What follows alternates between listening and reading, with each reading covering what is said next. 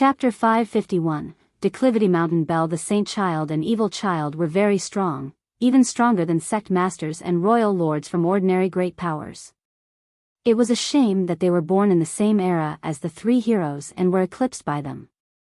People usually talked about Dizwa, and this tended to make them forget about these two. Die! The two of them shouted together. A light reached the sky and, in just a split second, the worldly energy was completely sucked in by them. The power of the world's myriad Tao was borrowed at this moment. A grand Tao as bright as a galaxy surrounded the two of them. Their blood energies surged like a storm as all the Tao hovered around them, giving them a majestic energy. Heaven's will secret laws. Seeing their states left the crowd astonished. The two of them directly used Heaven's will secret laws. They clearly wanted to kill Li Qie right away. Open. In response to the approaching Heaven's will secret laws, Li Qie roared. Boom! With a loud boom, his life wheel spun quickly as the yin-yang sea of blood opened up. An endless amount of blood energy poured into Li Qie's body. It seemed as if his body was capable of holding 1,000 seas. This blood energy shot all the way up to the high firmament and dispelled the clouds for thousands of miles. At this time, it was as if Li Qie's back was carrying a blue sky. Places that his shadow touched had a never-setting sun. The 9 worlds became bright and darkness had no place to hide. All the grand Tao circled around his body. That's a Heaven's will secret law as well. A group was shocked to see Li Qie reveal his own Heaven's will secret law. A great character looked at it and startlingly exclaimed, "No. This isn't Immortal Emperor Qian Li's secret law. Which one is this?" Everyone knew that Li Qie was the river sect's guardian. If he was going to use a secret law, then it should be Immortal Emperor Qian Li's. However, he was using a different one, so how could others not be shocked? 3 people were using Heaven's will secret laws at this moment. Li Qie's back carried a never-setting sun, and his body was the embodiment of day. Behind the titanic crescent Saint Child was a gigantic deity while the ghost insect Evil Child poured out a ghastly energy. The nether insect king flew out of his boil and sucked up all the energy of the grand Tao to turn into an extremely frightening evil insect. In just a flash, the 3 of them decided to battle it out using their secret laws, causing many spectators to be dumbstruck with envy and jealousy. Only descendants of imperial lineages would have such luxurious means. Boom! The Evil Child and Saint Child finally initiated a pincer attack on Li Qie. The deity of the Saint Child came crashing down while the Evil Child's insect devoured the world and even the universal laws within. It opened its mouth, aiming to bite Li Qie. Meanwhile, with the never-setting sun on his back and an endless amount of energy, Li Qie's sun grew bigger and bigger. In just a moment, this sun changed the world completely. Rumble. The suppressing deity and devouring insect along with the never-setting sun clashed together and tore open the sky. The 3 of them then jumped up to the higher firmaments and used their strongest momentum to attack the enemy. Bang! The 3 secret laws shot out their ultimate might. Li Qie's never-setting sun had the advantage as the new world created by it immediately repelled the deity and the evil insect. Boom! Boom! Boom! In the air, the Saint Child and Evil Child were forced to take several steps back as their expressions greatly changed. 9 stars and 10 palaces. It seems that with this power, even an ancient saint could fight against grand sovereigns. All the ghost cultivators and even the big shots were jealous after seeing this scene.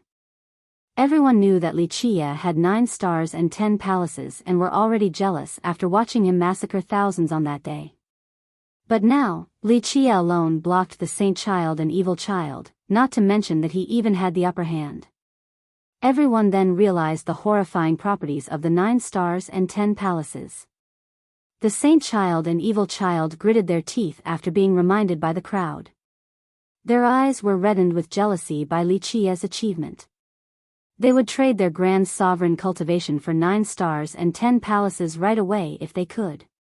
They were both incredible talents, but it was not easy to achieve 9 stars and 10 palaces. Even a supreme genius like Dizwo wouldn't be able to have 9 stars and 10 palaces. While watching this scene, Lan Yunju didn't know what to say. The surprise of the masses was within her expectations. She even knew that having 9 stars and 10 palaces was a matter of the past, since Li Qia was about to have 9 stars and 12 palaces. She understood that upon reaching this level, geniuses became nothing and were not worth putting in one's sight. At that realm, Dizwo would only be an insect, not to mention these other 2. 9 stars and 10 palaces. The Titanic Crescent's sacred lord secretly cursed. If such a brilliant talent was his disciple, then there would be no fear of him not being able to compete with Dizwa. The saint child and evil child were full of hate. This was a hatred towards both the 9 stars and 10 palaces and the people who brought it up. They were driven crazy by this achievement. They took a deep breath and took one step closer to stop Li Qia. The saint child coldly spoke, "Li Qia, there is still time to surrender. Don't waste words, take out your killing moves. Otherwise, there will not be a chance later on." Li Qia lazily said as he glanced at them. "Ha ha ha, brother Titanic Crescent, if he wants to die, then we can give him a hand." The evil child laughed ominously. Clank. With a clear sonorous sound, the evil child took out a treasure. This was a huge bell, and it floated above his head with ghastly head-like apparitions that covered the sky with a nether energy. These heads seemed very miserable as they screamed out in despair as if this bell had refined countless lives. Evil bell. The ghost cultivators were alarmed at the sight of this bell. A royal lord gasped then said, "This is immortal Emperor Chong Huang's strongest life treasure. It is only weaker than his true fate treasure." Another expert from a different race knew the origin of this bell and said with dread, "It was once called the Emperor's weapon with the evilest tendencies. It once annihilated an entire tribe and devoured hundreds of thousands of lives."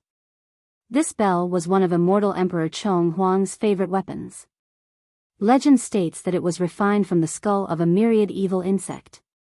This insect was the cruelest and most bloodthirsty poisonous insect. The emperor killed one of them and used it to refine this evil bell.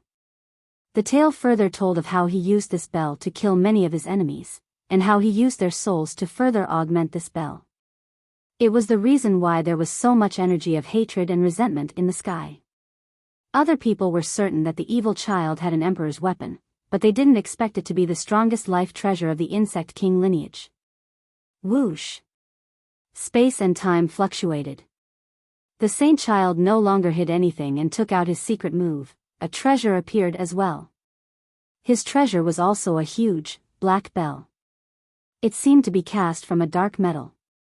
With a glance, its heavy weight was very apparent. There were not too many outlines nor runes on it, there was only a picture of a majestic mountain surrounded by clouds and fog. Although there were very few carvings on the bell, it didn't diminish the mountain's majesty. It was as if this bell could suppress the 9 worlds. That is the Declivity Mountain Bell. The sacred ground is going all out and gave the bell to the saint child. The spectators were lost in both surprise and admiration after seeing this huge bell. Someone who had never seen this bell before rolled their eyes and asked, "Is this the heaven-defying treasure that immortal Emperor Zhu Tian obtained from Necropolis?"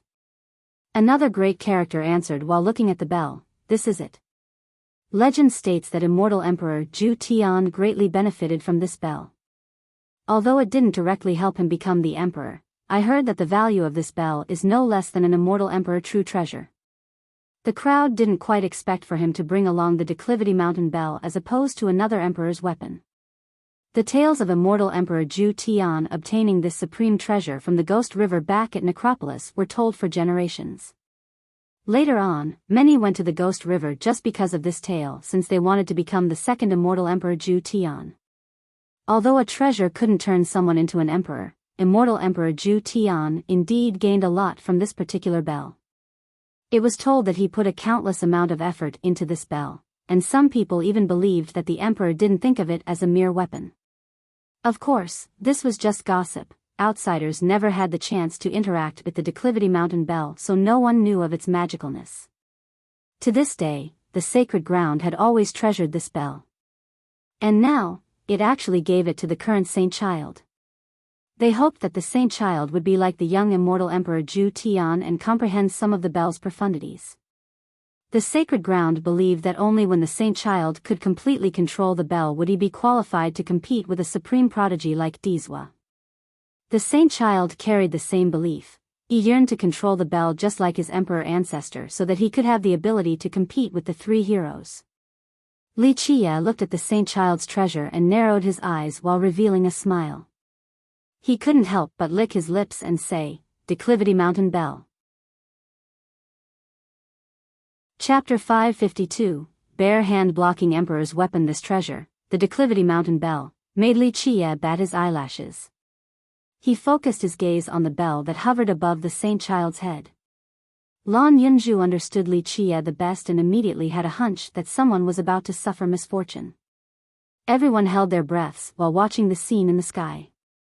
At this point, Li Qie, the ghost insect evil child, and the titanic crescent Saint Child were confronting each other up above with a horrifying atmosphere. It felt like the unstoppable waves caused others to quiver. The Saint Child's Declivity Mountain Bell and the evil child's evil bell exuded a suppressive aura that caused everyone's legs to become weak. The Declivity Mountain Bell was a supreme treasure and the evil bell was an emperor's weapon. Despite the evil energy fluttering around it, the emperor's aura that came from it was still part of the true imposing Grand Tao. Under the suppression of the unparalleled divine and immortal aura, those with a weak cultivation quivered and some just sat powerlessly on the ground. Even heavenly kings were astonished when faced with the pressure from two emperors' weapons. Their combined force was not a joke since even a virtuous paragon life treasure wouldn't be able to stop one blow. Take out your weapon now because there will be no chance later on. The Saint Child was sure of his victory as he coldly spoke. Regarding being able to smash Li Qie into smithereens, the evil child and Saint Child were extremely confident with their unbeatable weapons. Even if Li Qie had his own, it would still be useless against two. This applied even if Li Qie had an emperor's true treasure because the Declivity Mountain Bell was a supreme treasure no weaker than a true treasure. At this point, many looked at Li Qie. Very few had seen him use any treasures in the past. In the battle outside the Snow Shadow tribe, he only used his bare hands. Even his saber and sword were only made from ordinary metal. People began to guess whether he had any heaven-defying weapons or not. If not, then he had no chance of winning against someone like Dizwa or Tian Luanhui. Others felt that Li Qie was much stronger than the Saint Child and Evil Child, but without an emperor's weapon, he would be suppressed and destroyed by the Declivity Mountain Bell and the Evil Bell. Weapon? Li Qie looked at the two of them and slowly spoke. Do I need treasures to fight against you two? My bare hands are enough. With that, he waved his hands. This answer caused the crowd to clamor. So cocky. Everyone had seen his arrogance before, but using bare hands to block two unbeatable weapons was simply too much. Not to mention Li Qie, even Long Zuntian, with his grand completion diamond saint physique, wouldn't dare to say that he could fight against these two weapons barehanded. The evil child burst out in laughter as he shouted, "Ignorant fool, die." He then poured all of his energy into the evil bell, causing it to flash with a blinding glare. Innumerable deafening buzzing noises appeared as a myriad evil insect flew out from inside. It was extremely ugly and was decorated with thick bony outgrowths, causing others to shiver. Its two wings flapped out with an endless amount of energy as if it wanted to turn the water realm into a realm of evil. Although this evil energy covered the sky, the evil bell still had the pure presence of an immortal emperor's grand Tao grinding against the sky. These two different auras mixing together turned even heavenly kings pale as if their skins were being flayed and their souls were being siphoned by this gigantic insect. Nearly all the cultivators lost their strength once this evil bell erupted. The flying myriad evil insect above everyone's heads had an unstoppable pressure that even heavenly sovereigns couldn't ward off. The lights that reflected from the myriad evil insect's thorny bones seemed to pierce the souls of spectators, giving birth to an instinctive fear. The terrorizing divine presence of the evil bell was irresistible in the same realm unless the opponent also had an emperor's weapon. Boom! After the evil child empowered his evil bell, the saint child also hurriedly activated the Declivity Mountain Bell with his vast blood energy. Ding! The bell's ringing could even destroy the souls of gods. With a loud roar, the saint child and evil child attacked Wuxia together with their unbeatable weapons. The Declivity Mountain Bell rushed across the sky. Although the Declivity Mountain Bell didn't have the same creepy aura as the evil bell, no one could interrupt its trajectory. Meet gods, slay gods. Meet devils, slay devils. Wuxia finally took action as the two weapons approached. Space fluctuated as Wuxia rushed towards the Declivity Mountain Bell with great speed. Even Lan Yunzhu was astonished at this sight, so it was needless to say about the rest of the crowd. Others would run before such an attack, let alone meeting it face forward. Moreover, the first choice of attack should be towards the evil bell and not the Declivity Mountain Bell, since the latter was much stronger than the former. Wuxia ignored the weak to face the strong as he confronted this mountain-decorated bell. His hand met it head-on at an unbelievable angle. Everyone was sent into a daze. They all expected that Wuxia's hand would be tattered with blood, or maybe even his body would be smashed into a pulp by the bell. However, the unbelievable happened. Wuxia met it with his hand and the bell spun a full circle around Wuxia. He kept on using the bell's momentum and manipulated it to spin around instead of directly hitting his body. His actions were perfect. Even an attack from a true dragon would be redirected by his hand. This simple yet flawless change of force and trajectory was decisive and without any wasted movements. The saint child was completely aghast as his expression greatly changed. Because of Wuxia's forceful yet gentle redirection, the Declivity Mountain Bell didn't listen to his commands to change its trajectory. This was the dragon subduing palm, an extremely ancient technique with a shocking origin that was given to Wuxia by Huang Jiaofu. It had two astonishing effects. The first was to stop a weapon and the second was to use softness to redirect any amount of force. If one wished to block an attacking weapon, this move could weaken the offensive power layer by layer until it becomes blockable. However, as for using softness to redirect the force, one could tell that Wuxia's natural movement of his hand contained many mysterious transformations and allowed for one to take control of the weapon. Space broke apart as the myriad evil insect rushed forward. Even before its frightening thorny bones reached its target, they would already strike fear into the enemy, rendering them unable to have the strength to fight back. Even a heavenly king couldn't stop this great attack from the evil bell, this attack that carried an evil aura as well as the force of an emperor. However, Wuxia didn't even bother looking at the evil bell. His hand then pushed the Declivity Mountain Bell towards the evil bell. When it flew out, Wuxia's blood energy soared to the sky. He then used the resplendent break to push the bell, causing it to light up. This bell suddenly disappeared. In the Endless Sea realm, a majestic mountain appeared as if it was the tallest guardian mountain in the 9 worlds. With the resplendent break, the mountain unleashed its strongest attack as if an immortal emperor himself was using it. This attack could break the 9 worlds, and even a virtuous paragon would become ashes if they tried to stop it. This sudden change stunned everyone, including the ancestors from the great powers. In this second, the ancestors had an illusion that an immortal emperor had personally arrived, causing these old men to shiver. No one in their right mind would try to stop this attack from the Declivity Mountain Bell. Bang! At this moment, a deafening blast could be heard. The saint child had lost control of his own weapon as it used its strongest attack to smash the evil bell. This attack illuminated the world, and even the cultivators from the other realms became shocked and trembled in fear. A shrill scream emanated from the myriad evil insect as it was blown into pieces. Then, the Declivity Mountain Bell continued to hit the evil bell. The explosion was so loud that it was as if the entire sacred nether world was being torn apart. Even the ancestors couldn't stand straight from this impact. The two unbeatable weapons slammed into each other, but the Declivity Mountain Bell used its strongest and most heaven-defying attack, so even the evil bell, as an immortal emperor life treasure, was at a great disadvantage. The evil bell was knocked backward as the shocked evil child was hit by it. This attack from the emperor's weapon caused him to become a rain of blood. he didn't even have the chance to scream. This treasure, the Declivity Mountain Bell, made Li Qie bat his eyelashes. He focused his gaze on the bell that hovered above the saint child's head. Lan Yunju understood Li Qie the best and immediately had a hunch that someone was about to suffer misfortune. Everyone held their breaths while watching the scene in the sky. At this point, Li Qie, the ghost insect evil child, and the Titanic Crescent saint child were confronting each other up above with a horrifying atmosphere. It felt like the unstoppable waves that caused others to quiver.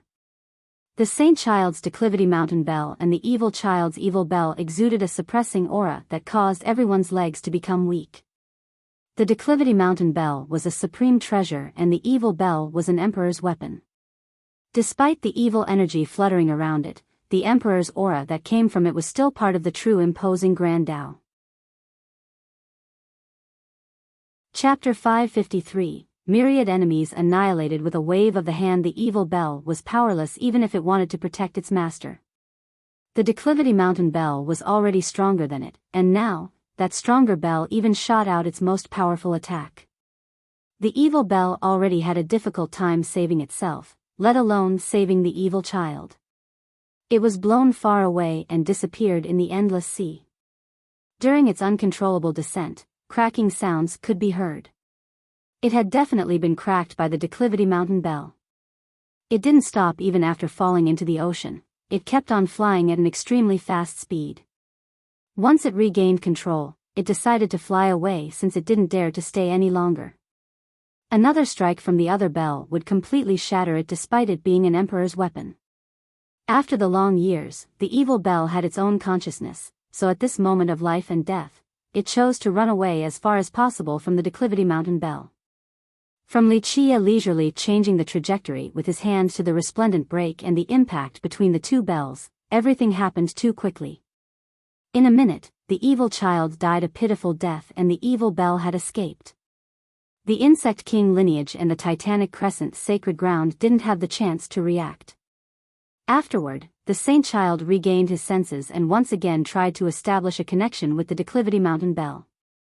After sensing its existence again, he quickly reacted to regain control, return. However, before he could take back the reins, a beam of light shot forward, causing him to scream miserably, "Ah!" With no chance to fight back, he was struck by this beam of light as his blood spurted everywhere, resulting in his immediate death. The yin-yang refining immortal mirror was hovering above Li Qie's head since who knows when. It was a foreign Tao treasure at the same level as an immortal emperor true treasure. Without the Declivity Mountain Bell protecting him, the saint child was not able to withstand even one blow. With the death of the saint child, the Declivity Mountain Bell had lost its master, so Li Qie reached out to grab it. The group from the Titanic Crescent sacred ground regained their composure after seeing the bell with its new master. A group of experts then screamed out, "You dare?" They then all rushed forward. Boom! A gigantic hand reached out, aiming to take the bell away from Li Qie's hand. Universal laws accompanied this gigantic hand like a waterfall, giving this hand the power to crush all things. Not to mention sovereigns, even a heavenly king wouldn't be able to stop this one blow. A virtuous paragon. People shivered when they saw this gigantic hand. The strength of this hand clearly showed that an ancestor of the Titanic Crescent sacred ground had taken action. This was an ancestor of an emperor's lineage, extremely terrifying and heaven-defying. Even an ordinary virtuous paragon could crush a heavenly king like crushing an ant. The Declivity Mountain Bell heard the call of the sacred ground, so it rattled, wanting to leave Li Qie's hand. Li Qie ignored the group of experts soaring forward from the sacred ground as well as the approaching gigantic hand. He threw out 5 bronze doors and shouted, "Seal!" Bang! The 5 bronze doors came down from the sky and turned into 5 gigantic corners, sealing all the experts and even the ancestor of the sacred ground. Heaven's sealing pentagate. The 5 doors became one with 5 corners and trapped all the experts inside. Rumble. From inside the newly erected walls formed by the 5 doors in 5 different corners came banging noises. The experts and the ancestor of the sacred ground wanted to break out. Their impact created blaring noises, causing pain to the listeners. Boom! Another huge blast occurred as an emperor's aura emanated all around these bronze walls. From the outside, one could sense this aura. Everyone was immediately filled with dread. An immortal emperor life treasure. The Titanic Crescent ancestor is using an emperor's weapon. A person quivered and shouted with a blanched expression. A virtuous paragon wielding an emperor's weapon was a terrifying thing. Their power could sweep through all things in this world. But despite this, the ancestor still couldn't escape the heaven-sealing pentagate in a short period of time, since this was an item that had once sealed a world. Chase it. Amidst this development, another emperor's lineage, the Insect King lineage, ignored the Sacred Grounds offensive and chose to chase the evil bell instead. The Sacred Grounds problem had nothing to do with them. The Insect King lineage was willing to give up the big fortune inside the pond because if they lost the evil bell, it would be an irrecoverable loss. To them, nothing was more important than the bell. Li Qie ignored the commotion in the heaven-sealing pentagate and used the yin-yang refining immortal mirror to pour down an endless stream of silk-like immortal light to wrap around the declivity mountain bell. The bell kept on rattling and wanted to escape Li Qie's control. It was a heaven-defying item, but it was neither an emperor's weapon nor a true treasure personally refined by immortal Emperor Zhu Tian. It was not like the other life weapons that had imperial seals or a true weapon with a heavens will seal. Nevertheless, immortal Emperor Zhu Tian still left behind a mark on the bell so that it would have a connection to the sacred ground. Because of this, despite being suppressed by the immortal mirror, it still tried to escape. Without the mirror, Li Qie had no way of controlling the bell, let alone suppressing it. He didn't have too much time left since the heaven-sealing pentagate would not be able to imprison the Titanic Crescent ancestor for much longer. Li Qie then used a drop of longevity blood that also contained a drop of myriad star water. When this blood drop permeated the bell, it began to quiet down. Li Qie had used this method to unlock the imperial seal on immortal emperor life treasures before, so it was even easier to deal with the mark on this mountain bell. Deep inside the Titanic Crescent ancestral ground, another ancestor lost his connection with the declivity mountain bell. He was startled and knew something terrible had happened as he exclaimed with shock, "Not good, the declivity mountain bell has been stolen." Li Qie didn't have much time, so he needed to finish this quickly. He took in the bell, then rushed towards the Phoenix Maiden. A bunch of ghost cultivators with boiling blood wanted to stop him. They shouted, "You have to ask us first before harming the Phoenix Maiden." The majority of them were young, since the sly foxes didn't want to die in her place. "As you wish." Li Qie was too lazy to look at them since he wanted to end everything quickly. With the hell-suppressing godly physique activated, space shook once again. Bang, bang, bang. All the ghost cultivators that were protecting the maiden were blown away. All of this happened in just 1 second. They all turned into blossoming flowers of blood that had a strange and dazzling beauty. With the cry of a phoenix, the maiden also rushed forward. She mustered all of her strength for an attack. Boom! However, before she could get close, she was already sent flying away, spilling blood. She was not a match for Li Qie before, let alone now when his two immortal physiques were activated. Before she could fall to the ground, Li Qie already had her by the neck. This scene shocked everyone, especially the ghost cultivators. Everyone gasped, but no one dared to take action at this moment. The Insect King lineage had left and the Titanic Crescent sacred ground was temporarily entrapped, so no other great powers dared to act recklessly. Just thinking about the declivity mountain bell in Li Qie's possession already left them shivering. Moreover, the royal lords and wily ancestors would not risk their lives against Li Qie for the Phoenix Maiden. These big shots only showed their agreement with the maiden to incite the crowd for a chance to kill Li Qie. Only ordinary cultivators and young geniuses would trust the words of the maiden and become willing to heroically die for her. The old and experienced cultivators knew when to move forward and when to let go. Right now, Li Qie had an emperor's weapon. No one wanted to fight Li Qie to save the maiden. It was a shame that the experts from the Myriad Bones throne weren't here to save her. Wuxia gripped her neck and slowly spoke. Now it is time for last words if you have any. The Phoenix Maiden took a deep breath. She became even calmer when death approached. She closed her eyes and inadvertently shed a tear. Finally, she ended with this sentence. Please, everyone, tell Dizwa to not avenge me. At this moment, she understood that she had taken one wrong step and lost the whole board. If she left with Long Xuantian earlier, then she would still have had a chance. Or, if she chose to acquiesce completely even earlier, then she could have changed this feud with Wuxia into friendship. This battle just now enlightened her of Wuxia's means, and she also understood why Long Xuantian chose to leave. But now, it was all too late. Therefore, she left such last words because she knew that if her husband tried to fight Wuxia, it would not end well. After having come this far, the maiden only wanted Dizwa to live on. It was fine if he couldn't become an immortal emperor. Becoming a top virtuous paragon was enough. There was no need to compete with Wuxia to become an immortal emperor. Chapter 554, Phoenix Maiden's death. Even during her last moments, she was still in love with Dizwa and acted for his sake. Everything she did was, in fact, for him. Lan Yunzhu couldn't help being moved by her. Although she was not sympathetic towards the maiden's chosen course of actions, the maiden's courage was still admirable. What a wonderful woman. It is a shame you shouldn't have chosen to oppose me. Wuxia shook his head and slowly said, End yourself, I will give you a dignified death.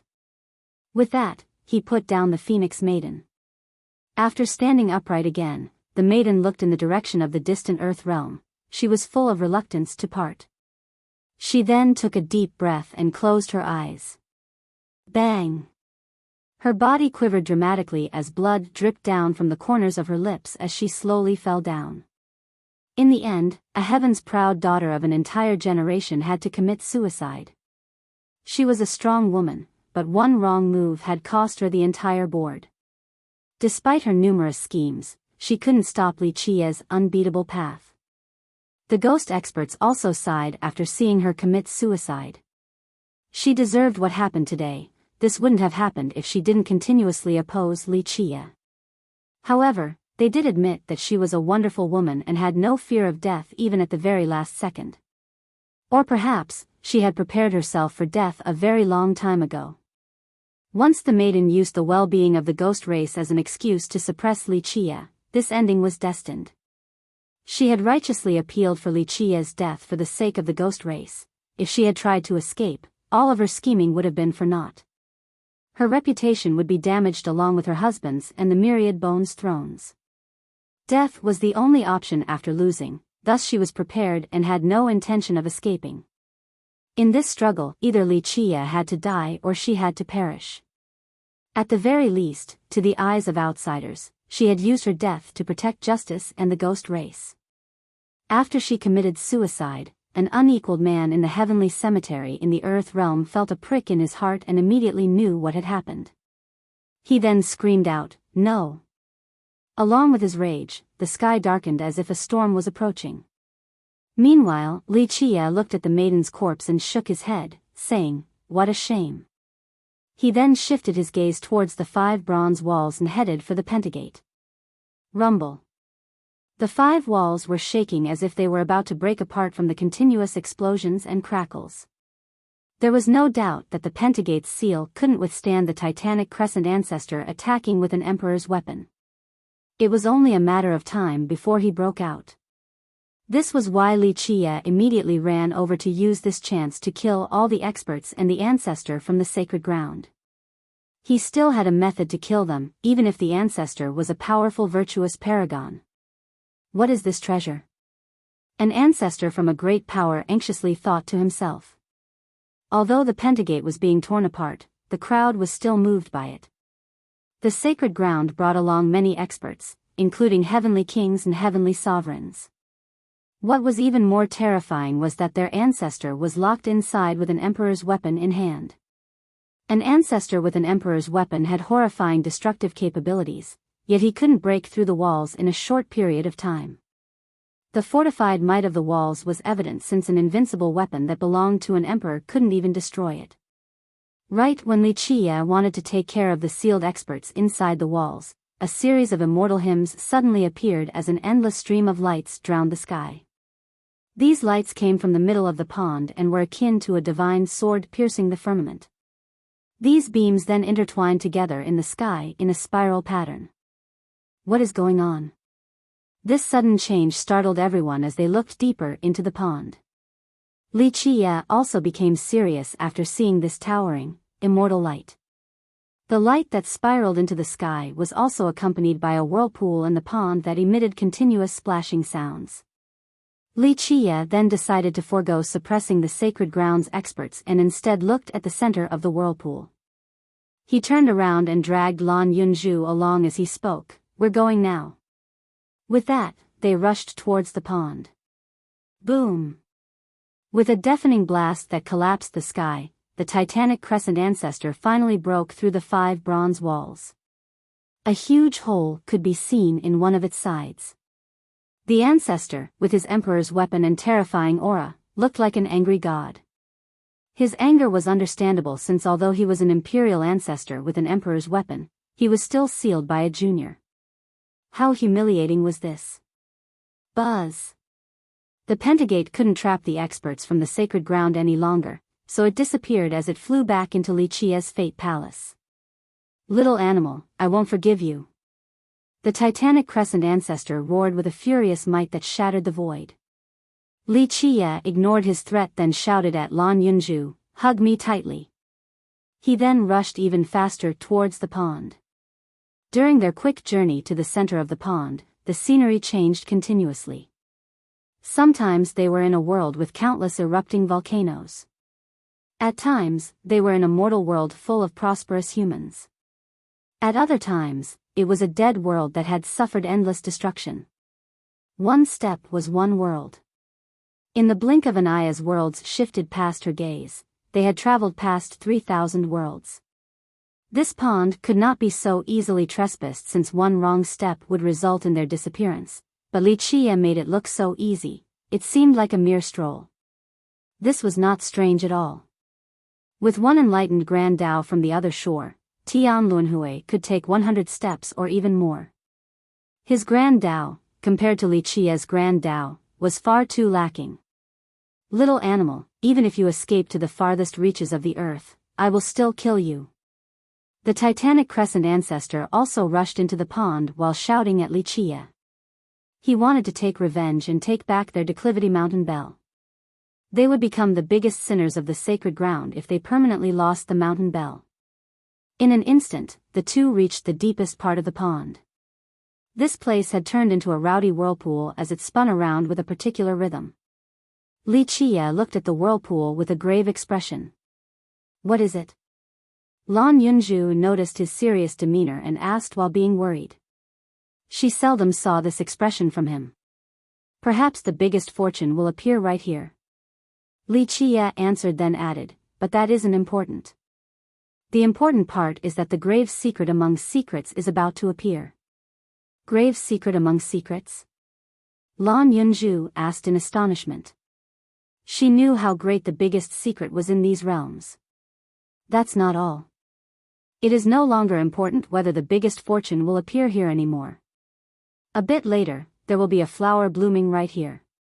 When it appears, you need to take action right away."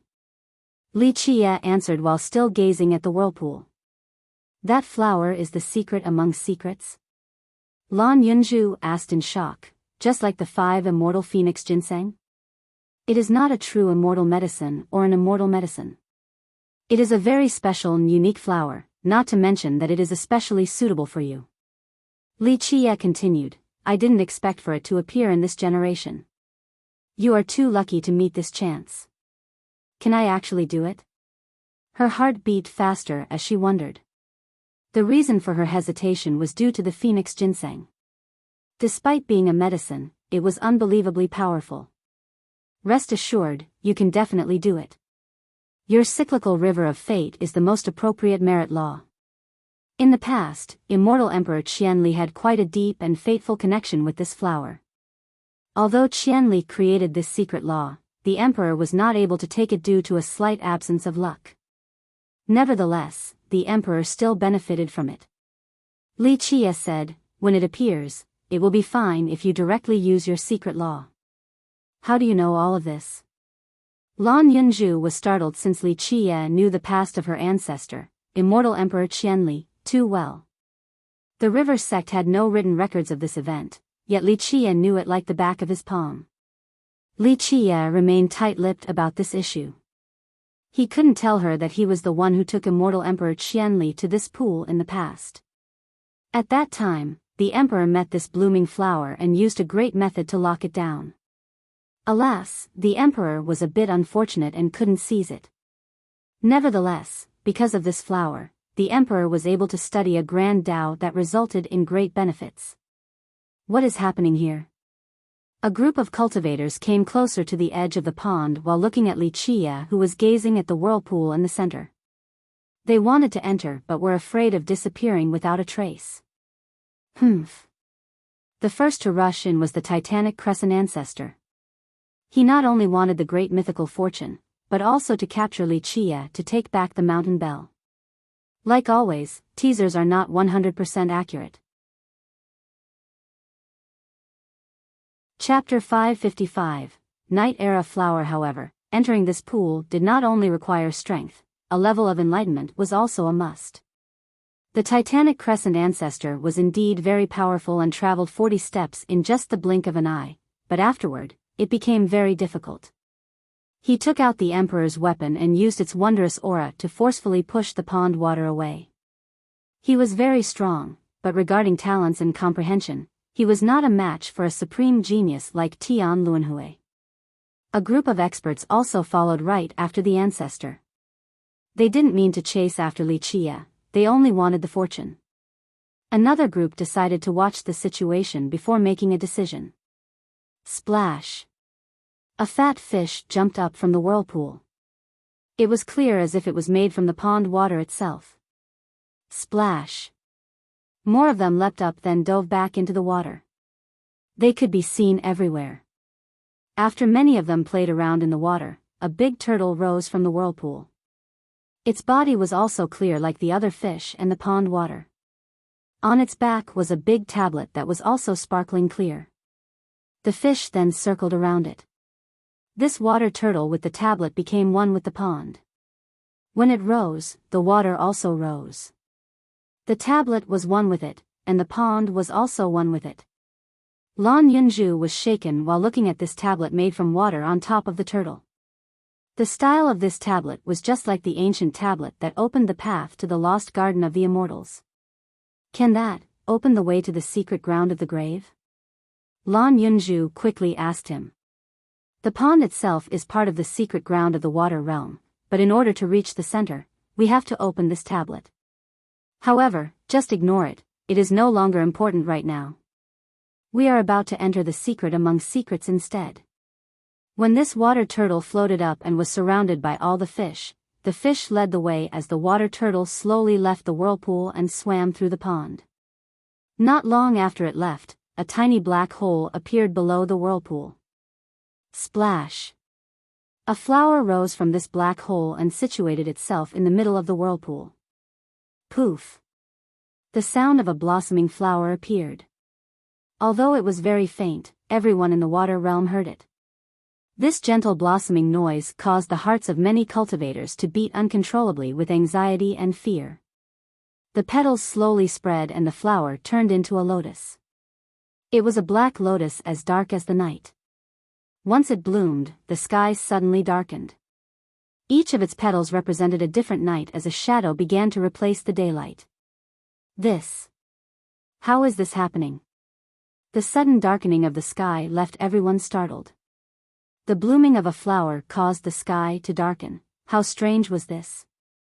It was like reversing black and white and yin and yang. This must be an unbelievable flower, the most powerful flower in this world.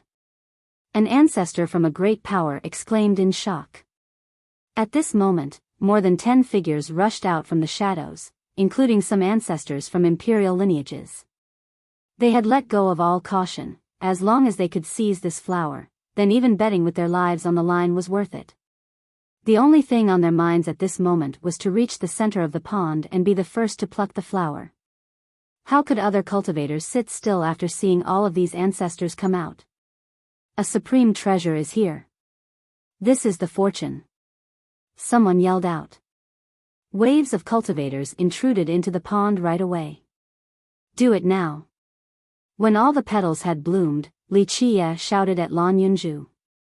Lan Yunju was already prepared. She immediately rushed forward at Li Qie's command.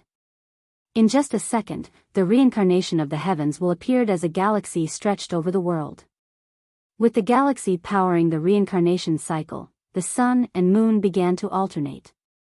At this moment, no one could tell whether it was day or night. In this instant, the water realm changed back and forth between day and night. The cyclical river of fate was created by immortal Emperor Qianli, allowing Lan Yunju to change the world and the endless reincarnation cycle. She quickly plucked the black lotus and put it into her hand in a trice. This bloomed flower seemed fragile and small, but it contained a terrifying power. Its petals seemed to be able to tear apart the 9 heavens and were capable of rending the reincarnation cycle. In just a minute, a shadow appeared, gathering all the heavens will in its entirety. Immortal Emperor Qianli had personally arrived and exerted their brilliant grand Tao that was like the river of the galaxy. This power sucked the flower into their hand. The blossomed flower suddenly folded back into a bud. This bud eventually fell into Lan Yunju's fate palace. She was successful in obtaining this flower by using her ancestor's secret law. Success! She happily cried out since she could feel the formidable might of this terrifying flower. This was an amazing fortune. Only a heavens will secret law that originated from this flower would allow one to pluck it. This is called the returning of the heavens will. Li Qie was very happy for her. In the past, he hoped that immortal Emperor Qianli would be able to grab it. Unfortunately, the emperor was a bit unlucky, so they failed. But now, the emperor's descendant had obtained the flower, which was the will of the heavens. No. Many people became crazy after seeing Lan Yunju stealing the supreme flower away. Their only thought was to seize it from her. This was especially so for the ancestors from the great powers. They risked it all but didn't get an opportunity to take the flower, so how could they not go berserk? What is the name of this powerful flower? Lan Yunju asked. She had yet to try to use the power of the flower, but she knew that it was frightening the moment she took it. Night Era flower, there is only one in this world. Li Qie answered, it is not just simply powerful. It will have amazing effects when you cultivate the cyclical river of fate. It would be quite a disappointment otherwise.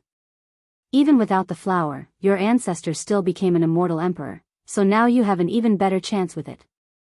Lan Yunju gave him a look and said, Uncle, with you here, do you think I have a chance to become the emperor? This was not to say that she lacked confidence, since she would go all out even against the 3 heroes without fear. However, she had no confidence going against Li Qie. She knew that there was a chance of obtaining the heavens will against the 3 heroes, but against Li Qie? She felt that there was no chance at all. One must have confidence in themselves. Li Qie said as he flicked her forehead.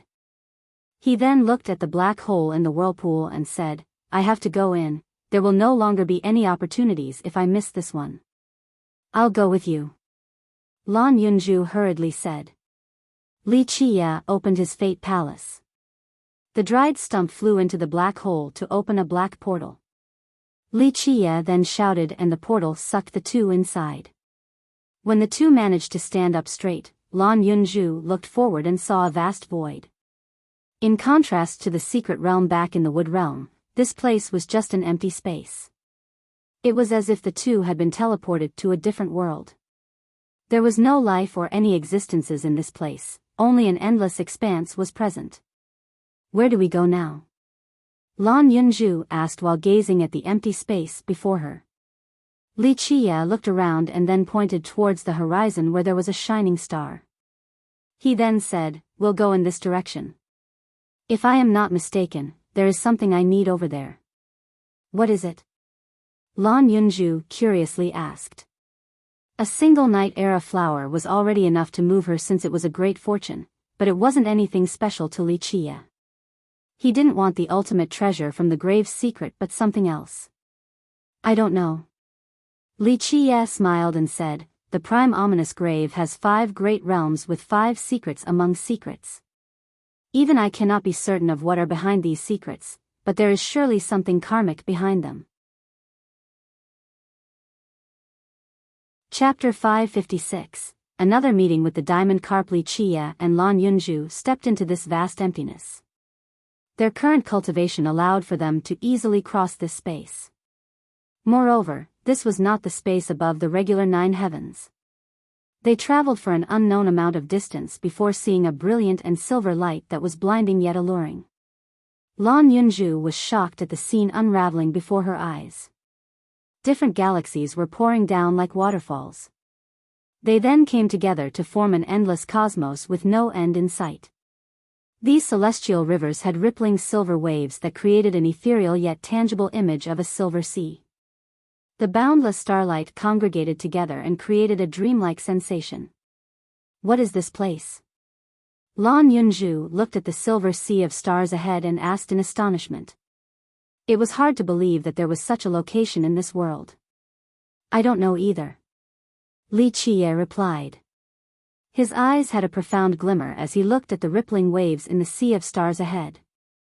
This endless star sea was either created by nature or by some individual, of course, one wouldn't know which it was. Where do we go now? She didn't know where to go since this galaxy was so vast that it seemed as if it was an entire universe without an end. Splash. Right after her question, they suddenly heard a splashing sound as a huge carp jumped up. It caused waves to ripple throughout the galaxy as stars started to fall. One could hear their crisp sounds. The diamond carp. Lan Yunju shockingly exclaimed after seeing this jumping carp. She didn't expect to see it here. It disappeared back in the water realm after the river Sex elders chased it back to its nest. The elders couldn't find a trace of it. So it was actually inside the secret among secrets realm. Splash. The diamond carp happily swam in the sea of stars. It jumped up then dived back down into the water at an extreme speed and moved far away. Chase after it. Li Qie summoned the Tetrawar bronze chariot as he and Lan Yunju rode it to give chase. The diamond carp swam swiftly among the stars, but Li Qie's chariot did not fall behind, catching up to it in an instant. Li Qie then issued a command, keep on tailing it. The 4 bronze stallions continued to follow right behind the fish.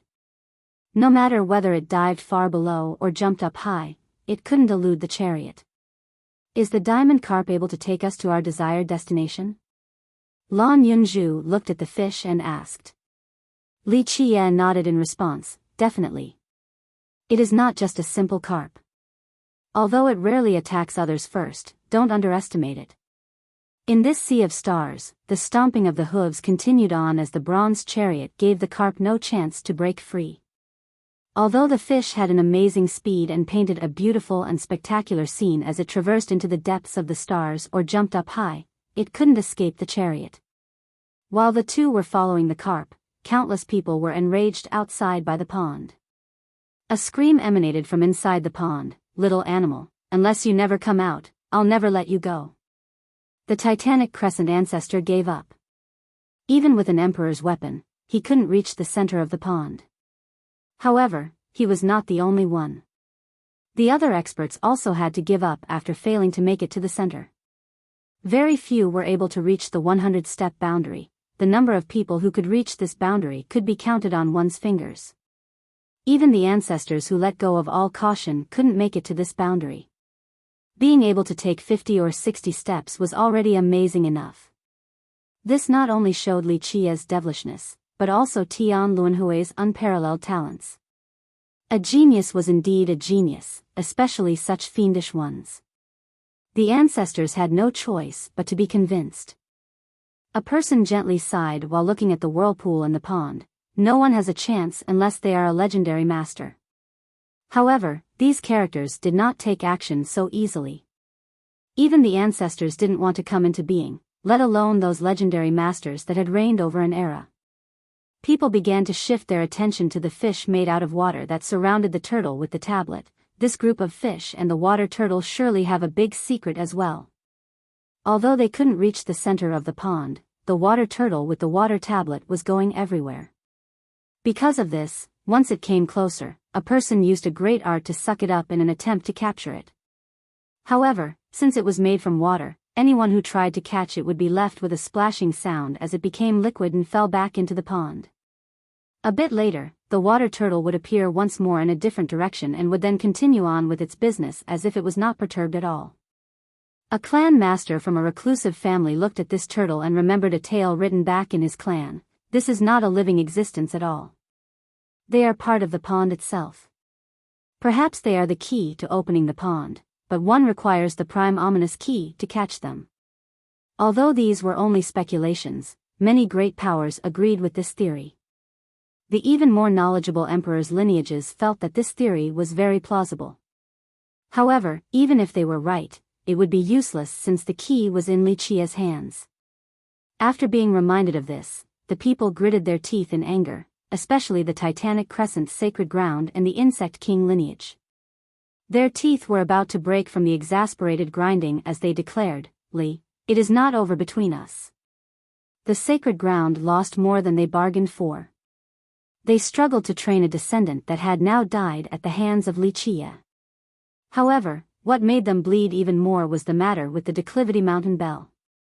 This shouldn't have happened in the first place because even a virtuous paragon wouldn't be able to sever the connection between the treasure and the mountain. And yet, Li Qia was able to do so, which made the sacred ground's crazed anger quite reasonable.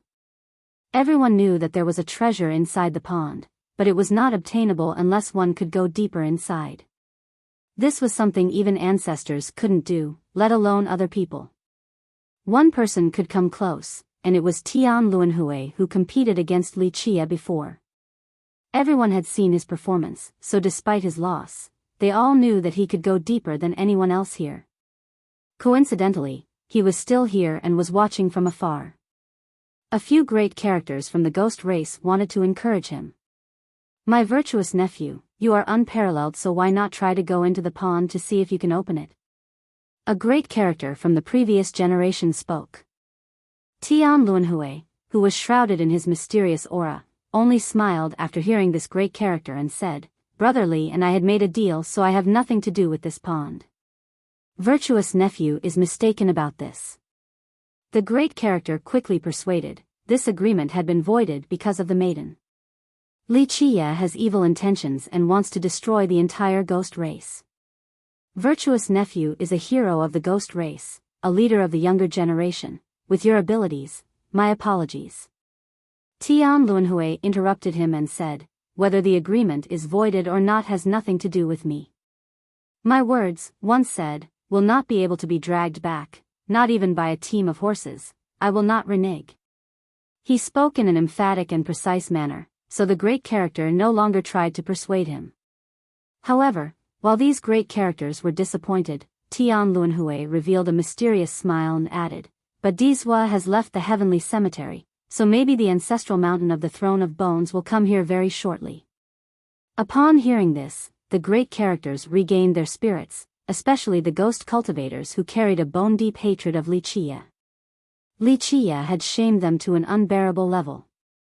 If Dizhua and the myriad bones throne came, then they believed that Li Qia's death would be assured no matter how strong he was.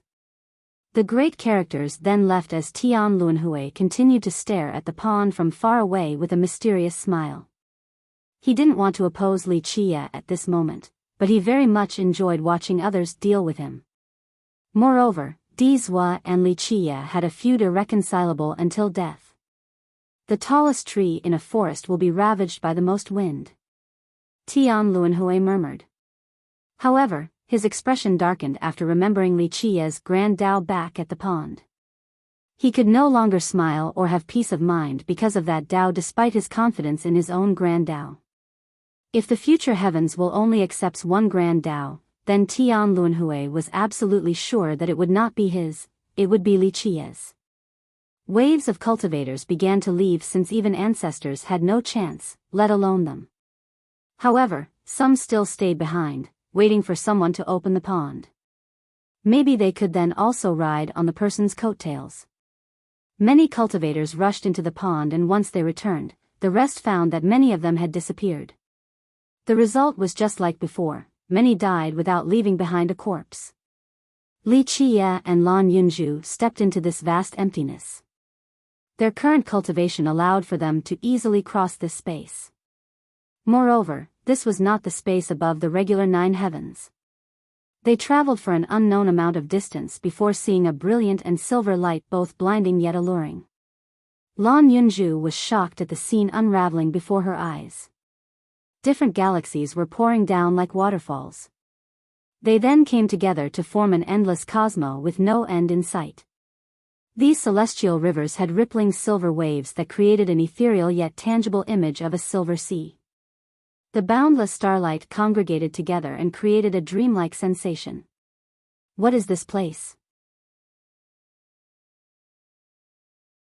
Chapter 557, 100 Saints Imperial Formation. While the group helplessly looked at the water fish and turtle in the pond, a huge carp approached.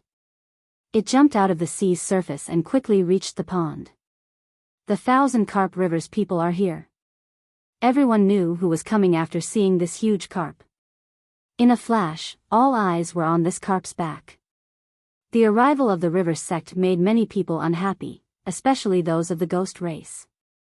Does the 1,000 Carp River not know when to be satisfied and when enough is enough?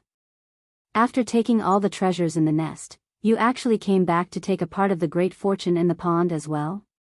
A ghost clan master snorted and said. The Titanic Crescent ancestor quickly left his Blood Era stone the moment the river sect arrived. Boom! This ancestor stood next to the huge carp like a giant. Although this ancestor was not the #1 ace of the sacred ground, of course he was still very powerful. Junior Baogui, tell your disciple to give back the Declivity Mountain Bell to our sacred ground, or else we will declare war. This roar caused the mountains and rivers to collapse. The 1,000 carp disciples fell down with weakened knees. However, even when facing an ancestor from the sacred ground, Daoist Baogui was not afraid at all and was brimming with confidence. The 1,000 Carp River came to the prime ominous grave not just with protectors, elders, and high elders. If the sacred ground had an ancestor, then the river sect also had one as well. As the strongest powers, which emperor's sect didn't have 1 or 2 ancestors to protect their sects? Senior, you are mistaken. Daoist Baogui shook his head and explained. 1. Young Noble Li is not our disciple, he is our guardian.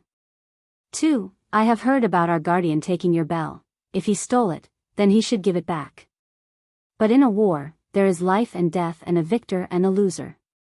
Our guardian fought against your descendant, and the result was decided by their abilities. If you want the mountain bell back, then you should ask our guardian. As for whether he agrees or not is a different issue.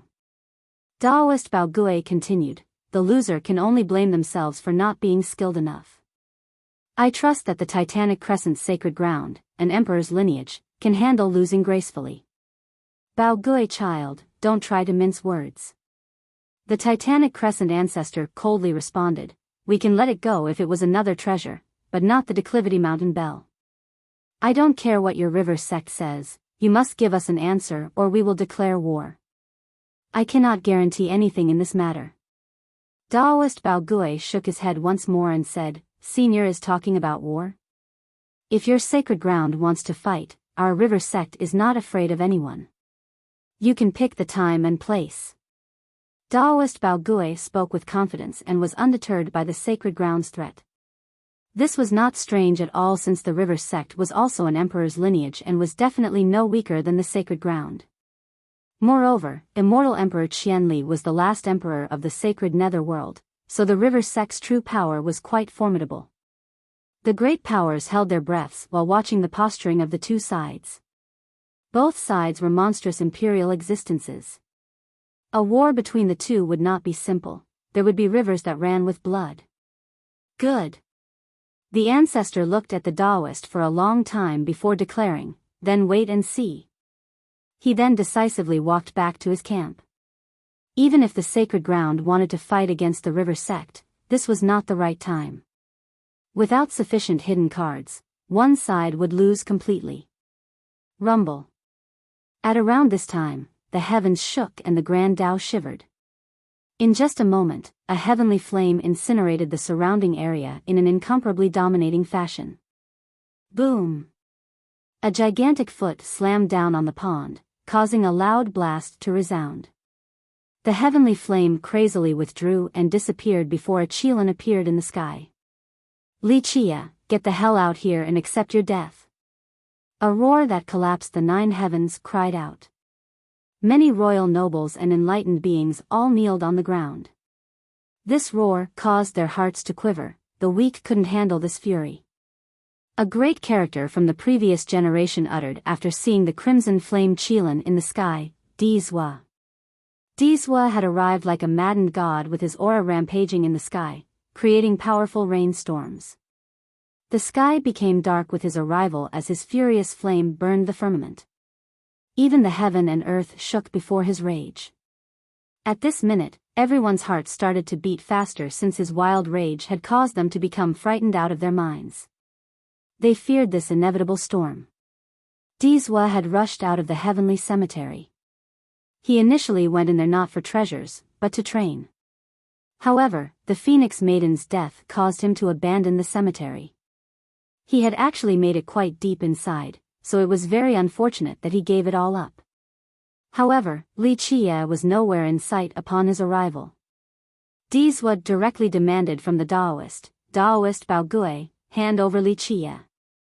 Daoist Bao Gui shook his head and responded, my apologies, but the guardian is not with us. Good. If he is not here, then I'll take care of all of you first. Dizwa spoke as his murderous fury covered the sky. He then threw out an item to imprison the huge carp. Boom! With a loud explosion, it was as if a huge grave had opened and hundreds of skeletons crawled up. These skeletons exuded a terrifying presence, and they covered the sky with the reach of their hands. Before anyone could react, these skeletons came together to form a huge mountain of bones. Rumble. When the Grand Tao poured down from this bony mountain, both it and the huge carp disappeared. At this second, a boundless imperial aura shot to the sky. At this moment, it drowned out everything and only left behind a great ceiling formation. This great array opened a new space that hovered in the sky with 100 giants sitting in a meditative pose. Each of them wore a divine armor and exuded a breath just like an immortal emperor. It was like a kingdom of the heavens, and these 100 giants were the supreme deities. There was no trace of the river sect any longer. The huge carp, Daoist Bao Gui, and its disciples had all disappeared. The aura exuded by this great formation and its 100 deities was quite terrifying. Even the previous generation felt apprehensive while their legs quivered. They looked up to the sky and a heavenly sovereign stuttered. What is that thing? An ancestor from a great power spoke with a greatly changed expression. It is the 100 Saints Imperial Formation. Rumor has it that this formation is one of the strongest emperor's weapons of the Myriad Bones throne. It is a fusion between an emperor's weapon and an emperor's formation. The legendary formation created personally by immortal Emperor Wangu. After hearing this, everyone felt a chilling sensation. Even the undyings from the other great powers took in cold breaths. This was both an emperor's weapon as well as a formation.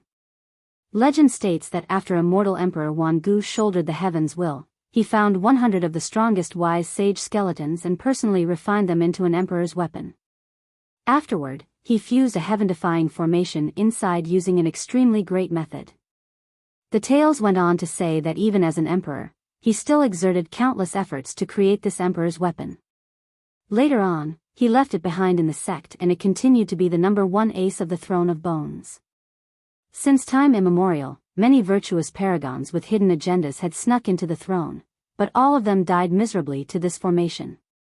Rumor had it that this formation could suppress a virtuous paragon to death with ease since they couldn't escape from the power of the 100 wise sages.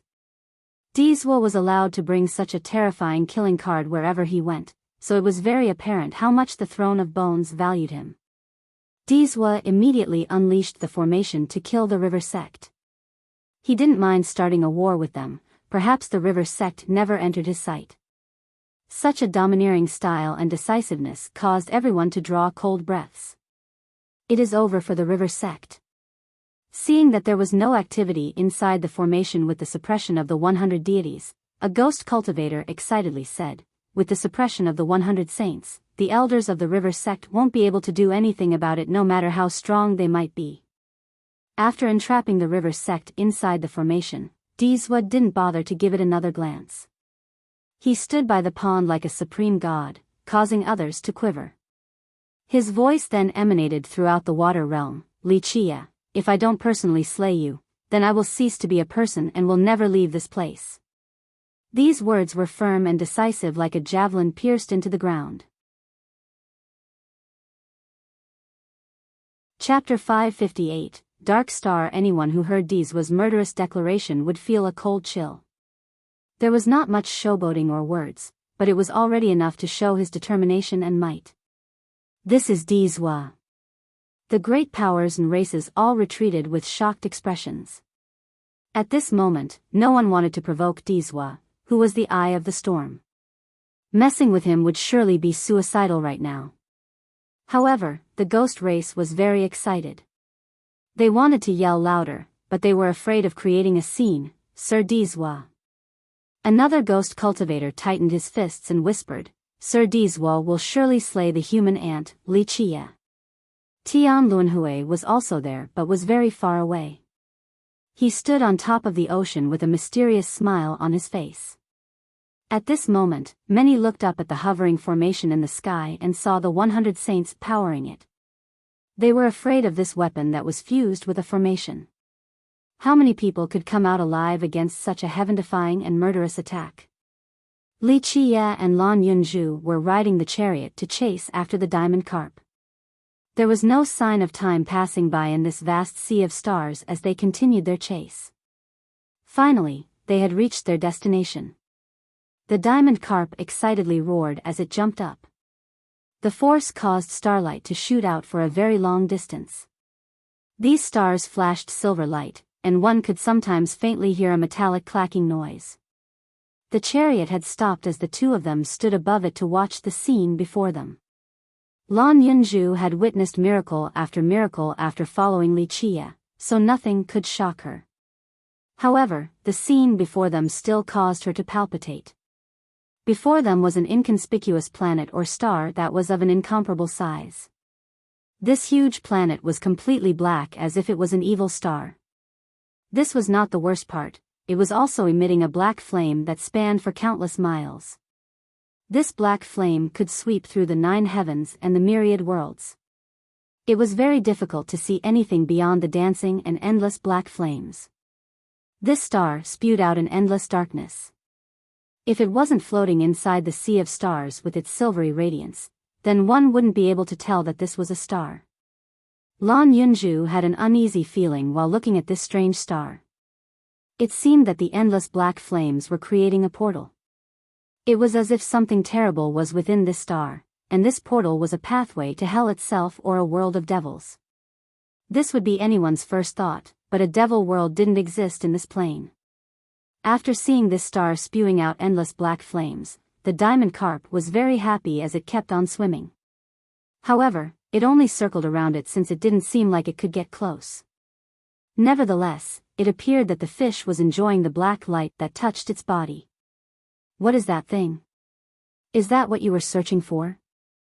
Lan Yunzhu hesitantly asked while looking at this star in the void. We will know once we get closer. Li Qia responded with a smile. He then commanded the chariot to go even closer to the dark star.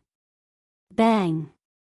With a deafening explosion, a storm erupted in this sea of stars when the chariot wanted to approach. This star spewed out a giant pair of hands to stop the two from coming closer. It seemed to be aiming to throw them away. If the chariot wasn't an amazing divine treasure, then it would have been flipped over. However, it was still forced back by the black flames. Lan Yunzhu became dizzy as the chariot was pushed away. Perhaps if the chariot was any weaker, then the two of them would have been forced out of this sea of stars. Is that a living being? Lan Yunju asked. Perhaps. No one knows the answer. Li Chia answered while gazing at the star. The feeling of restlessness grew strong as she stared at this dark star a bit longer. She felt that something was extremely ominous about it. She then asked, "We can't take away such a huge star like this, right?" This was impossible since no treasure could take away a dark star such as this. Maybe there is a way. Li Chia looked at the star and murmured. "You want to go in?" Lan Yunju exclaimed in shock. She shivered after remembering what happened back at the wooden nest. However, the wooden nest was still bright. This dark star, on the other hand, seemed a lot more dangerous than the wooden nest. At least, on the outside. Maybe not. Li Chia said, then he took out the lamp. "We'll know after we try. Go." He then pushed the lamp towards the huge dark star. Lan Yunju thought that these black flames would knock the lamp away, but the result was outside of her expectations. The all-encompassing black flames did not stop the lamp.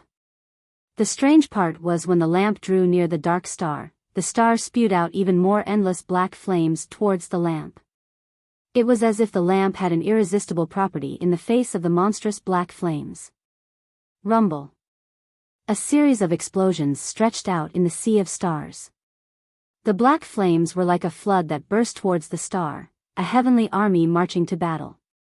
The little lamp crazily devoured all of the endless black flames. Meanwhile, the flames kept on surging on as if it wanted to light up the lamp. No matter whether the lamp was sucking up the flames or if the flames wanted to light it up, in summary, all the black flames were gathering inside. Anyone would find this scene to be unbelievable. The black flames that covered the void had a palpable force, yet before this rusty lamp, these powerful flames were like little fiery sparks that wanted to light it up. Lan Yunju became dumbfounded since she couldn't imagine that such a little lamp had such great power. If she didn't know of its amazing origin, she wouldn't believe this scene unraveling before her. She now understood why immortal medicines like the silkworm dragon soulgrass and the ancestor ginseng wanted to go with Li Chia. This lamp definitely had unbelievable uses. No one knew how much black flames the lamp sucked up or how much flames the dark star had expended, but the lamp finally lit up as a poofing sound came out. The black flames that could incinerate the heaven and earth struggled to even light up this little lamp. It seemed that it was nearly drained of all of its sparks. The lit lamp then flew back into Li Chia's hand.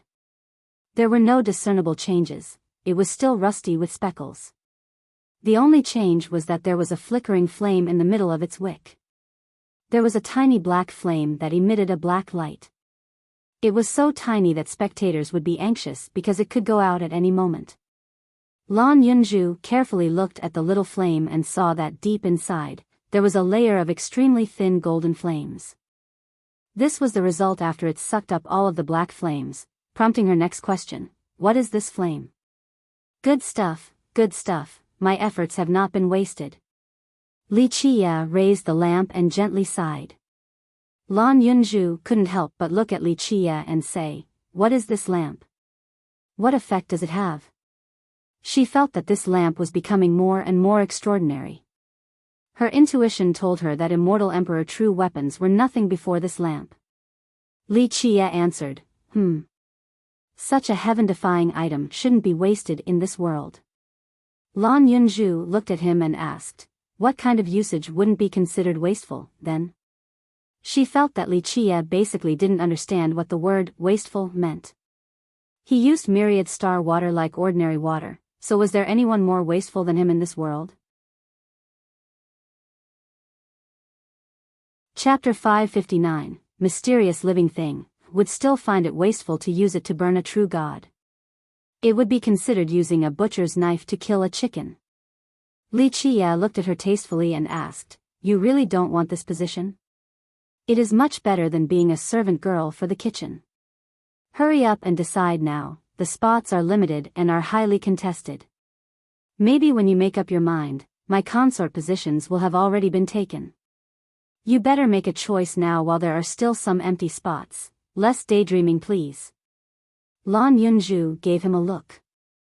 However, she suddenly revealed a charming smile right afterward.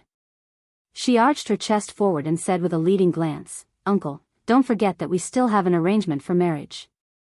Even if I am to be your woman, I will be the first wife. If you want to take in other concubines, then it is not too late for you to suck up to me. If you hand over 8 or 10 jars of myriad star water, then maybe I can think about letting you take in a concubine." Having said that, she burst out in laughter that sounded as pleasant as a bell's chime. Li Chia then flicked her head in response and said, "Girl, you are too wishful. This uncle is not saying this to discourage you, but even if we take 10,000 steps back and pretend that the marriage will take place and that you marry into the family, you still won't be the first wife. Now, we'll take another 10,000 steps back and pretend that you will be my first wife, but taking in more concubines will be my business and you will have no say in the matter. I'm the sole ruler of this heaven and earth, so who has the right to make decisions for me?" "Fine, I know you are gifted at bragging," Lan Yunju grumpily said, but then she curiously looked at him and asked, "Uncle, if you marry one day, what will your first wife be like? Since you said I can't be the first wife, do you already have someone in mind?" It was a bit embarrassing for a girl to say these words, but Lan Yunju was a bit different since it was like friendly banter between close friends. First wife, Li Chia couldn't help but silently gaze at the far distant void. This is Dizwa in my imagination. Chapter 560. Dizwa waits for the battle. Lan Yunju looked at his expression and found it strange because she had followed him for a long time and had a decent understanding of him. When he narrowed his eyes like this, it was either a very important matter, or it was time for him to carry out a massacre. However, she felt like it was neither of these cases this time. His emotions seemed to be very complicated at this moment. She then teased with a mischievous smirk, "Uncle, don't tell me you have a crush on someone. Just tell me, what kind of girl is worthy of being your secret crush?" Li Chia answered with a smile, "Little girl, your uncle has never had a secret crush before. If I really like someone, then no matter whether she agrees or not, I'll still take her home. These are my true colors." "Oh. You sound just like a pervert with no fear for the world," Lan Yunju responded with a grin.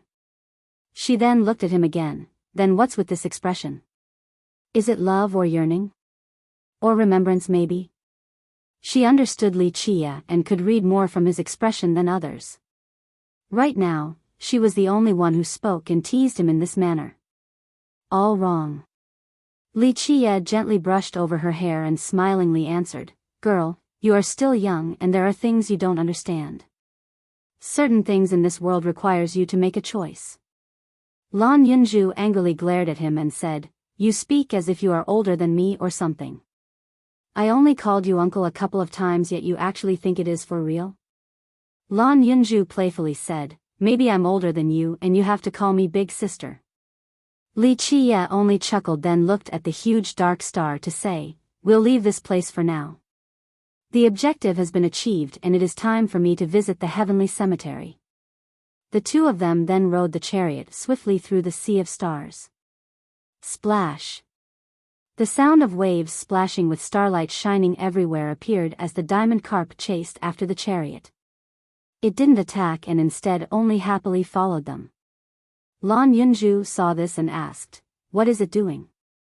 Li Chia looked back at the carp and answered, "It wants to follow us because the lamp, along with the black flames, is in my hands." "Are we bringing it along too?" Lan Yunju continued. "Such a fish would surely be a divine creature since even a virtuous paragon wouldn't be able to catch it." Li Chia shook his head in response. "It won't leave like how the 5 immortal phoenix ginseng didn't want to leave the wooden nest. It will only see us off for a while." The initially lively pond became very quiet after the arrival of Dizwa. The experts from the great powers all stood in silence. No one talked loudly. Dizwa stood by the pond like a statue of a god suppressing this world. The moment he stood there, no one dared to come closer to the pond. The great formation was still hovering in the sky. The 100 giant saints' suppression caused others to be out of breath and quiver in fear. Dizwa had been waiting for Li Qia's return this whole time. He stood still without any movement. Not even a strand of his hair fluttered, as if the wind didn't dare to approach him. His aura was like a majestic mountain. This powerful imperial aura seemed as if it came from a kingdom in the heavens. This was accentuated by the golden door behind him that exuded its heroic and grand atmosphere. It was as if one would see an immortal emperor right away if they opened that door. That was how awe-inducing and reverence-demanding his presence felt. Dizwa stood there, unchanged, without any sign of emotions, but his breath was like a storm and tore apart anything that dared to come close. Although Dizwa and the Phoenix Maiden had not married, their feelings for each other were quite strong. A sect master who was close to the divine Spark country spoke. No matter what, Dizwa will get revenge. He won't let her death be in vain. Many knew that before her death, the maiden asked people to tell Dizwa to not take revenge for her. Dizwa had heard her last words, but he still came and stood by the pond, waiting for Li Qia. He was determined to see this through to the very end. From this, it was easy to tell that the love between them was deep despite not having an official ceremony. He stood there day by day without asking anything. He let go of treasure hunting and training in the prime ominous grave as he waited for a life and death battle with Li Qia. Today, the ancestral mountain had also arrived. All the great powers retreated at its sight, since any of them would tremble before this throne-like mountain from the myriad bones throne. It descended quietly yet still carried a grand and solemn atmosphere. No one knew how many experts and ancestors they brought along, but the mountain itself was enough. This mysterious mountain represented the throne's prestige and was enough to cause all the powers to be wary. More days went by as the water fish and turtles slowly went away. The whirlpool in the middle of the pond seemed as if it would close at any time. A few people lost their patience, especially the young ghost cultivators. They really wanted to see Dizwa take care of Li Qia. One of them couldn't help but sneer, "Humph. Maybe that human ant Li Qia is too afraid to show his face, so he is turtled up in his lair." In the recent times, they had been suppressed by Li Qia, so they wanted nothing more than to see Dizwa teach Li Qia a lesson. At the same time, the ghost cultivators from the previous generation were worried about something else as opposed to the impatient young ones. A royal lord spoke with jealousy. Since Li Qia has entered for quite some time, maybe he obtained a big fortune from the tales, just like immortal Emperor Du.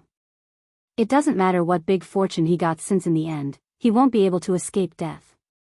Another sect master was also jealous of this possibility, so he snorted and said, "No one will be able to come help Li Qia. The elders and masters of the river sect are trapped in the 100 Saints Imperial formation, so who would be able to help him?" Many instinctively looked at the formation hovering in the sky after being reminded of this. Their hearts felt another chill just by looking at these gigantic deity-like saints. Ever since the river sect's people were sucked into the formation, there wasn't a single sign of activity from within. It was as if all of them had died inside. At this point, the cultivators of all races shivered with fear. This was the Thousand Carp River, an extremely powerful emperor's lineage. Daoist Baogui's group were famous experts back in the southern distant cloud. Their elders also included heavenly sovereigns and heavenly kings. Such a powerful team was actually suppressed this easily by Dizwa. This not only demonstrated his strength, it also indicated the Throne of Bones' might. Many ghost cultivators had trouble breathing in such an oppressive atmosphere. One of them nervously asked, "Will he be able to kill Li Qia?" This worry was reasonable. Recently, Li Qia had been too mighty. He had swept through everything, and no one had been able to halt his steps. Even Tian Luanhui lost to him in the most recent bet. One should know that Tian Luanhui was just as notorious as Dizwa. A senior cultivator told this disciple, "It no longer matters how strong Li Qia is, since only death awaits him once he returns. Even if he beats Dizwa, he will still die because the Throne of Bones will not spare him. No one can save him now, since his enemy is Dizwa, the Throne of Bones, and even the entire ghost race. He alone won't be able to prevent his inevitable demise." Even more days passed by with Dizwa standing still by the pond. With the passage of time, his aura didn't diminish and instead became even more powerful. It felt like a storm tearing apart the heaven and earth and was untouchable by any of the cultivators near the pond. Eventually. Splash. Li Qie finally left the whirlpool in the middle of the pond with Lan Yunju in tow. Dizwa's eyes became as sharp as a divine spear the moment he saw the two appear. This sharp glare went straight through the entire pond, causing even the water to stir. They finally came out. An ancestor from a great power shouted when he saw them appear in the pond. After hearing this, the atmosphere suddenly became lively once more as the oppressive atmosphere was lifted. All the cultivators from the races became alert, and those who were sitting or lying down stood up at once. Chapter 561. The storm is here. The ghost cultivators, in particular, were even more excited. They rushed out from their camps and flew into the sky to watch this battle between a dragon and tiger with their own eyes. It finally begins. The younger generation from all the races was also very enthusiastic. To them, this was not only a simple battle between two geniuses. Dizwa was a heaven's proud son while Li Qie was the contemporary fierce. They were the two geniuses at the highest peak. If those of the younger generation could watch the fight with their own eyes, then they would greatly benefit from it. Their future Tao enlightenment and battle experience would increase after this kind of spectacle. Dizwa's aura turned into a storm that swept through the entire water realm. It was as if this aura could tear the realm apart and cause chaos. It was very difficult to imagine that this aura came from a young man and not an ancestor. Li Qie. Dizwa's spear-like eyes glared at him. Dizwa didn't scream or shout since he was still quite calm. However, the way he said the words, Li Qie, was as if he was engraving the name into the book of death, causing others to shiver.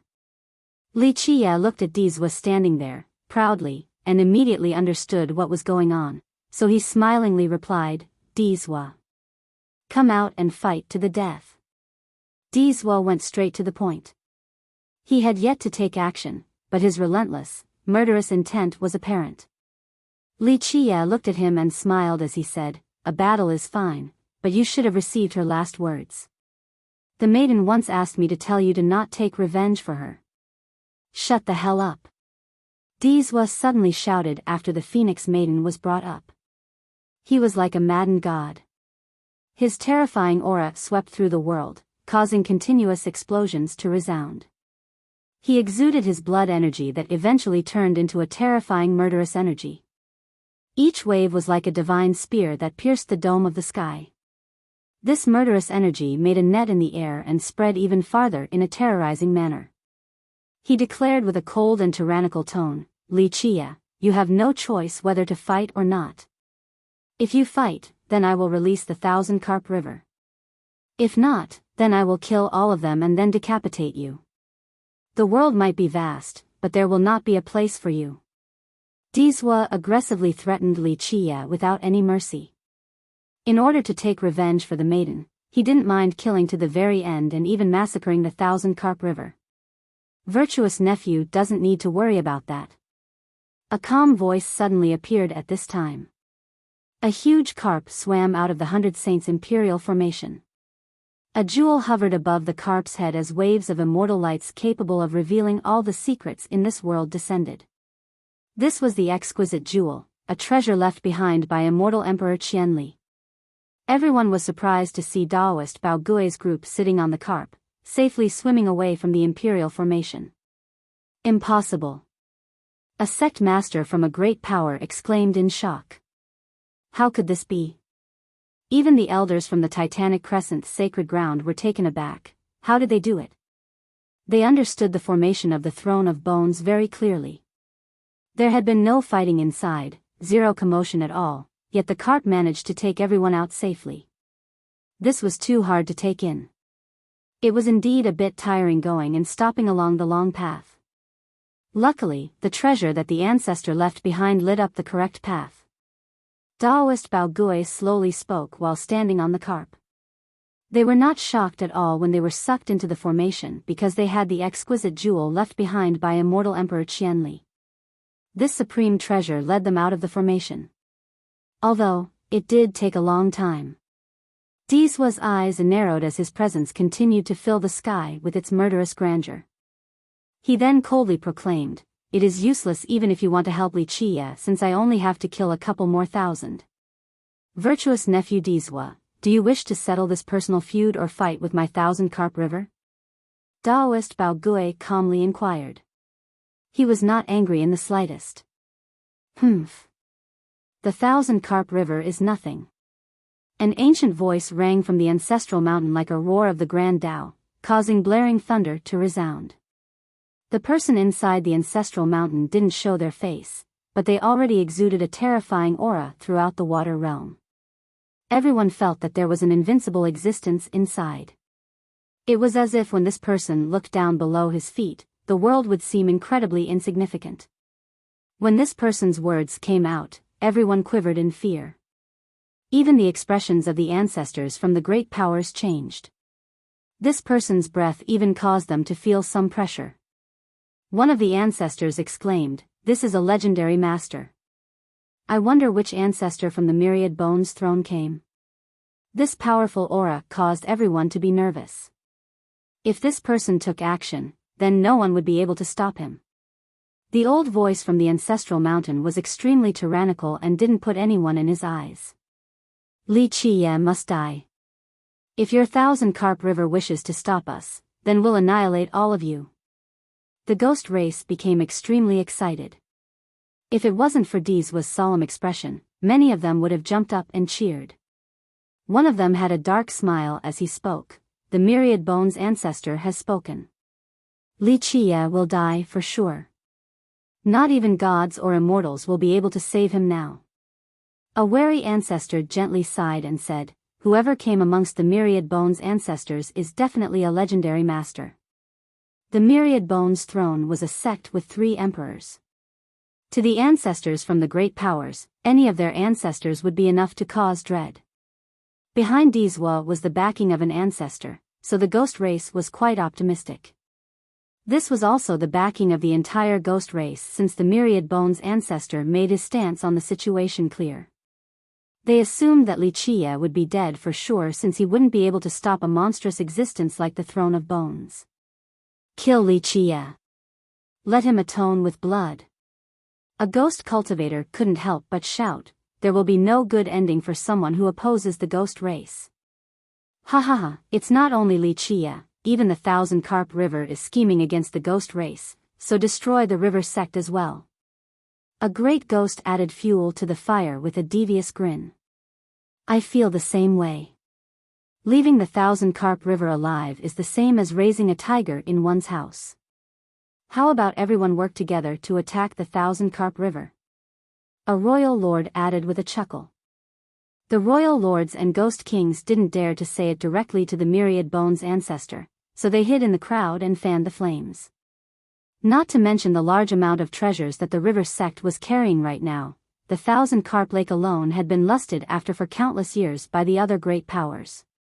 If the Myriad Bones throne declared war against the river sect, then these great powers would escalate the situation and use this chance to take advantage of the turmoil. Daoist Bao Gui was not surprised by the ghost race's comments or the Myriad Bones throne's words. He clasped his hands together towards the ancestral mountain and said, "Dear senior from the Myriad Bones throne, I am a junior so I cannot decide on this grand matter. Senior can directly talk to our ancestor." The 1,000-carp river's elders then personally raised a divine coffin. This divine coffin was made from the best materials and was surrounded by blood-era stones that were stacked around it. The quantity of this heap of blood-era stones on top of the coffin proved that the person inside had a great status. They were powerful to the point where they required many stones in order to seal time. "Humph. I wonder which ancestor from your 1,000-carp river came. How should I address you?"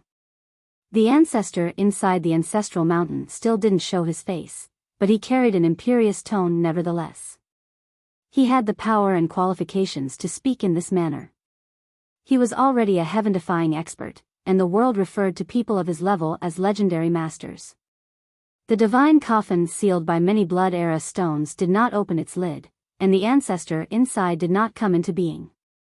A feeble voice came out from within. I do not remember my own name.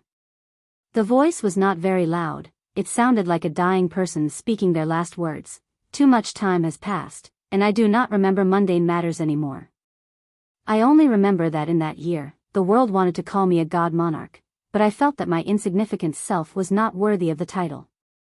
Each time I remember the imperial presence of my ancestor, I felt so trivial that I didn't dare to accept the title of god monarch for the throne. If the world asks for my name, then you can call me the Azure God Monarch. This whispering voice uttered shocking words. Those who knew the inside story were completely dumbfounded. The young cultivators who didn't know who the Azure God Monarch was asked, "Who is this Azure God Monarch?" Chapter 566, Myriad Fists. After failing to achieve victory for so long, Dizwa finally used his true killing technique. He didn't only create a Tao of the spear, he also created an invincible technique for this particular Tao. His Tao was refined from a 9 accumulations destiny stone, so it would have 9 Tao, meaning that Dizwa also specifically created 9 techniques for it.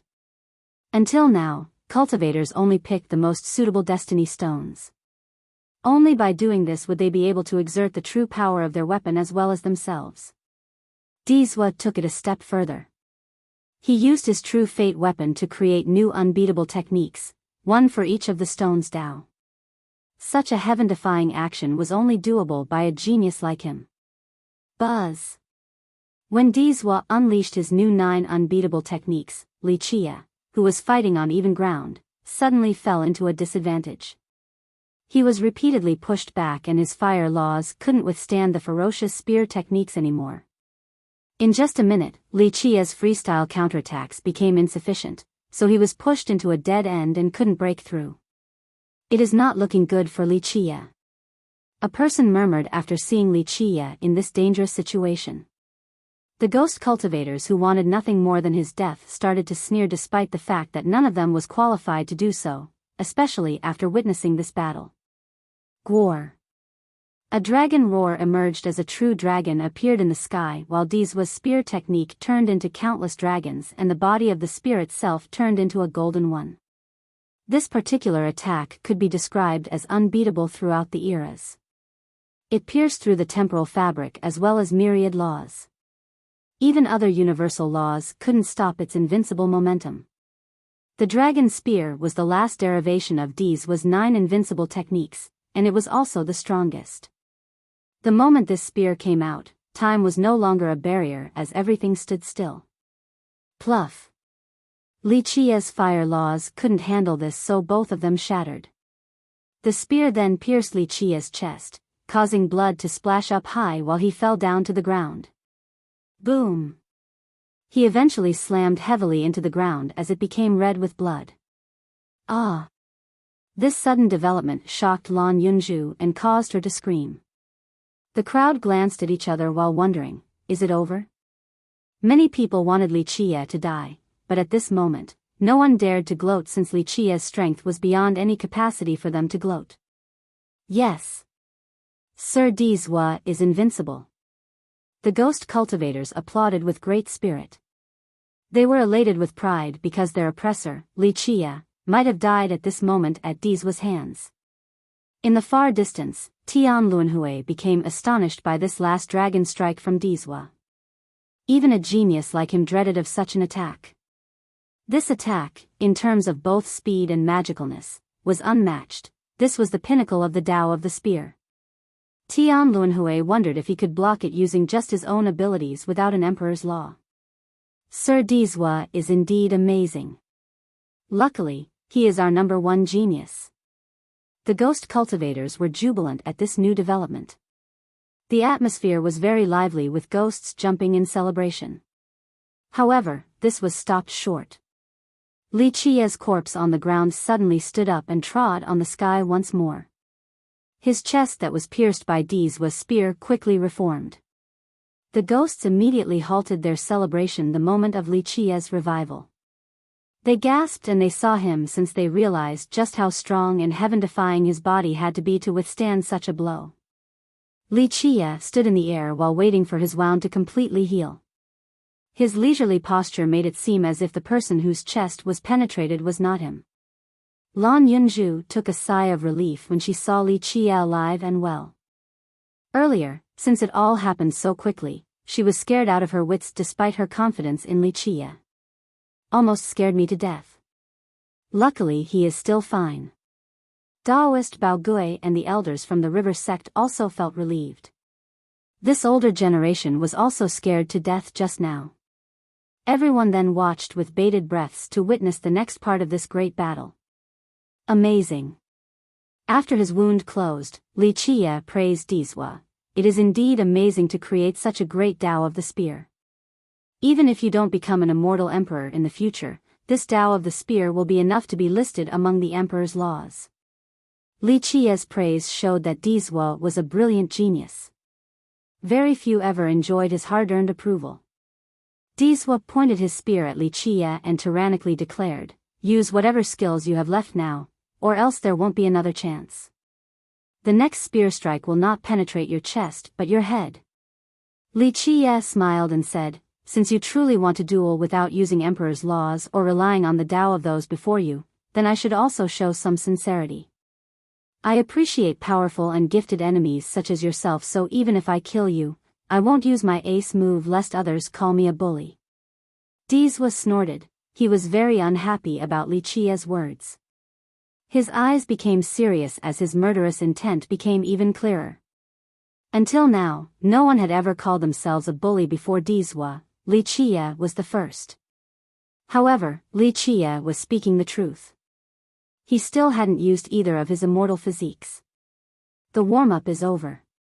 I have seen your Tao of the spear. Now, it is your turn to observe my Tao of the fist. With that, the 1,000 hands appeared behind his back. This was not the 1,000 hands against the 9 worlds from the myriad form tribe but an art that belonged to Li Chia. Each of his arms was unlike the ones from the old technique. Instead, they were capable of raising a world by themselves. At this moment, Li Chia's 1,000 hands appeared very tangible. It was as if myriad hands made from flesh and blood were on his back. "Die!" Dizwa shouted, then thrusted his spear. He once again used his. Truly worthy of being the descendant of the throne of bones. Dizwa did not falter, however, as a divine shimmer flashed across his eyes. From emperor's weapons to supreme divine and ancient treasures, he took out all of his treasures. Their endless lights illuminated the firmament in a brilliant and blinding manner. However, he gave all of these invincible treasures back to the ancestral mountain and only left behind treasures that he personally refined, such as his own true fate treasure. Many were reddened by intense jealousy when they saw Dizwa pulling out so many great and unparalleled treasures. A sect master lamented while being dejected, "The myriad bones throne is indeed worthy of its prestige. One sect with 3 emperors. Their resources are so great that others cannot compare to them at all." It was no wonder that these rulers were saddened. Dizwa alone had more treasures than many of the great powers. This gap only left them feeling bashful due to their lack of money. After transferring all of his great treasures and weapons, Dizwa arrogantly stood there and coldly told Li Chia, "Do you dare to fight without relying on external items against me?" Li Chia saw that Dizwa was bare-handed, so he put away the declivity mountain bell and readied his fists. He smiled and said, "Very well, I look forward to a fight with fists the most. After all, it is my favorite thing to do." "Then let us begin," Dizwa coldly uttered. A sea of blood covered the sky and drowned the earth. Divine rings were spread around Dizwa as they poured down brilliant lights like a waterfall. He was like a deity in the sky as his blood energy trampled the stars. A ghost king of the heavenly king realm was shocked as he murmured, "This is the level of a heavenly king, ah." Although there is still a bit to go before become a grand completion 100 heavenly king, even 1,000 heavenly king would feel inferiority against such a powerful blood energy. Heavenly kings also had different levels. From lowest to highest, they are 100 heavenly king, thousand heavenly king, myriad heavenly king, existence heavenly king, earth heavenly king, and world heavenly king. This ghost king was not the only one who was astonished. All the other ghost kings and ancestors who were hiding in the darkness were clicking their tongues with praise. Although Dizwa was only a heavenly king, the purity of his blood energy and longevity blood shamed even these ancestors from the previous generation. It was as if each of his longevity blood drops had been refined many times to contain the very best of essences. Each wisp of blood energy or drop of longevity blood had an amazing power. In fact, being a heavenly king at his age was already enough to shake others. When these ancestors were at his age, they were definitely not heavenly kings. This was enough to show how great his talents were. Those of the younger generation were even more convinced by his abilities. The young ghosts all viewed Dizwa as their idol and goal. At this time, all the youths held their breaths as their eyes were glued to the scene. A battle that didn't rely on treasures was the best way to show the strength of both sides. Such a duel was not only stunning, it would also force both of them to exert their skills to their zenith. Both of them were at the pinnacle of the younger generation, so to be able to witness their best techniques and most refined cultivation methods was like a feast for the youths. This was the best kind of lesson. Anyone with even a bit of insight would be able to learn a lot from this battle. Chapter 563, Myriad Form Rend Bang. Dizwa stomped one of his feet, causing the sky to shake. With an ensuing series of explosions, the sky turned into a sea of flames as many volcanoes erupted and spewed out an endless stream of lava, making it seem as if the end of the earth has come. The sudden cataclysmic change in the scenery horrified everyone. Dizwa's action took everyone by surprise since even the previous generation didn't recognize this new move. What is this technique? Such a display of power caused many hearts to palpitate. Open for me. Li Qia's eyes became serious when he saw the erupting volcanoes, then he unleashed his fists. Boom! The void broke apart as this extremely tyrannical fist flipped everything over like a storm. The volcanoes were knocked over by the dragon-like force of this fist and exploded, creating an extremely spectacular scene. When these volcanoes were destroyed, it gave off a very tangible feeling as if doomsday had come, causing people to be very nervous. Die! Dizwa roared and appeared again after the disappearance of the volcanoes. A screech of a Qilin appeared as Dizwa walked forward step by step. Each of his steps carried a heavenly rhythm as if the world was dancing below his feet. Every single step resonated with the heaven and earth, creating ripples in the sky where he then disappeared once more. 8. A Qilin suddenly screamed as one ran out and trampled over the space with a burning heavenly flame and a majestic and unstoppable aura. This Qilin had the power to destroy this world and its beautiful sceneries. It then pounced forward towards Li Qia, aiming to trample him with its hooves. This was even more terrifying than being crushed by all the mountains in the 9 heavens. Li Qia could be turned into paste by this Qilin at any time. Just in time. Li Qia shouted as he laughed out loud. He jumped up and met the hooves with his gigantic hands. In the blink of an eye, Li Qia caught all 4 legs of the Qilin. Despite its world-destroying power, the Qilin was still overturned by Li Qia. He was like the reincarnation of a tyrannical king. One of his hands flipped it over while another 2 tore it into 2 halves, causing blood to spill everywhere. Although many knew that it was not a real Qilin and was only the derivation of one from the Tao, it was still a very shocking scene to see Li Qia tearing it apart. Click, click, click.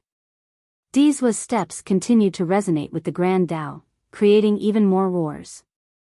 Rumble. The earth quivered at this time, along with the expressions of many. They saw a group of Qilins running down from the sky. This divine beast that was rarely seen in ordinary circumstances was now as numerous as a cavalry of horses. They powerfully rushed forward as each of them bullied the world. Their heavenly flames were incinerating all in their path. Li Qia went forward to meet these numerous Qilins. One of his fists exploded the head of one while he kicked another. In just a split second, Li Qia maneuvered all over the sky and unleashed a barrage of blows onto this endless beast tide. Many Qilins died with their brains spurting everywhere while others were ripped into pieces. At this point, Li Qie was in the middle of countless Qilins, and he killed all that were in his way. His massacre painted a grisly picture as flesh and blood spattered all over his canvas. At this minute, he was like a tyrannosaurus in a humanoid form and created a bloody path among the numerous Qilins. If the endless Qilins were like an unstoppable flood, then Li Qie was like a pillar standing firm, splitting up this wave of beasts. He didn't use any techniques or laws, but he was still able to relentlessly kill them with just power and speed. Click, click, click. Dizwa's footsteps still rang on as even more Qilins rushed out with great speed. At this time, the sky had turned into a world of Qilins that burned up the entire firmament. An infinite supply of Qilins came out from this nest where one could never kill all of them. No matter how powerful Li Qie may be, he would eventually run out of strength. Dizwa didn't only tame the Scarlet Flame Qilin, he also created a unique art. An older ghost king murmured after understanding the current event. This was a new art created by Dizwa, the Qilin Step. He was very proud to be able to create it. An ancestor from a great power emotionally commented after seeing this powerful and domineering art, worthy of being a peerless genius of the ghost race. He was able to create a unique art at such a young age. For young cultivators, creating a new merit law was even harder than embarking on a new grand Dao. To be able to learn supreme merit laws in their sex was already very amazing, but creating their own? Countless ancestors at a young age were not able to do so. They required many long years of training before finally becoming ancestors that could create a new merit law that belonged to them. How could others not admire Dizwa when he was able to do so? Rumble. Others became aghast when they saw this terrifying world on fire, a world of Qilins. Li Qie had killed many of these beasts, but the endless supply continued to assault him, wishing to tear him apart. Dizwa had become a god of Qilins. He summoned all the Qilins from myriad realms in the 9 worlds. All of them answered his call to kill Li Qie. This ferocious scene caused the young ghost's blood to boil. One ghost cultivator swung his clenched fist and said, "This is how it should be, Sir Dizwa is indeed number 1. Daoist Bao Gui was worried for Li Qie and wondered, is young noble going to be able to forge a path of escape? No problem. Lan Yunzhu looked at the sky and answered with absolute confidence. She believed that nothing in the world could trap Li Qie. Li Qie became bored of this Qilin massacre as many more continued to come out. He roared and jumped up as the 1,000 hands appeared behind him, myriad form rend. He then struck with his real hands while the myriad hands behind him attacked as well. Boom! It was as if countless worlds were annihilated from the joint attack of these hands. An endless crescent arc appeared in the sky that was capable of slaying the 9 heavens above and the underworld below. This arc came out with an unstoppable force as blood poured down like rain. Countless Qilins were decapitated as their heads rolled on the ground and piled up to become mountains.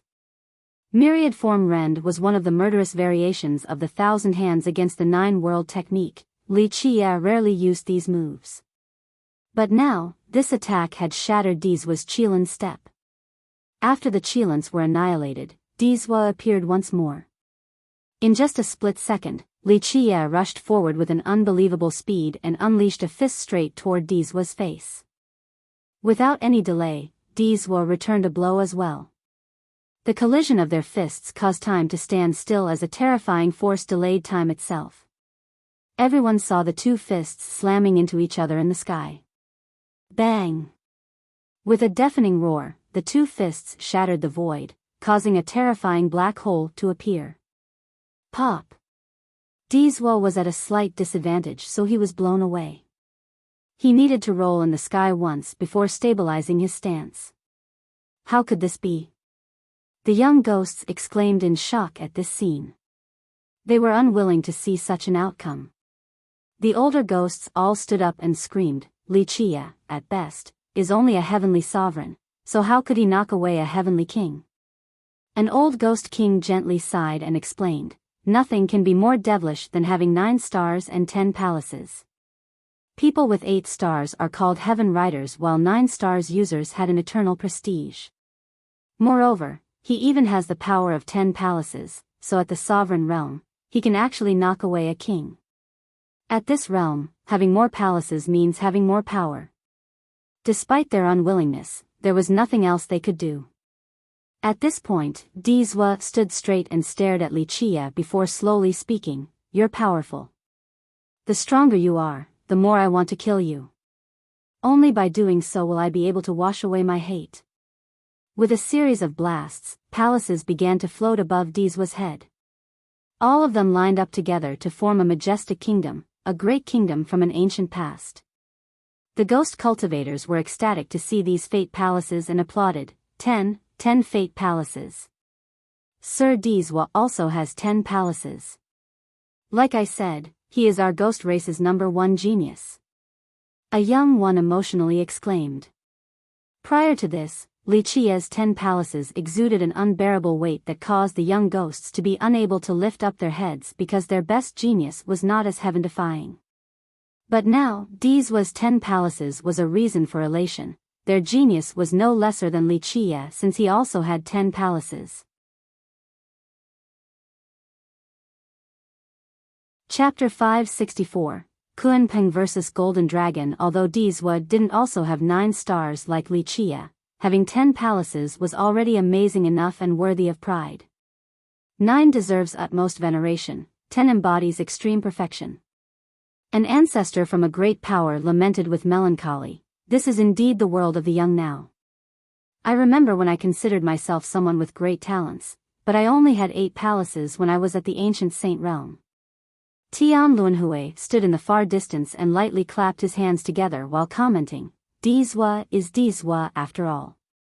He's worthy of being the hope of the ghost race." Even Tian Luanhui couldn't help but sigh. This proved Dizwa's heaven-defying abilities. Friend or foe, Dizwa is at the top of the younger generation. What a brilliant genius with his 10 palaces. Even Daoist Bao Gui of the river sect gently sighed.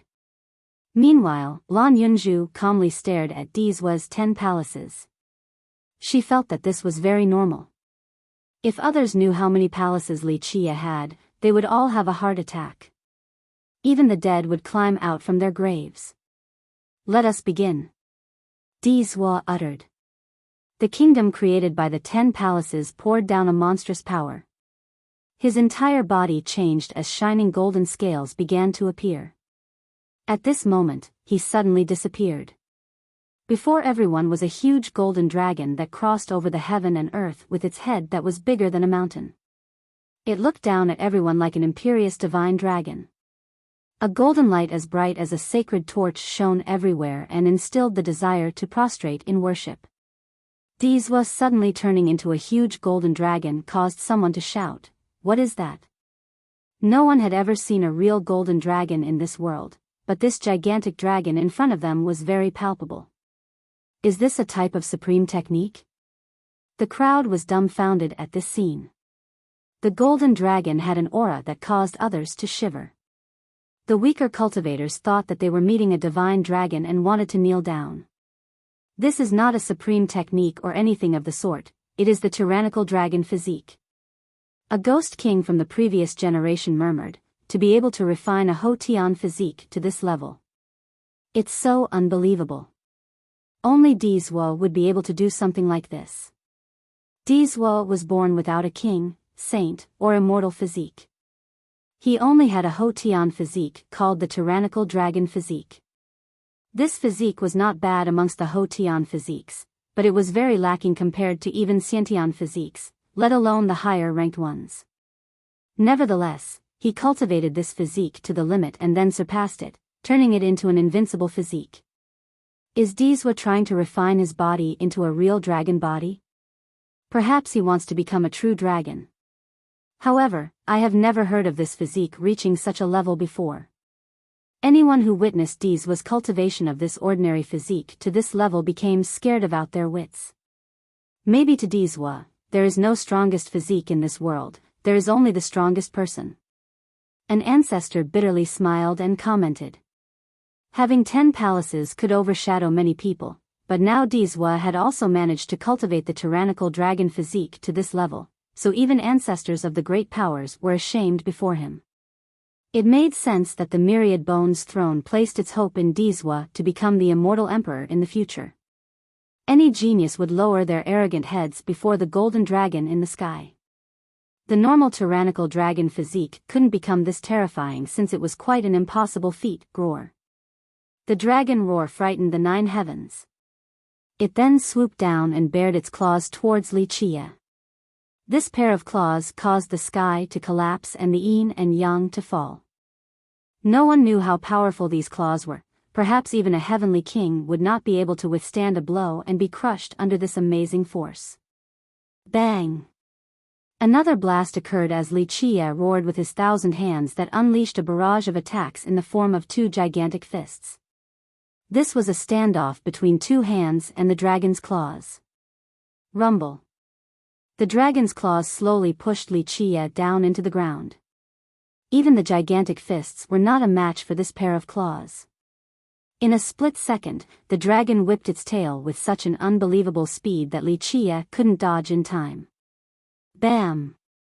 He was blown very far away by its tail, spurting out a mouthful of blood. The dragon immediately gave chase to the airborne Wuxia.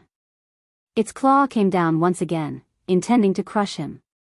Suddenly, the roar of a Kunpeng appeared as Wuxia turned into a primordial Kunpeng and used its fastest speed to evade the dragon claws by soaring high into the sky. Afterward, it came down with its own pair of unstoppable claws aimed towards the golden dragon. Rumble. At this moment, the earth shattered as the sun and moon lost their brilliance. One was a primordial Kunpeng blotting out the sun while the other was a golden dragon. Both were fighting chaotically in the sky, then down to the ground and even into the sea. This contest was a cruel one. The Kunpeng's sharp claws tore off a huge piece of flesh from the golden dragon. The dragon retaliated by biting the Kunpeng's wings. The two fought till the point where blood spattered everywhere. The sky was being punished over and over by their might. The battle was so astonishing that it rendered spectators unable to turn away. Even for the ancestors of the great powers, this was a brilliant battle. In fact, this was the most exquisite fight they had ever seen. A Kunpeng versus a golden dragon was an unthinkable matchup. Although they were not the real mythical beasts and only derivations from the Tao formed by Wuxia and Dizwa, their forms were extremely substantive. They exuded divine auras just like the real deal. The ghost ancestors didn't like Wuxia, but after watching the battle, they had to marvel at him. Both of them are heaven's proud sons of this generation. They're the peak of the human and ghost race. They had to admit that Wuxia was very strong. Despite their hatred for him and wishing to kill him, they had to admit that only someone like Dizwa was a match for Wuxia.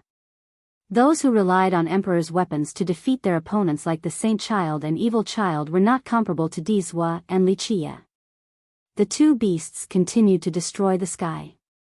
In the end, the primordial Kunpeng suddenly shifted its gigantic body as it suddenly disappeared and turned into a Kunpeng the size of a fist. It used an unbelievable speed to suddenly land on the golden dragon's back. The little Kunpeng's claws focused all of the primordial energy of the 9 worlds and then slammed it into the dragon's gigantic body. This attack was extremely tyrannical as it carried a cataclysmic power. Boom! The golden dragon fell to the ground because this claw had penetrated its body. Right when it was about to touch the ground, the huge body disappeared and Dizwa was exposed. He then jumped up again with great momentum. Although he didn't touch the ground, his shoulder was stained with blood. Clearly, he was at a disadvantage with the last exchange. Wuxia's claw didn't only destroy his Tao body, it also pierced his shoulder. The Kunpeng disappeared as well, revealing Wuxia's real body. He looked a bit ragged but was not wounded. Earlier, it was only a battle between their Tao bodies. Despite blood spewing everywhere, the two had not been truly wounded until Wuxia's last blow to Dizwa's shoulder. Despite the bloody wound, Dizwa didn't look at his shoulder at all. A sacred light emanated from the wound and quickly healed it. At his level, such a wound was nothing. As long as his true fate was still there, even a destroyed body would not be enough to slay him. He took a deep breath and gazed at Li Qia with a profound look. However, he still maintained a calm expression. For a top genius like him, the stronger the opponent, the calmer he would be. In fact, his battle intent would only rise. Good, good, good, just to my liking. Dizwa emitted a powerful aura. At this moment, he was like a vast sea with boundless energy. There was now a substantial change to his aura. It was no longer like a raging storm, it no longer was an unrestrained fury that wanted to tear apart the world. He was particularly calm and solemn at this moment. It was as if he had become one with the Grand Tao and had an atmosphere of righteousness. This aura was befitting of his position, the descendant of the throne of bones. He was no longer happy or sad as he became one with the world. Dizwa was the heavens, and the heavens was he. He was as eternal as the Grand Tao with his noble presence. However, this calm Dizwa caused people to quiver with thumping hearts. His breath was something fearful, it was as if he had become the ruler of the earth, the majestic king of the Tao. Chapter 565, Imperial Spear, Buzz. At this time, Dizwa was holding a spear without equal in this world. Spear and man became one, Dizwa was the spear and the spear was he. They were perfectly in sync. All of his openings and flaws disappeared the moment he wielded the spear. No one would know where to start attacking. The spear in his hand was neither an emperor's weapon nor an elite treasure. This was his true fate weapon, the infamous Imperial Spear. It was refined from a 9 accumulations destiny stone, and after many refinements, it finally became an unrivaled spear. Meanwhile, the young ones all felt that they gained a new sense of understanding. Even the previous generation benefited with regards to cultivation from watching this battle. An ancestor emotionally commented while watching this colorful battle, "Both of them are heaven's proud geniuses of this generation. Anyone who is born in the same era as them is both lucky and pitiable. No matter how brilliant they might be, it would be difficult to surpass these two." Another old undying watched the fight and softly sighed with sadness. They were not at such a level at the same age. Some of them were glad that they were not born in the same era as these two. Another couldn't help but say, if both of them survive this battle, then even if one of them reaches immortal emperor, the other will surely reach the peak of virtuous paragon. The mesmerized younger generation was without words. No matter how excellent they might be, all were overshadowed at this moment. They were truly far too lacking compared to Li Qia and Dizwa. No matter how hard they tried in the future, surpassing these two might be near impossible. They were like two gigantic mountains that were situated on everyone's chests, exuding an unbearable pressure. Even Tian Luanhui, who was standing in the horizon, had a serious expression as he watched the battle between these two. He imagined the scenario where he was on the stage fighting against either of the two. How long could he hang in there? What method would he use to defeat the enemy? Not using treasures and invincible arts left behind by the predecessors, this was a real showcase of one's abilities. The two fought for a very long time. During the fight, they altered old techniques into something new altogether and derived these new forms to their extremes. Eventually, Dizwa lost his patience in this long battle and uttered a cry to suddenly change his spear technique. It became chaotic and was out of the ordinary boundary, each thrust was its own world. In an instant, Dizwa's offensive capabilities skyrocketed to a tyrannical level and were no longer as perfect as before. It was stained with flaws, but its power was much stronger, as if a dragon was freed from its chain and was finally able to soar to the 9 heavens. With this change of technique, the Imperial Spear in his hand became an awakened dragon, as if it had its own consciousness. At this point, Dizwa's spear technique had an even further outreach, like a bright galaxy in the form of the Imperial Spear that suppressed the sky. However, during its moment of defense, it was like an impregnable darkness. Sometimes, it changed to a state of reversing yin and yang as endless ice and fire alternated in resonance. Dizwa finally used his killing move. This is his true refined Tao of killing. Countless people were moved before this scene. Each of his attacks caused their hearts to thump. Buzz. At this time, Dizwa was holding a spear without equal in this world. Spear and man became one. Dizwa was the spear and the spear was he. They were perfectly in sync. All of his openings and flaws disappeared the moment he wielded the spear. No one would know where to start attacking. The spear in his hand was neither an emperor's weapon nor an elite treasure. This was his true fate weapon, the infamous Imperial Lance. It was refined from a 9 accumulations destiny stone, and after many refinements, it finally became an unrivaled lance.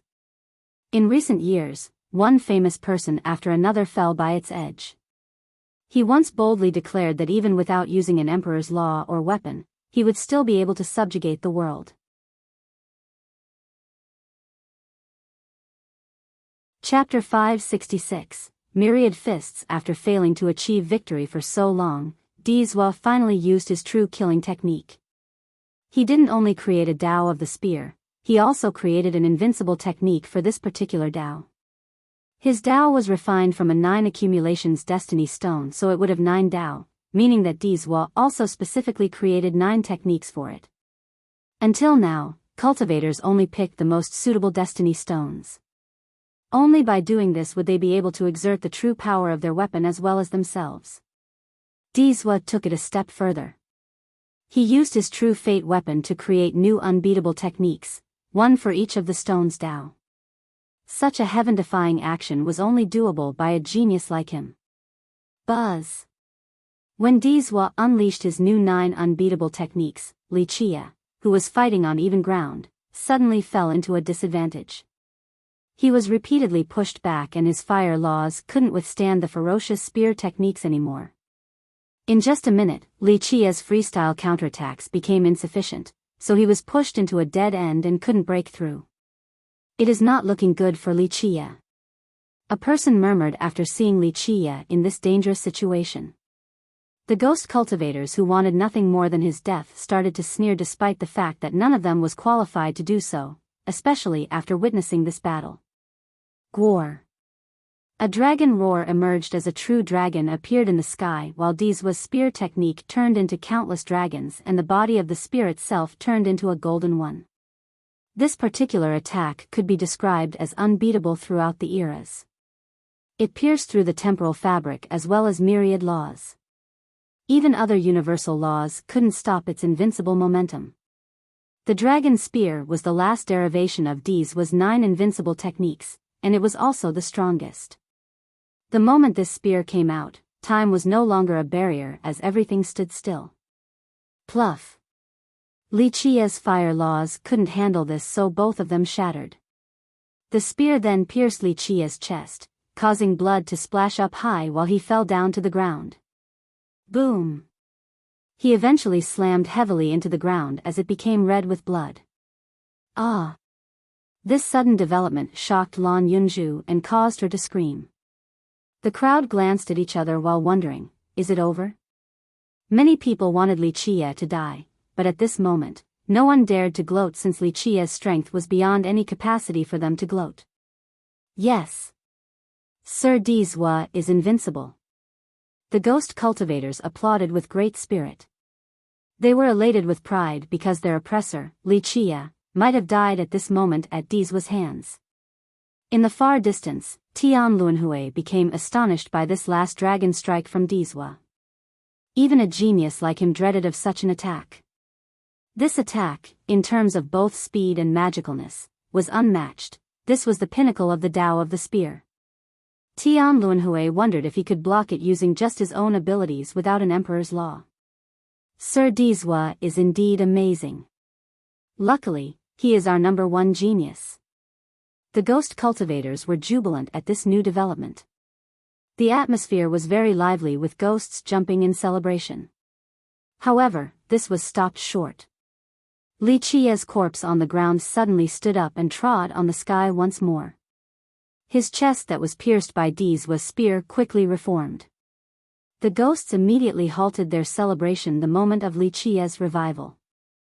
They gasped and they saw him since they realized just how strong and heaven-defying his body had to be to withstand such a blow. Li Chia stood in the air while waiting for his wound to completely heal. His leisurely posture made it seem as if the person whose chest was penetrated was not him. Lan Yunju took a sigh of relief when she saw Li Chia alive and well. Earlier, since it all happened so quickly, she was scared out of her wits despite her confidence in Li Chia. Almost scared me to death. Luckily he is still fine. Daoist Bao Gui and the elders from the river sect also felt relieved. This older generation was also scared to death just now. Everyone then watched with bated breaths to witness the next part of this great battle. Amazing. After his wound closed, Li Chia praised Dizwa. It is indeed amazing to create such a great Tao of the spear. Even if you don't become an immortal emperor in the future, this Tao of the spear will be enough to be listed among the emperor's laws. Li Chia's praise showed that Dizwa was a brilliant genius. Very few ever enjoyed his hard-earned approval. Dizwa pointed his spear at Li Chia and tyrannically declared, "Use whatever skills you have left now, or else there won't be another chance. The next spear strike will not penetrate your chest but your head." Li Chia smiled and said, "Since you truly want to duel without using Emperor's laws or relying on the Tao of those before you, then I should also show some sincerity. I appreciate powerful and gifted enemies such as yourself, so even if I kill you, I won't use my ace move lest others call me a bully."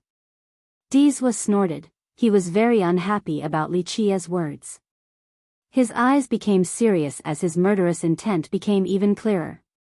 Until now, no one had ever called themselves a bully before Dizwa. Li Chia was the first. However, Li Chia was speaking the truth. He still hadn't used either of his immortal physiques. The warm-up is over. I have seen your Tao of the spear. Now, it is your turn to observe my Tao of the fist. With that, the 1,000 hands appeared behind his back. This was not the 1,000 hands against the 9 worlds from the myriad form tribe but an art that belonged to Li Chia. Each of his arms was unlike the ones from the old technique. Instead, they were capable of raising a world by themselves. At this moment, Li Chia's 1,000 hands appeared very tangible. It was as if myriad hands made from flesh and blood were on his back. "Die!" Dizwa shouted, then thrusted his spear. He once again used his strongest dragon strike, wanting to end Li Chia with one blow. The moment this dragon strike came out, no other spear existed in this world. This spear was the most fantastic and invincible of them all. It turned into a golden dragon that pierced the spatial fabric. Myriad fists, solar fist. Li Chia cried out the moment Dizwa thrusted his spear forward. This fist turned the sky into day. At that time, a never-setting sun appeared in this world. At this time, Li Chia and the dragon spear was one horizon away from each other, just like the endless shore on the other side. In order to go from one end to the other, one would require an incalculable amount of time. This sun-creating fist instantly generated a spatial gap. No matter how fast the dragon spear might be, it couldn't pierce the endless daytime. Right when the spear fell into the boundary of this daytime, a wind-breaking sound could be heard. Li Chia unleashed a fist with endless Buddhist lights and an unstoppable momentum to meet the spear in the daylight. Boom! With a deafening blast, the day's sky was shaken.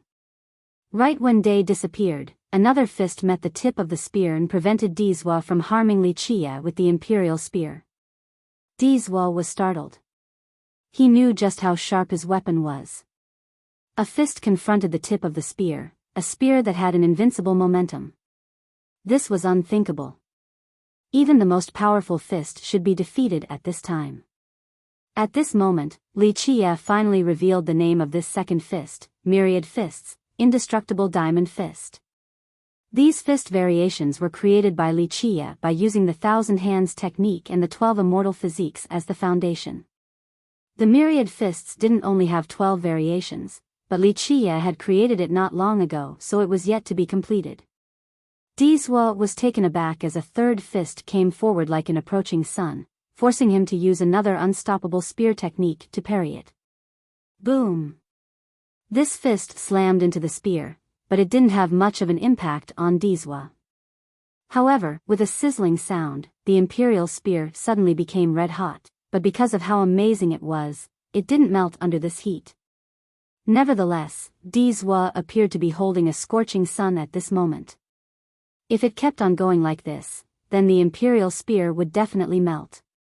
Myriad fists, extreme young fist. This fist was hot to an unbelievable level and could melt absolutely everything. It was not as devilish as the extreme young physique, but it was still at an unbearable level of heat as it turned one's hand into the sun. Dizwa was shaken and wanted to retreat. Although he was swift, another hand of Wuxia's was even faster. Boom! He couldn't create enough distance before being struck in the chest. Crack! With the sound of broken bones, he was forced to spit out blood due to this fist. Dizwa knew that his speed was quick, but this fist just now was even faster, fast to the point where he couldn't even see it. This fist was even faster than his dragon strike. Myriad fists, soaring immortal fist. Was there anything faster than the soaring immortal in this world? No. With a battle cry, Dizwa raised his imperial spear once more as a surging invincible aura rushed forth like an endless river. He wanted to use his invincible techniques to stop Wuxia's continuous barrage. Chapter 567, Ultimate Attack, Pop. Dizwa's invincible technique had just taken its initial form, but Wuxia's next fist was like a golden lock and sealed the imperial spear, causing the technique that was initially as smooth as a flowing river to come to an abrupt halt. Myriad fists, golden sealing fist. This was a technique outside of the 12 immortal physiques, and it specialized in sealing all kinds of weapons. Dizwa was shocked once more as the imperial spear was sealed. He decisively left the spear behind to run, but... boom! He didn't manage to get too far before his back had taken a blow. This was a fist that almost pierced his spine, causing him to spurt out blood. Dizwa didn't see Wuxia swing his arm at all. He was certain that there was no motion. It was so strange, although there was no visual cue, his back was still assaulted as if there was another Wuxia standing behind him. Myriad fists, void fist. This fist was initially part of the void, so how could Dizwa see it? Bang, bang, bang, bang. In an instant, Dizwa found himself in a troubled state as Wuxia kept on chasing him. Although Dizwa managed to use a great method to regain control of his spear, after unleashing all 9 of his great spear techniques he still couldn't stop the myriad fists. He initially wanted to use his spear to regain the momentum but ended up being struck repeatedly by Wuxia. His Tao of the spear was not a match for Wuxia's Tao of the fist. Bam! Eventually, Wuxia knocked Dizwa down from up high with another fist and pinned him down to the ground. At this moment, Dizwa gave up using his spear to retaliate because his Tao had indeed lost to Wuxia's fists. Boom! His body heavily slammed into the ground. His wounds were even worse than Wuxia's. His figure was stained with blood as all the bones in his body were crushed. If it was anyone else, then they would have been dead long ago since they wouldn't be able to withstand such a beating. However, Dizwa's body was extremely tough and could still withstand Wuxia's ferocious bombardment. Suddenly, the world became silent again as all the spectators from all the races became quiet and glanced at each other. No one spoke at this moment because it seemed as if their voices had been taken away due to the domineering scene earlier. Wuxia chasing and beating down Dizwa was much more stimulating than Dizwa using his 9 invincible spear techniques to push Wuxia back. The ghosts quivered on the inside. If Dizwa were to lose to Wuxia, then no one amongst the ghosts' younger generation would be able to compete with him, and they would no longer be able to hold their heads up high.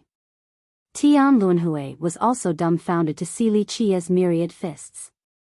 It instilled fear into a genius like him. If it was him instead of Dizwa, the result still wouldn't have been much better. However, Dizwa was not dead since Wuxia was in no hurry to kill him. Dizwa took this chance to stand up straight and walked into the sky again before engaging in a standoff with Wuxia. Clack clack.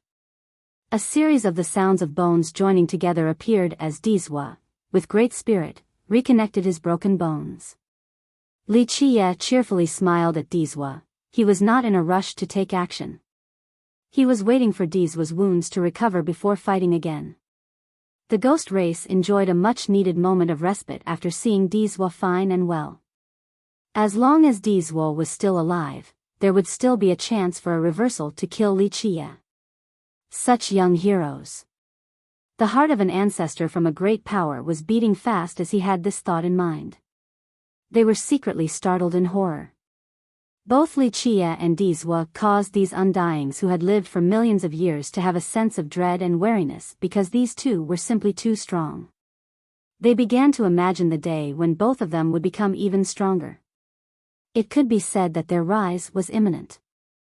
The moment they grew stronger, their cultivation wouldn't be the only thing that surpassed these old undyings. Once they reached virtuous paragon, these ancestors could only stand by powerlessly and take beatings from these two. Even legendary masters would become discolored the moment they heard the names of these two. The future generation will always surpass the previous. We are now old, it is no longer our world. An ancestor from a great power murmured. At this point, these ancestors just wanted to leave in order to grab some nice items from the prime ominous grave before going back to their deep slumber. They didn't want the day when Dizwa or Li Qiye loomed over them to come. The prestige and dignity of these ancestors that had been established for millions of years would immediately be broken. To them, this was not a figment of their imagination since it truly was not far-fetched. 10 years would be short while 30 years would be long. When heaven's proud sons like these two grew up, the ancestors of the great powers could only take their beatings soundlessly. A mysterious continent that belonged to the Alira's ancient kingdom flew closer, and an ancient voice came from within. Today's young ones are extraordinary. At this moment, Dizwa and Li Qiye were still gazing at each other in the sky. Their battle so far had been spectacular, and their self-created merit laws had been eye-opening. Everyone waited for the next round as Dizwa's wounds slowly healed. They all knew the fight was about to start again, and they were eager to see what killing moves these two would use next. Use all of your methods. Li Qiye looked at Dizwa and leisurely spoke. We have been fighting for too long and are starting wasting everyone's time. Then we'll end this. Dizwa's eyes lit up with a majestic aura. Although he was beaten to a pulp by Li Qiye, he was still not afraid. On the contrary, it only emboldened his will to fight. Dizwa was indeed Dizwa, different from everyone else. He only became fiercer in the face of a tough opponent and would exert even more of his untapped potential. He had never been afraid of a strong enemy. Li Qiye was very happy to see Dizwa still emblazoned with the will to fight, so he said, "Then we'll do one last bout. You better use your best move now." Dizwa gazed at Li Qiye with a very serious expression. He took a deep breath and, with a blast, his life will appeared and turned into a sea of blood. At this moment, he no longer held back as all of his blood energy poured into his body. To Dizwa, this was his last battle, so if his enemy didn't die, the one lying dead on the ground would be him. His blood energy was endless and created roaring explosions. When his life will spun, his longevity blood became extremely radiant. Each of the drops contained a unique worldly energy and carried boundless life energy. Each drop was as heavy as a mountain, and their descent caused the Grand Tao to roar. At this time, Dizwa was spending his longevity blood since he wanted to use his strongest Tao art to kill Li Qiye. What merit law is Dizwa going to use? Will it be an emperor's law, a heaven's will secret law, or a forbidden technique? Everyone was shaken to see Dizwa spending his longevity blood to empower this upcoming art. An expert who knew Dizwa shook his head in response, "No way. Dizwa is a very proud person.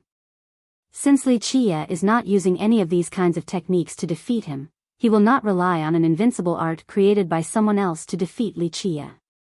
Dizwa will use his own art to suppress his enemy." Could it be that other than the Tao of the spear, Dizwa had also created another amazing art? This speculation caused everyone to change their expressions. For many people and even ancestors, creating arts like the Tao of the Spear or the Qilan Steps were already an amazing thing and worthy of pride. But now, it seemed that Dizwa's achievements didn't only stop there, he also had another invincible art. This caused everyone's hearts to beat even faster. What could this other technique be? Could it be even stronger than the 9 spear techniques? People found this very incredulous, while the ancestors felt that creating the 9 spear techniques was Dizwa's limit. At least, this was the limit for a genius who had yet to reach virtuous paragon. If he actually had an even greater technique, then this would be too terrifying. It would be no wonder why he was called the #1 genius of the sacred netherworld. Buzz. Once Dizwa's blood energy reached its limit, space suddenly shook. In an instant, the world became dark as all the celestials disappeared. Dizwa emitted a faint fire like how black fog would spread in the night. At this moment, the world was enveloped by this black shroud created by Dizwa. With a changed expression, Wuxia took a step back after being attacked by this darkness, but it was too late. This darkness formed its own domain, trapping Wuxia and Dizwa inside. One would find that there was no sun or moon within this domain. There was no galaxy, no vegetation, no fish or birds and insects, no myriad Tao and universal laws. Everything was gone in this domain, all were without colors and life, outside of Dizwa himself. Wuxia's expression sank after being trapped inside this domain. He tried to channel a merit law, but nothing happened. It was as if all laws in this world had been dispersed in this place. Pop. Dizwa's invincible technique had just taken its initial form, but Wuxia's next fist was like a golden lock and sealed the imperial spear, causing the technique that was initially as smooth as a flowing river to come to an abrupt halt. Myriad fists, golden sealing fist. This was a technique outside of the 12 immortal physiques, and it specialized in sealing all kinds of weapons. Dizwa was shocked once more as the imperial spear was sealed. He decisively left the spear behind to run, but... boom! He didn't manage to get too far before his back had taken a blow. This was a fist that almost pierced his spine, causing him to spurt out blood.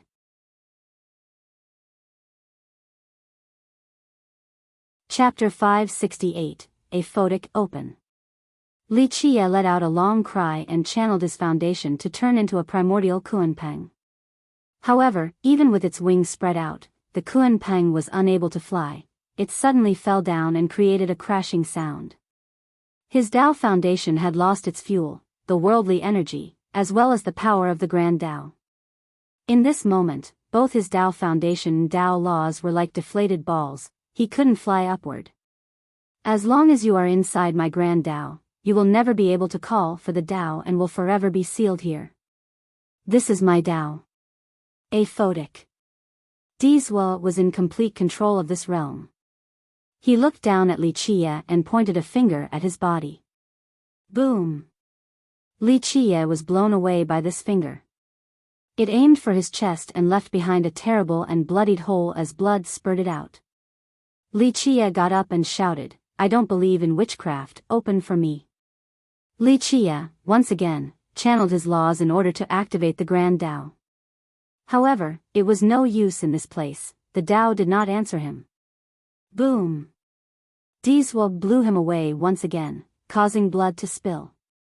He was not in a hurry to kill Wuxia since he was certain of his victory. At this point, he arrogantly proclaimed, even an emperor's law would be limited in this place. Like I said, before my aphotic Tao, all myriad Tao would lose their colors. If you don't believe me, then try using an emperor's law.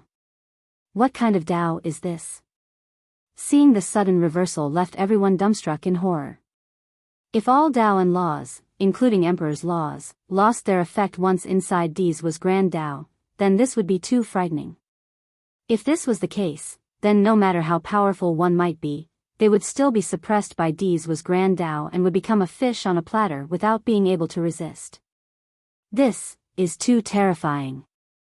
Both ghost experts or great characters from the other races were aghast.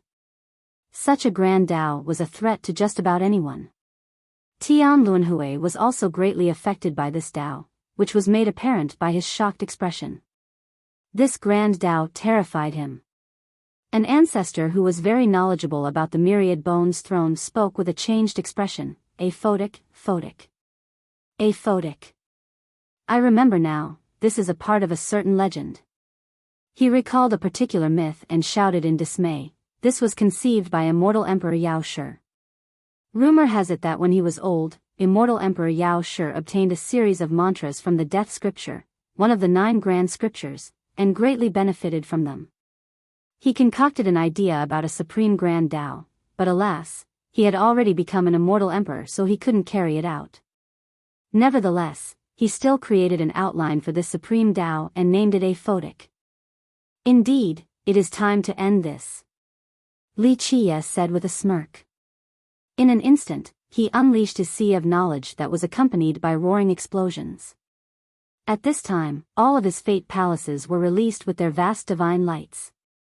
Strange and spectacular images appeared in the sky as if an immortal emperor had arrived and was being worshipped by his subjects. Boom! The heaven and earth prostrated as Li Qie released all of his palaces. The worldly energy and endless grand Tao regained their power. In just a split second, the world that was enveloped by the aphotic Tao had regained its vivacity. Pop! Dizwa simply couldn't hold on to Li Qie any longer at this moment. Li Qie, as if possessed by a deity, knocked him flying away. The aphotic Tao was heavily weakened and lost the majority of its effect. 10. 11. 12 palaces. I'm impossible. Someone shouted in horror as they counted Li Qie's palaces. Everyone heard this loud scream and looked at his palaces, finding 12 of them hovering above his head. At this moment, everyone became scared out of their wits. Having 12 palaces was an impossible matter. No one had ever heard of someone achieving this since the start of time.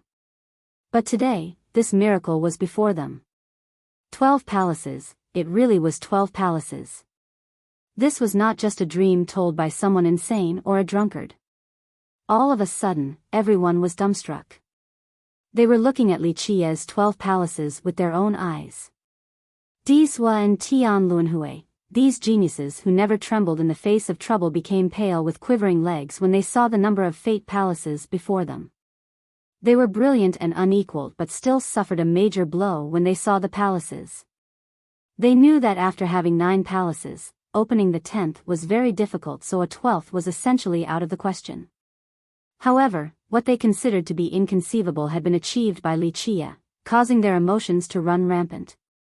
After a long pause, allowing everyone's souls to come back to their bodies, an ancestor shouted as if he had just seen a ghost, the impossible. 12 fate palaces. Bang! At this moment, the 12 palaces disappeared as Li Qie stood tall in the sky. He was above the 9 heavens and myriad worlds. The firmament was firmly within his grasp.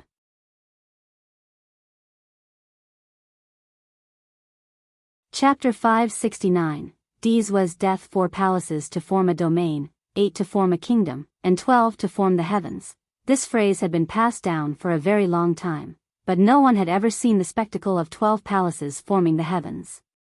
But at this time, many were able to witness this miracle. Right now, Li Qie was an immortal ruler that was worshipped by the other deities. In the sky, he was the supreme existence and nothing else mattered. Even immortals must prostrate and declare themselves his loyal subjects. This scene was too shocking. It was as if he was already above the heavens while despite having yet to shoulder it. At this minute, he was at the apex of all existences. All merit laws and secret arts became meaningless and feeble. The heavens created from the 12 palaces was already the strongest merit law. 12 palaces were more than enough to represent everything. What merit law or art could be more heaven-defying than having one's own heavens? All the laws and Tao were beneath the heavens. Li Qie, with his own heavens, was beyond anyone's imagination. This was unable to be described with mere words. He finally succeeded in opening the 12th palace. Lan Yunju murmured. She knew that sooner or later, he would be able to do so, but she didn't expect this day to come so quickly. The heavens of 12 palaces. Daoist Baogui's mouth became dry after seeing the sky above Li Qia's head. At this minute, he and the ancestors of the great powers were completely pale from astonishment. No one would be able to stop Li Qia's rise, neither Dizhua nor Tian Luanhui would be able to do so. Time to end this, Li Qia said with a smile. There were no techniques or laws since Li Qia's sky was plenty enough. Once it spread its influence, nothing could deter its path. No. Dizhua exclaimed with a shocked expression, but he was powerless. Boom. He was blown away as blood spurted everywhere, causing his expression to pale. The aphotic Tao had been completely suppressed by Li Qia's sky without any effort. Everything became insignificant. What was stronger and higher than the heavens? The suppression of the sky caused everyone to take a deep breath as they felt their spines being frozen. Anyone would break out in a cold sweat while watching this scene. They all felt that Dizhua's aphotic Tao was extremely terrifying. Anyone would die for sure when met with such a Tao. However, it became so feeble and weak and was completely suppressed before Li Qia's sky. Dizhua was stunned. He knew his Tao the best, which was why he was being driven mad. He didn't want to lose in such a manner. I command you to open. Dizhua crazily shouted as he decided to risk it all. Clack, at this time, the heavy sound of a gate opening appeared as Dizhua's longevity blood dyed the golden gate behind him red. A golden light filled the world once the doors were opened. A shadow stepped out from the door. This was an invincible shadow that looked down on all existences as they trembled before it. This shadow was so powerful that it caused all spectators to palpitate as if an immortal emperor had arrived. Upon arrival, it used an invincible momentum to strike Li Qia. The stars became dark with this imperial attack. Even the you of the future is useless, not to mention the fact that you won't have a future. Li Qia roared in response. He was completely nonchalant against the oppressive shadow. At this second, he was the unstoppable embodiment of invincibility. His will was the will of the heavens. The weight of his hand was the unbearable burden of the firmament. Boom! The invincible shadow shattered beneath Li Qia's gigantic hand. Against the absolute will and crushing force of the sky, even Dizhua's battle intent from the future was of no use. Pop! Li Qia's hand struck Dizhua's body, bloodying it and blowing it away. All of his bones shattered, and he no longer had the strength to fight back. Li Qia quickly grabbed him before he hit the ground. Dizhua's face was deathly pale while he himself was without any will to resist. Li Qia had him by the neck and slowly asked, "Now, do you have any last words?" Dizhua's mind returned from its momentary absence as he closed his eyes and said, "Make your move, I have nothing to say." At this point, he remained undaunted and still had a graceful bearing. Dizhua was indeed Dizhua, death was nothing to him. Wait! The Myriad Bones Throne's ancestor shouted in horror from the ancestral mountain. So? Do we old geezers have to get involved as well? A feeble voice immediately responded from the river Sex divine coffin. Azure God Monarch, that is not my intention. The Myriad Bones ancestor forced a laugh and said in a serious manner, "Fellow Daoist Li, let go of our disciple and we can talk about any conditions. We will definitely satisfy your demands." This ancestor wanted to save Dizhua since it was not easy to train a descendant. Dizhua had the highest potential in the Throne of Bones, so even if he didn't become an immortal emperor, his achievements would still be quite grand. His talents and Tao aptitude were the most precious treasure of the throne. Because of this, no matter what happened next, the ancestor hoped to save him.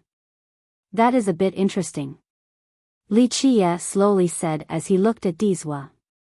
But at this time, Dizhua opened his eyes and shook his head to say, "No, ancestor, let me go. I have let you ancestors and the Myriad Bones thrown down. I apologize for my defeat today."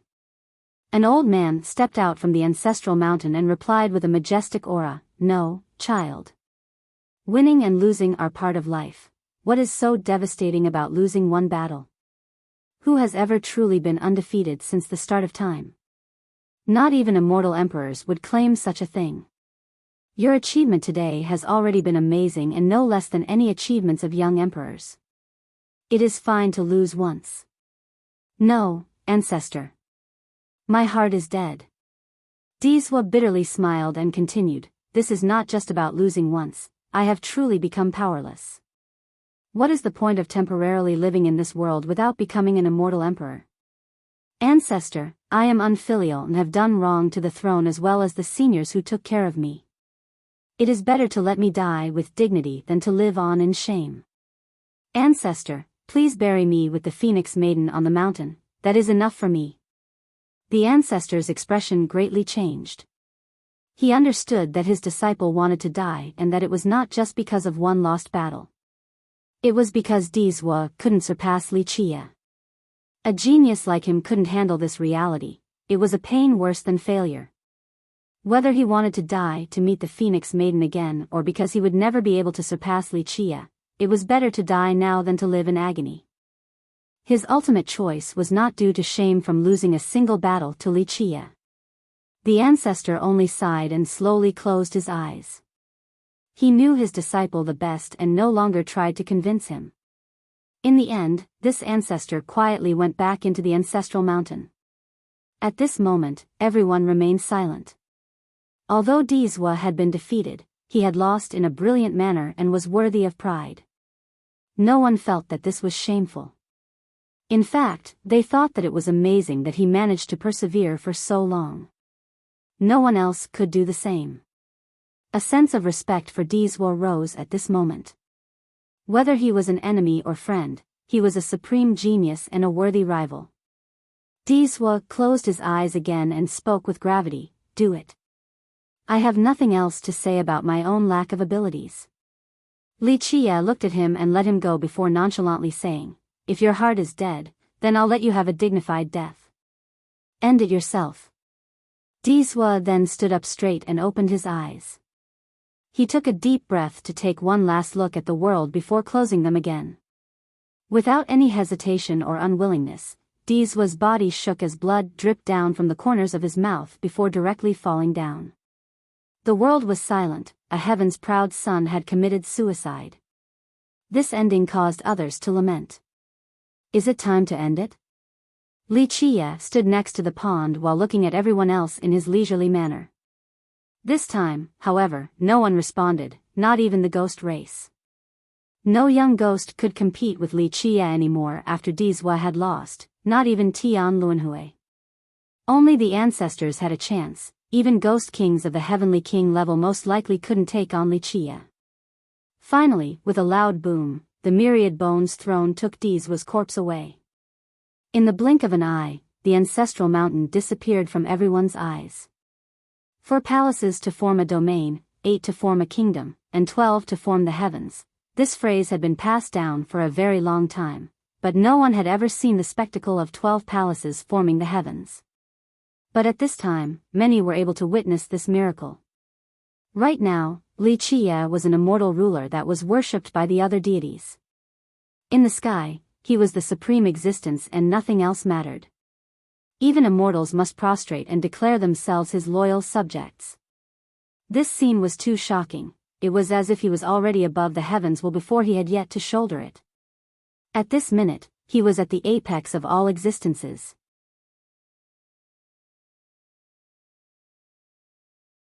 Chapter 570, Titanic Crescent's 3 ancestors. Many became sentimental when they saw the ancestral mountain depart.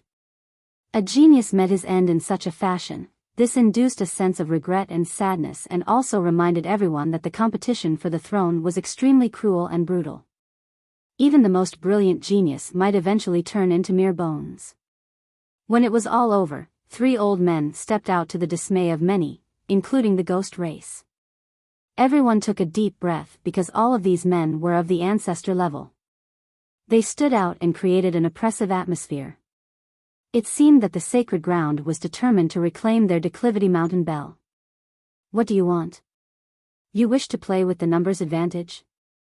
Li Chia remained calm before the 3 ancestors who were all virtuous paragons. Fellow Daoist Li, you should return our declivity mountain bell back to the sacred ground. This is our heirloom. An old ancestor cheerfully smiled. If you are willing to give it back, we will definitely not let it be for nothing. Li Chia looked at the three ancestors, then burst out in laughter. He shook his head and said, "Never. If your descendant threw this thing out, you all should understand that it was the same as throwing a meat bun at a dog. Your descendant lost only because of his own inability. As for the Declivity Mountain Bell, I will gladly accept it." His words caused the three ancestors to change their expressions. One of them gravely spoke, "Junior, take a step back and realize the vastness of the heaven and earth. Having one more friend is better than gaining one enemy.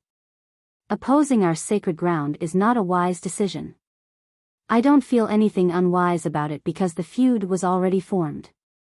So what if I take the bell?"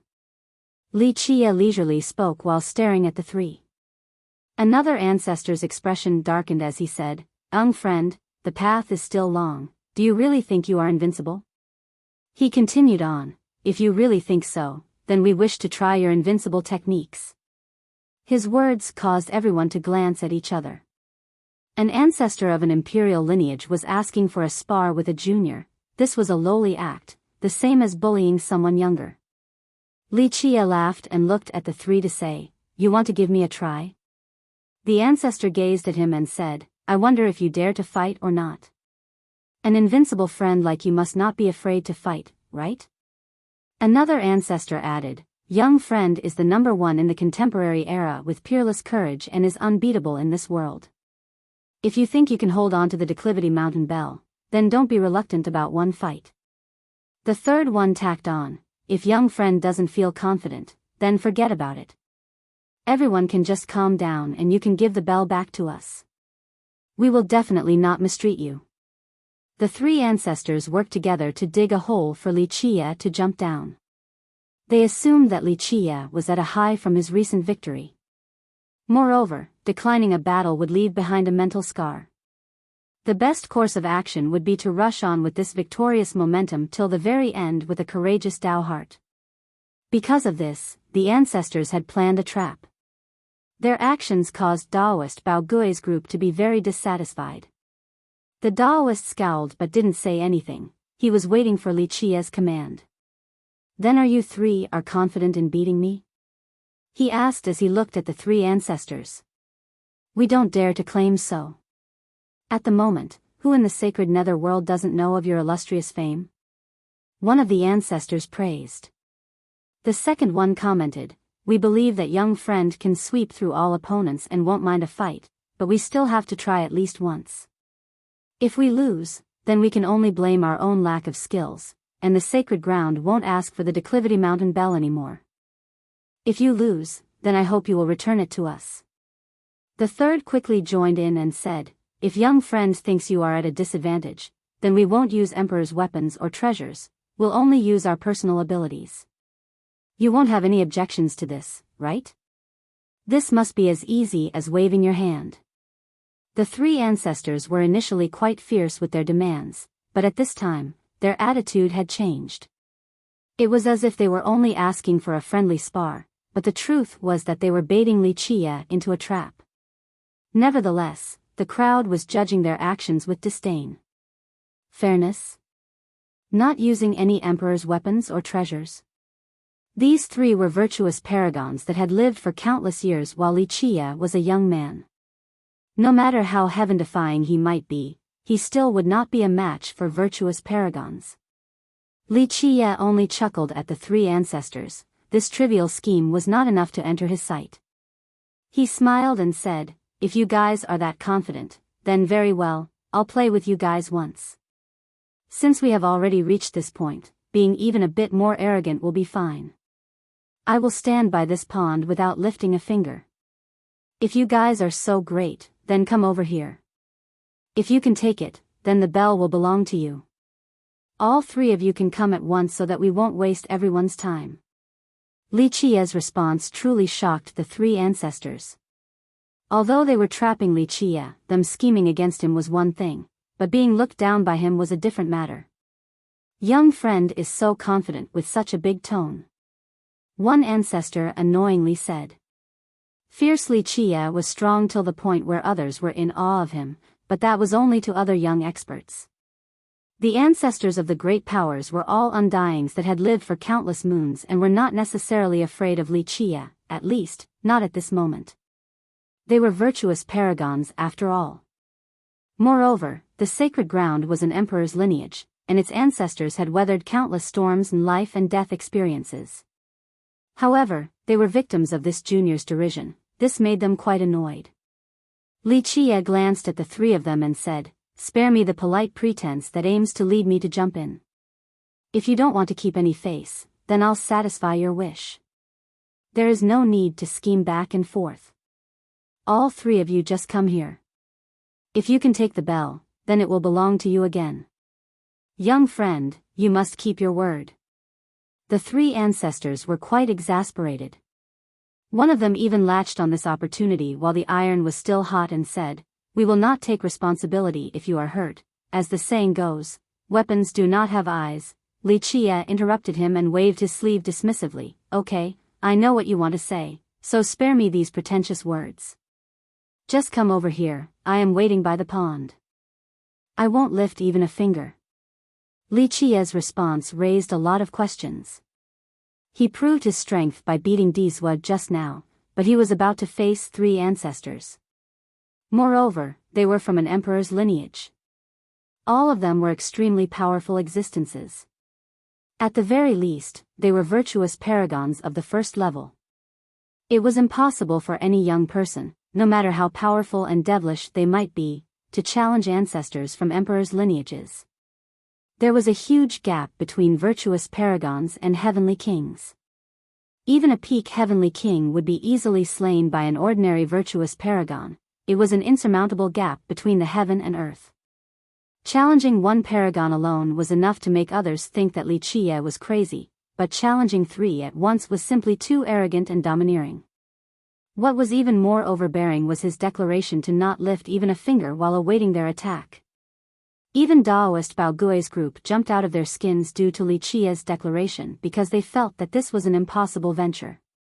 Li Qie was absolutely brilliant, but there was still a distance between him and paragons. "In that case, we'll do as you wish." One Titanic Crescent ancestor spoke right away. To these three ancestors, this was a chance given to them by the heavens. It was too fortunate and they would never let it go. Who could they blame if Li Qie had a death wish? Everyone heard Li Qie's words, so even if the three of them killed Li Qie together, the river sect couldn't say anything. The three slowly surrounded him with a very cautious attitudes without the slightest hint of carelessness. If another young man challenged the three of them in this manner, then they would immediately reach out with their hands to instantly kill that courageous fool. However, they had all seen Li Qie's devilishness.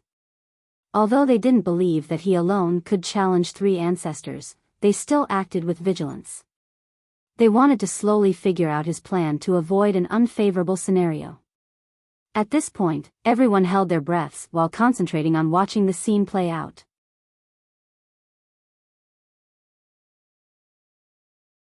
Chapter 571, Swallowing Three Ancestors. No one would deny Li Qie's invincible might, but because of his young age and limited cultivation, he still had a long way to go before challenging virtuous paragons. Everyone felt that competing against one ancestor was already arduous, let alone three at the same time. This was simply impossible. Many speculations appeared. Some awaited a miracle while others prayed that Li Qie would die a miserable death to the three ancestors. To the younger cultivators, Li Qie was so heaven-defying that if he continued to live, the young would never have a chance to rise. No matter how great they might be, the heavens wouldn't be meant for them. They also knew that no one in the younger generation could kill Li Qie, so they had to rely on the previous generation, such as these ancestors. Li Qie watched the careful approach of the three ancestors and smirked. "Hurry up, don't waste my time." At least, in the three ancestors' eyes, his expression and attitude were a blatant disrespect.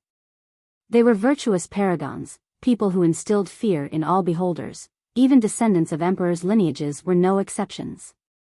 But at this moment, Li Qie's leisured attitude was as if he didn't put them in his eyes, and they couldn't accept this.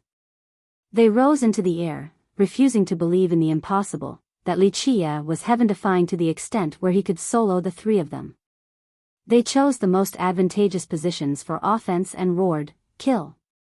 Their attack was so devastating that it caused the Grand Tao to shatter and the stars to fall. Such a terrifying aura instilled horror in the spectators. The weaker ones could do nothing but lie on the ground without being able to stand back up. An attack from a single virtuous paragon was already extremely terrifying, so it was needless to say what happened when there were three. Even the most powerful heavenly king would be rendered into ashes, let alone a young person like Wuxia. The hearts of Daoist Bao Gui and the rest of the elders jumped out of their ribcages after seeing this onslaught. They were full of regret and thought that Wuxia shouldn't have been this careless. If they would have known that this would be the outcome, then they would have stopped his enemies in his stead. Crash. However, a splashing sound resounded at this moment. Right before this attack could destroy Wuxia and turn him into ashes, a huge carp suddenly jumped up. No one knew where this carp came from since the pond before them couldn't contain such a huge carp. Only an ocean could house such a big beast. It seemed like this carp had jumped out from another world. It immediately attempted to swallow the three virtuous paragons from the Titanic Crescent sacred ground. In this very second, the three ancestors panicked and wanted to flee, but they couldn't escape its gigantic maw and were swallowed like prey. No! Their unwilling screams echoed out from within the carp's mouth. Unfortunately, they didn't even have the chance to feel regret. The carp was not satisfied after swallowing the three ancestors from the emperor's lineage. It was a sad fate of dying without a burial ground. This scene stunned everyone. No one expected for a huge carp to come out, but they were even more shocked that it swallowed three paragons like three little flies. "It's the diamond carp." A person calmed down and shouted. Then, the crowd all ran far away to keep a distance. No one dared to come any closer. The diamond carp. Daoist Bao Gui's group was also quivering with fear. Although those who had chased after it before were full of dread, Daoist Bao Gui's group, of course, was completely pale because they chased after the carp all over the water realm for the longest time. During their chase, they had never seen it attack anyone because it was very mild-tempered and wouldn't take the initiative to attack. Its speed was also very fast, much faster than a heavenly king. Moreover, they didn't expect for it to be strong to the point of being able to swallow three ancestors so easily. How frightening was this? If they knew that it was this dangerous, they wouldn't have been courageous enough to chase after it. Think about it, who would dare to chase after an existence that could kill three paragons? If it became annoyed, then it would swallow the entire group. Those who previously had intentions of attacking it were now drenched in cold sweat. Luckily, they didn't successfully chase it down, or else the result of the three ancestors would be repeated on them. No. The sacred lord from the Titanic Crescent camp bellowed miserably. His countenance was as white as paper. He thought that if the three ancestors came into being, they would be able to take back the mountain bell. How could he have known that not only would they fail to do so, but they would also become food for the diamond carp? The sacred ground suffered a heavy loss at the moment after their failed gamble. Who doesn't know an old trick of baiting people with words? Wuxia said and smiled after seeing the diamond carp swallow the ancestors.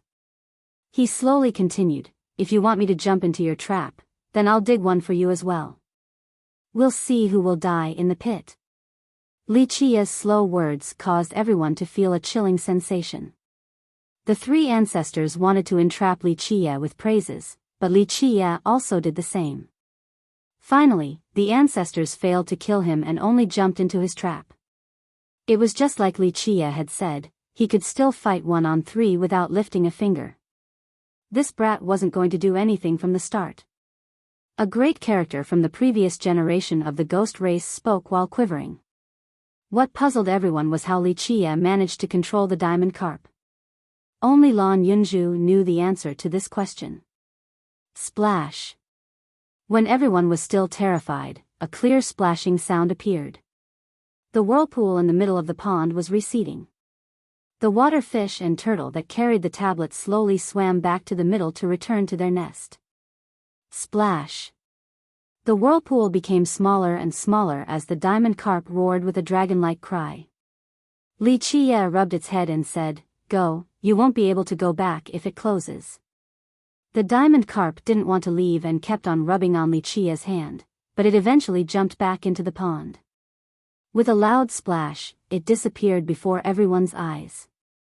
It was difficult to believe that such a little pond could contain the huge diamond carp, but maybe it wasn't so strange after all, since each step was a single world in this pond. Crash! The whirlpool spiraled with ripples and eventually disappeared like it had never been there at all. No, an unwilling person let out a cry, but he was powerless and could only watch it disappear. The group also realized that the big fortune was now gone.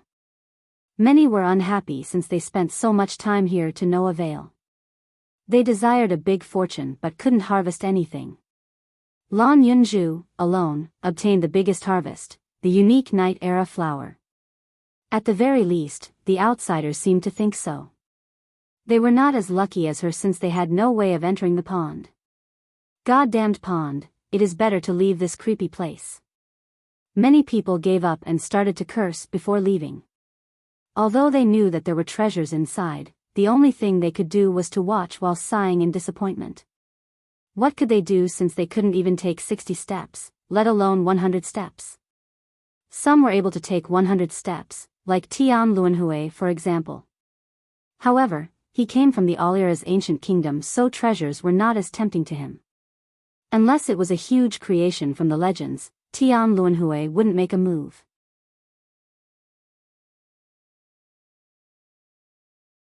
Chapter 572, Earth Realm. Some still tried to stay to test their luck, but the majority left for other places in the Water Realm while many left it altogether. This was because the best treasures in the Water Realm had been taken by the Thousand Carp River and other treasures were hard to obtain, so they might as well test their luck in other places. "It's time to go," Li Qie said as he jumped on the big carp. Daoist Bao Gui commanded the carp as it took the river sex group into the sky, leaving the pond. It flew very quickly above the vast ocean. "Young noble, where do we go next?" Daoist Bao Gui asked. "You guys got a great harvest this time, and the prime ominous grave will close very soon." Li Qie said, "Leave the grave and return to the Thousand Carp River." "What about young noble?" The Daoist asked. "How about we wait here and wait for the closing of the grave? Maybe you will require our assistance in the future." Li Qie narrowed his eyes while gazing at the far horizon and said, "No, you guys won't be able to help since I plan on going to the Heavenly Cemetery." "Heavenly Cemetery? How about I go with you?" Lan Yunju quickly said. "No, I can't bring you along. I'm going to the Path of Death, so you can't come, I have to go alone." The Path of Death in the Heavenly Cemetery. Upon hearing this, not just Lan Yunju, but the Daoist and all the elders were scared out of their minds. Lan Yunju thought she had misheard and tried to clarify, "You really want to go on the Path of Death? That is suicidal." "Yes. I have to go to the Path of Death." Li Qie seriously nodded his head in response. The group's expression greatly changed, and the Daoist said with worries, "Young noble, you're talking about the Path of Death. It is hard to leave alive. If you want to train or find a big fortune, then pick the Path of Life. At the very least, there is a chance of coming out alive even if it is only 10%. In contrast, the Path of Death is simply impossible to survive. No one will come out from it." "That's right. Young noble, just pick the Path of Life, don't go to the Path of Death." Another high elder of the river sect advised, "There is still a chance to come out of the Path of Life, but the other one is hopeless." The Heavenly Cemetery was located in the Earth Realm, and some called it the center of the entire realm. When someone with the prime ominous key entered, they could exchange it there for a fortune. There were two entrances, one was the Path of Life and the other the Path of Death. Although the former was called the Path of Life, it was also extremely dangerous with only 10% of survival. Nevertheless, many experts and geniuses still tried to walk on this road. Besides searching for big fortunes and the mythical method of everlasting life, it was also a great place to train. But as for the path of death, no one had ever returned alive. No one knew what was inside since it was covered in an aura of death all year round. Some said that it was the lair of evil apparitions, and any trespasser would be killed. For millions of years, many didn't believe in such a theory, so they entered only to never come back out, including some invincible existences. Don't try your luck with the path of death, it is just a dead zone. Venerable Yang was very worried as he said, there were rumors that someone with the title of God King had entered, but he never came out as well. I know, the path of death has zero chance for survival. Li Chia calmly said, but I must enter due to some unfinished business. Also, it is only a path of death to others, I will come out alive, don't worry. Daoist Bao Gui's group noticed that Li Chia was determined and wouldn't listen to any advice, so they sighed non-stop. They could only ask him to be careful since they didn't know what else to say. I'll go with you. Lan Yunju spoke while standing next to him. No, I can't bring you to the path of death since only I can enter. Li Chia said as he shook his head. Don't worry, I won't go on the path of death with you, just to the earth realm and the heavenly cemetery. You can go by yourself for the rest of the way. Lan Yunju playfully blinked her eyes and continued, plus, not seeing the center of the earth realm when I'm already here at the prime ominous grave would be a shame. I want to broaden my horizons. Li Chia looked at her for a bit then nodded in agreement. The two then said their goodbyes to the Daoists group before entering the portal. The Daoist then left the grave while Li Chia and Lan Yunju secretly went to the earth realm. Once they arrived, Lan Yunju stood there and looked all around. Before her was a vast scene with a heavy scent of the earth. This place was especially dry. However, it was also covered entirely by a layer of fog that didn't seem to be dissipating at all in the sky. It consisted of a wide terrain with rolling mountains. There was a grave tablet in the middle of the land. Countless graves were here in this place, some appeared very humble, some were even bigger than mountains, and some stood proudly next to the sky. One of them lingered mysteriously in the high sky while another hung in the middle of two great veins. One was in the middle of a river with its water flowing around and entering it. To sum it up, there were all types of strange graves. If one could imagine a coffin with a certain design, then they could find it here at the earth realm. It was as if all graves in the 9 worlds were here.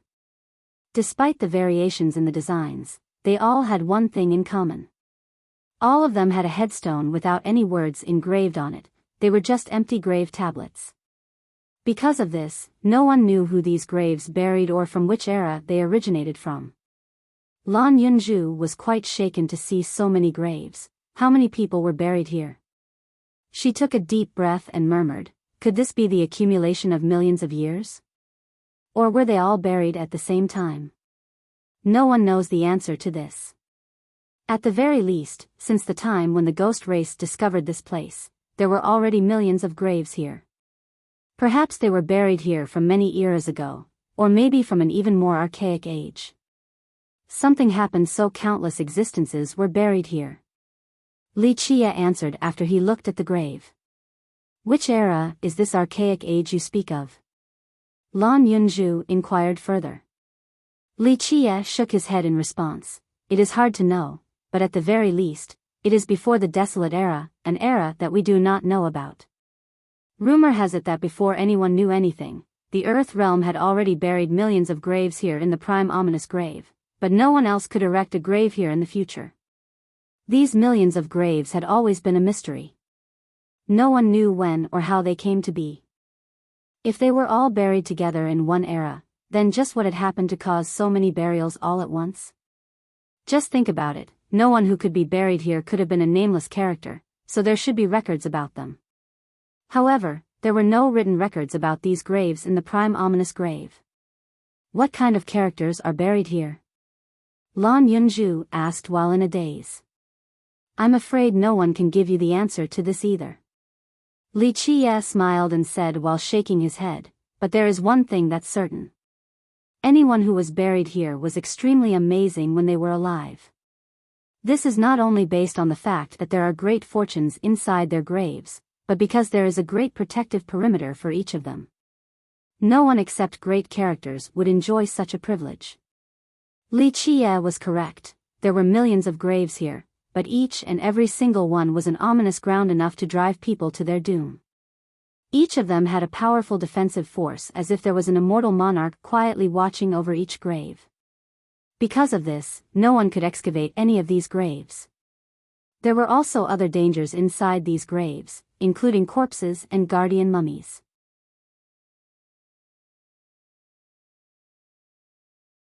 Chapter 573. Heavenly Cemetery legends state that these corpses and mummies were all heaven-defying experts when they were alive. Later on, they failed during their attack on these graves and died miserably here.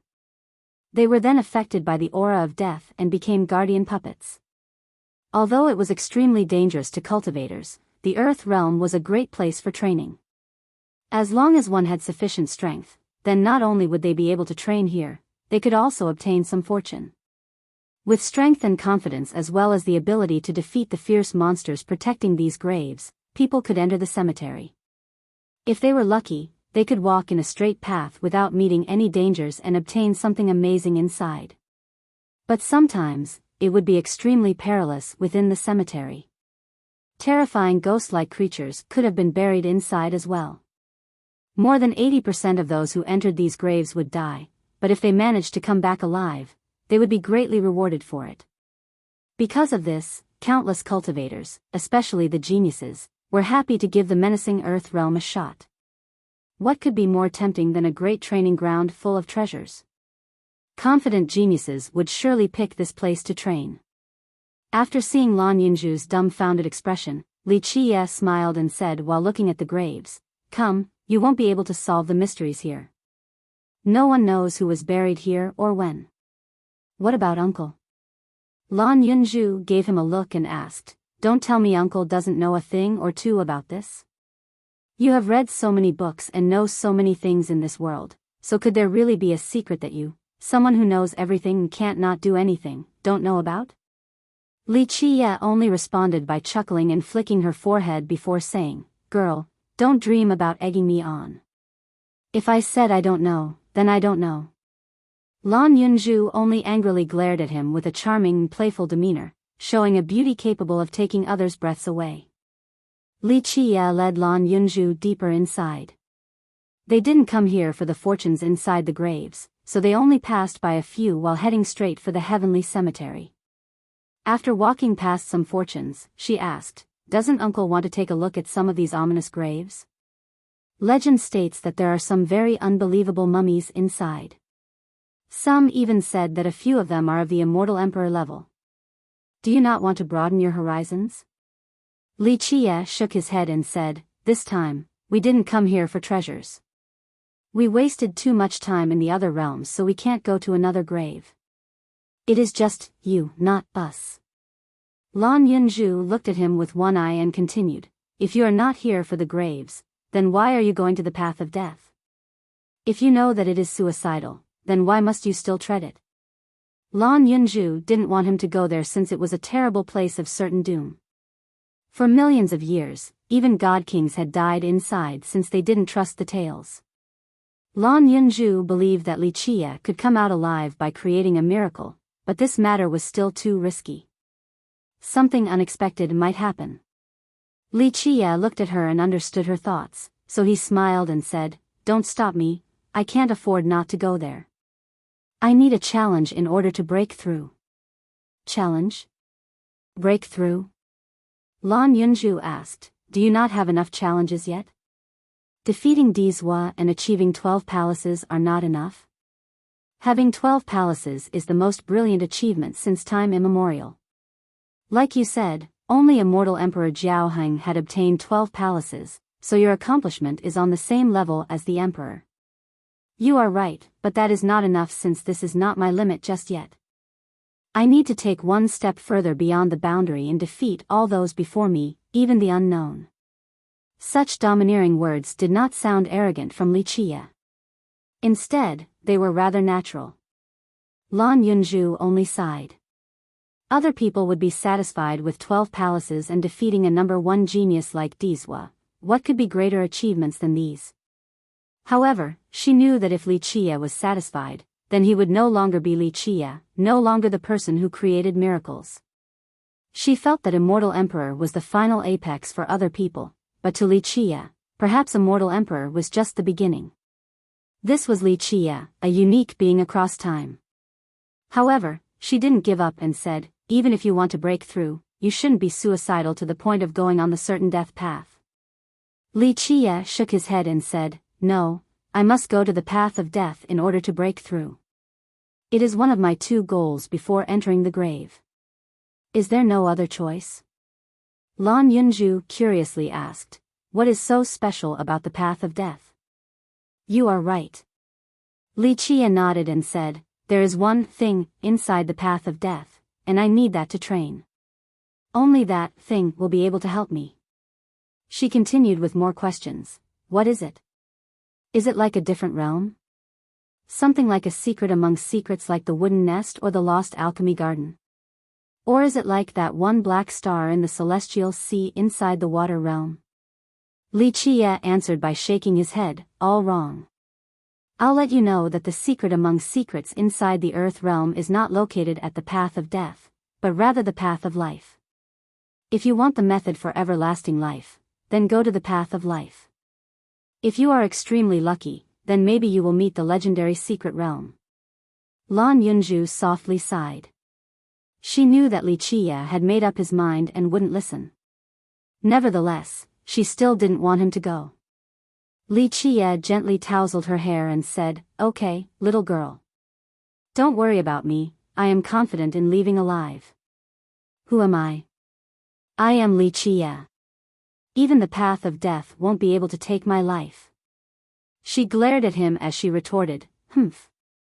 I certainly hope so. If you die here, I won't bother to pick up your corpse so that it can rot in the wild. What could she do when Li Chia had made his choice? Li Chia, on the other hand, only smiled while looking at her expression without saying anything back.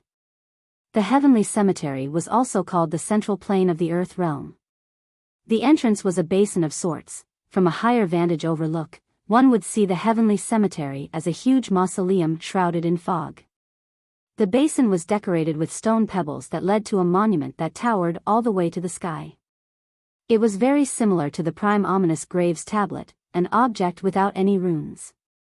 If one used the key to exchange for a fortune in front of this monument, then maybe one could obtain an unparalleled treasure. To the sides of the cemetery were 2 bottomless abysses, and above them were 2 small paths. One was the path of death and the other the path of life. These 2 paths led the way into the cemetery. For millions of years now, countless experts had entered both paths. Very few left the path of life alive, while the only rumors about the path of death was that once one enters, there would be no leaving. The most recent person to come out of the path of life successfully was Dizwa. Not long before, he entered it for self-training. Alas, due to the death of the Phoenix Maiden, he gave up infiltrating further into the cemetery. Another person who left the path of life alive was the famous Immortal Emperor Diyu. At a young age, he once entered the path of life, and people believed that he made it very far through all the trials. But of course, there were also speculations saying that he didn't make it all the way to the end. These speculations were not important. The crucial part was that he had obtained an immense fortune in the path of life that was possibly the method for everlasting life. Because of this, geniuses and ancestors that were near their death all came to the path of life to try their luck. In summary, whether it was for training or for the method of everlasting life, those who dared to come to the path of life were all amazing characters. Needless to say, those who managed to return alive were even more incredible. At this moment, Li Chia and Lan Yunju were standing on a high peak outside of the basin while gazing at the distant heavenly cemetery. Seeing the 2 tiny paths on top of the abysses took away Lan Yunju's breath. Calling this place the most dangerous location in the world was not enough to describe its treacherousness. However, the heavenly cemetery had one noticeable difference in contrast to before. Above the huge tablet at the entrance was a floating island that covered the entire cemetery. Legend states that these corpses and mummies were all heaven-defying experts when they were alive. Later on, they failed during their attack on these graves and died miserably here. They were then affected by the aura of death and became guardian puppets. Although it was extremely dangerous to cultivators, the Earth realm was a great place for training. As long as one had sufficient strength, then not only would they be able to train here, they could also obtain some fortune. With strength and confidence and the ability to defeat the fierce monsters protecting the graves, people could enter the grave. If lucky, they could go in a straight path without meeting any dangers and obtain something amazing inside. But sometimes, it would be extremely perilous inside the grave. Terrifying ghost-like creatures could be buried inside as well. More than 80% of those who enter these graves would die, but if they managed to come back alive, they would be greatly rewarded for it.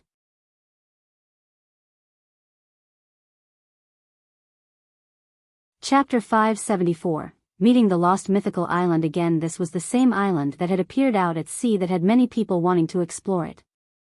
The lost mythical island was still shrouded in mist, but it was a lot thinner than what it had been initially. It was as if the mist would completely dissipate after just a bit longer. The lost mythical island. Li Qie murmured as he looked at it. Lan Yunju also gazed at the landmass, then back at Li Qie, who was standing next to her, and asked, "This is your other goal for coming to this place, right?" Back at the Thousand Islands, she had followed him and saw what he did before leaving later on. Although she didn't see the island appear outside with her own eyes, she guessed that it didn't appear for no reason and must have something to do with Li Qie. After its disappearance, he immediately went to the prime ominous grave, so she knew that he specifically came here for it. "Yes. I need this island," Li Qie said and nodded. He stared at the mist shrouding the island and continued, "It seems like the mist will dissipate before the grave closes. This means I will need to take a trip there." Lan Yunju found it strange that he placed such emphasis on this island, so she inquired, "What does the island have? True immortal medicine? Invincible treasures? Supreme scriptures? Or a mythical beast?" There had been many legends surrounding the island. Some swore that they saw a golden dragon soaring in the sky alongside divine phoenixes. The scene was very real and was not merely illusions. Because of this, people speculated that the island might be the lost residence of divine beasts like dragons and phoenixes. All incorrect. Li Qie narrowed his eyes in response. If there is one thing on the island, then it is a terrifying and extremely frightening existence. Just how terrifying? Lan Yunju was alarmed after seeing Li Qie's expression. To an indescribable extent. It is a bringer of destruction and killer of gods and immortals. It is not a weapon but is far more potent than one. Lan Yunju's heart thumped rapidly. What kind of existence was worthy of this description? Could there really be a thing capable of slaying gods and immortals in this world? "Okay, girl, you cannot spend forever to send your husband off." Li Qie told Lan Yunju, "Here is far enough, I will enter now. Time will run out if you are too late, it will be all for naught if the grave closes." Recently, he had been very famous, especially after defeating Dizwa and becoming the #1 of the younger generation. "Li Qie is here!" The crowd exclaimed, but those that were the most alarmed were the ghost cultivators. If it was before, then someone would be saying, "That brute, Li Qie, is here." But ever since his victory over Dizwa, no one dared to call him a brute anymore. Even the ghost race who really hated him didn't dare to address him in such a manner. In a short amount of time, all eyes were on him. Both young and old were looking at him with a sense of apprehension. Everyone knew about his last battle and how he used his heaven-defying momentum to defeat Dizwa. This instilled fear within everyone. While looking at him, they suddenly remembered that he had 12 palaces. 12 palaces.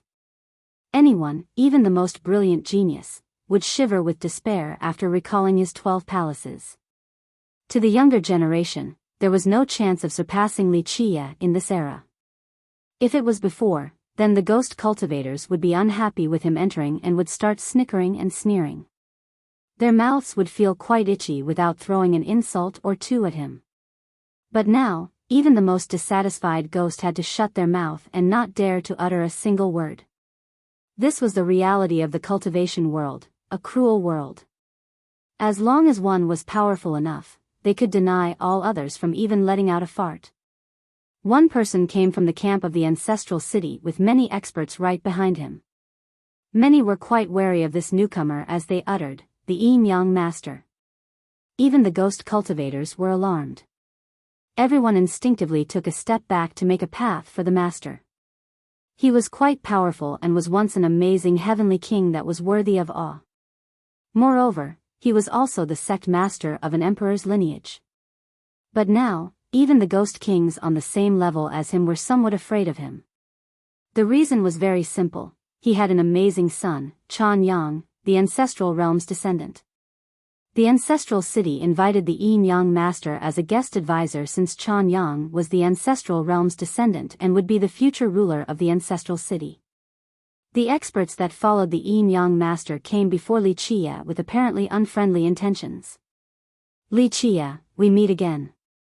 Others might be afraid of Li Chia, but the master didn't put him in his eyes and addressed him informally. The master had such qualifications. Who was to blame for his son being the future master of the ancestral realm? And? Li Chia replied as he nonchalantly gave the master a glance. His attitude was met with a snort from the master. Even people from the ancestral city had to respect him, so what's more to say about a little brat like Li Chia? Still the same words. The Yin-Yang Master arrogantly smiled and coldly spoke, "If you are smart, then hand over the key.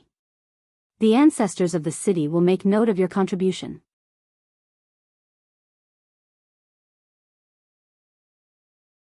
Chapter 575, Ancestral City Lord. The master's tone was aggressive and threatening, causing the silent spectators nearby to shiver. The Yin-Yang Gate was not necessarily stronger than the Titanic Crescent's sacred ground and was definitely incomparable to the Alira's ancient kingdom or the simple mountain immortal kingdom, let alone a lineage like the Myriad Bones throne. However, the Yin-Yang Gate of this generation was flying high and could walk proudly everywhere. The Yin-Yang Master was even more unstoppable. The world listened to his commands, so he put no one in his eyes. Although many hated him and the other emperors' lineages didn't like him, they didn't bother with trivial quips due to his talented son. Li Chia coldly glared at the master after seeing his arrogance before revealing a smirk and said, "If you or the ancestral realm kneeled down and begged me, I would have thought about giving you the key back then. But now? Get the hell out of here and don't bother me." The experts from the ancestral city changed their expressions after hearing this. The master's expressions sank as well. The spectating cultivators were scared out of their minds. Li Chia's attitude was simply too arrogant towards the ancestral realm. Not to mention young people in the sacred netherworld, even ancestors and legendary masters wouldn't dare to act so boisterously against the ancestral realm. Who would dare to be so smug when talking to the ancestral realm? But now, Li Chia told the group to get the hell out of here. This was being audacious beyond boundaries. Another person murmured, "Fierce is indeed different. Only such a fierce person would dare to kill Dizwa." The hearts of others shrunk from fear. Li Chia's attitude showed that he was not taking the ancestral realm into consideration at all. He was even antagonistic towards them.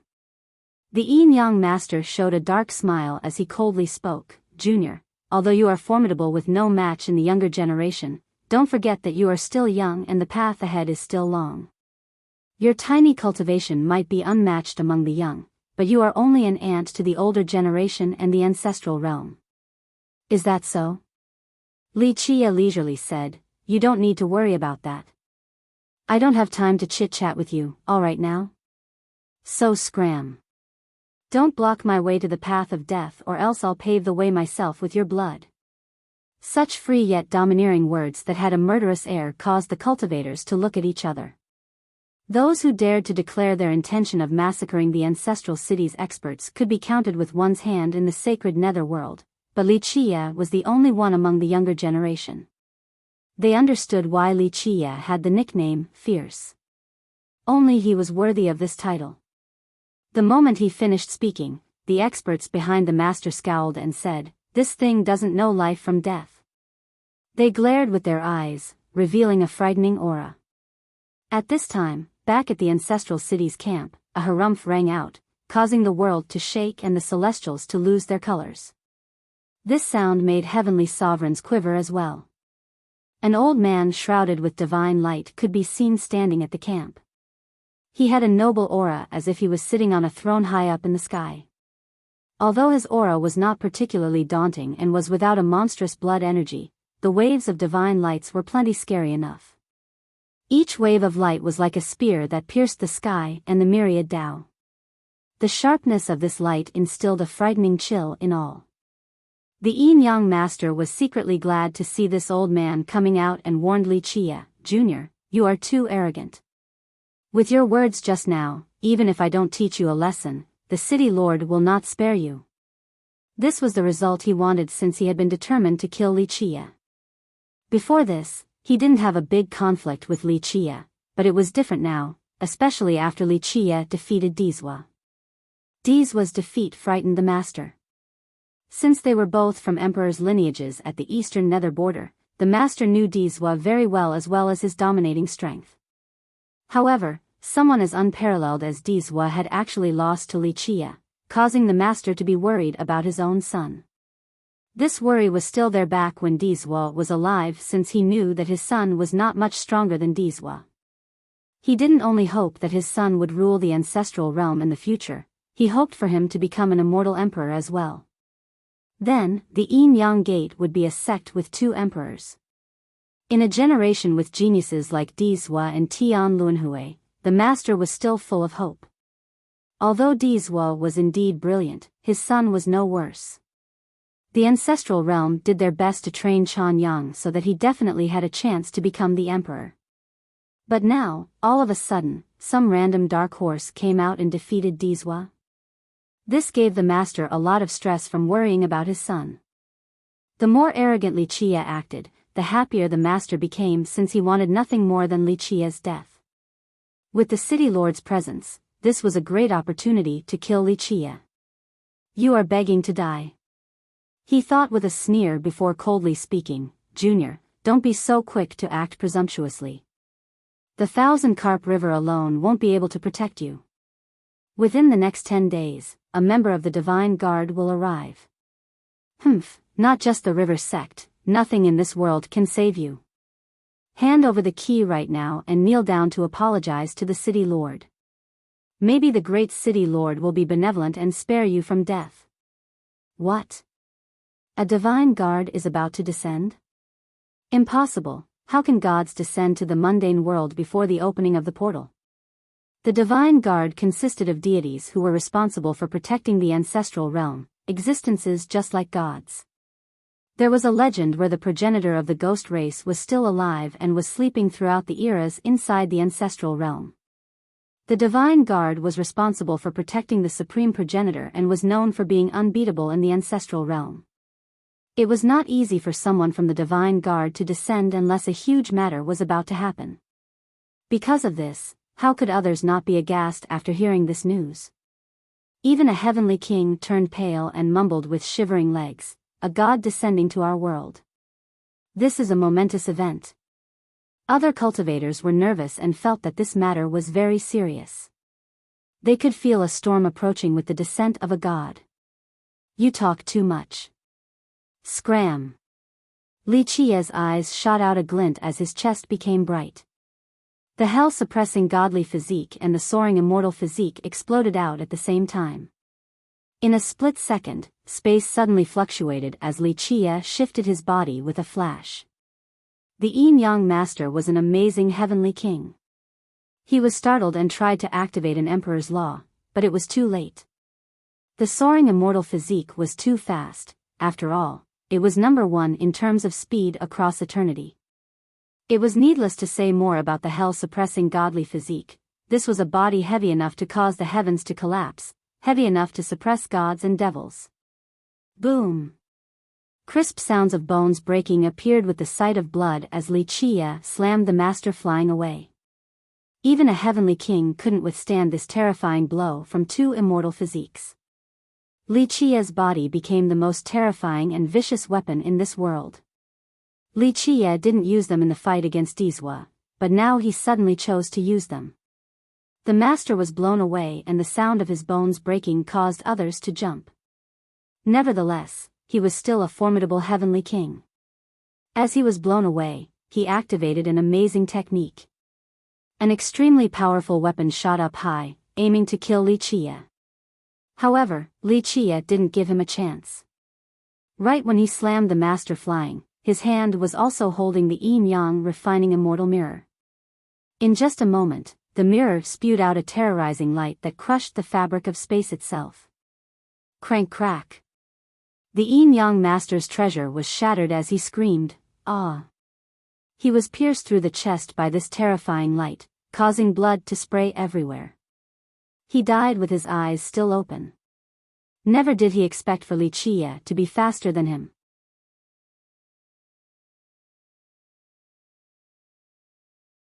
Chapter 576. Sweeping through in an unbeatable manner. The yin-yang master was even more surprised that Li Qia used an unbeatable weapon right from the start. The mirror was a weapon on the same level as Immortal Emperor True Treasures, so its advance couldn't be stopped by the master's body no matter how powerful it might be, killing him on the spot. Who would have thought that this might have happened? Until now, Li Qia had never used a powerful weapon to kill his enemies, but now he had ended a heavenly king with one move.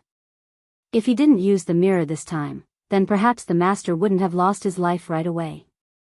This sudden change caused the spectators to be dumbstruck. Who would have thought that Li Qia would kill someone right away due to a verbal quarrel?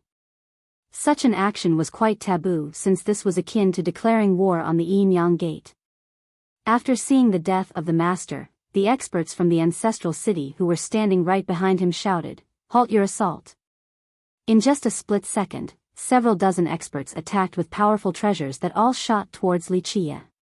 Li Qia scowled in response as his 12 palaces roared while the yin-yang sea of blood drowned the world. An incomparable blood energy empowered the mirror to sweep away all the attacking treasures. Meanwhile, his dual immortal physiques powered up to the maximum.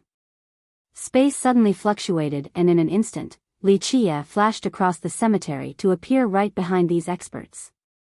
A spectacular scene appeared before everyone. With a flash from his body, all the treasures exploded like fireworks in the curtain of night, and the explosions were accompanied by the sounds of bones breaking. The moment Li Qia's figure disappeared, the experts lost both their treasures as well as their own bodies. Flesh and blood flew everywhere as their bodies exploded. Up above were the colorful fireworks of exploding treasures and down below were the experts' bodies becoming mincemeat everywhere on the ground. Such a scene was too stimulating to the senses.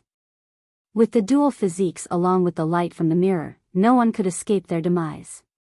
Li Qia killed several dozen experts in an instant and was met by a cry from the camp of the ancestral city, "Little animal, how impudent!" This cry tore apart the world as dozens of old men rushed outside with bright lights flashing around their bodies as if they were deities. Their power caused others to shiver, and even heavenly sovereigns couldn't stand straight.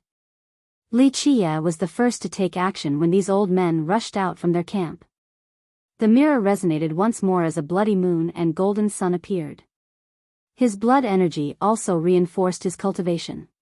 At this moment, he held the mirror with both hands, and it became brighter than 10 suns. Its ultimate attack was comparable to a heavenly annihilation or even an attack unleashed by an immortal emperor with full strength.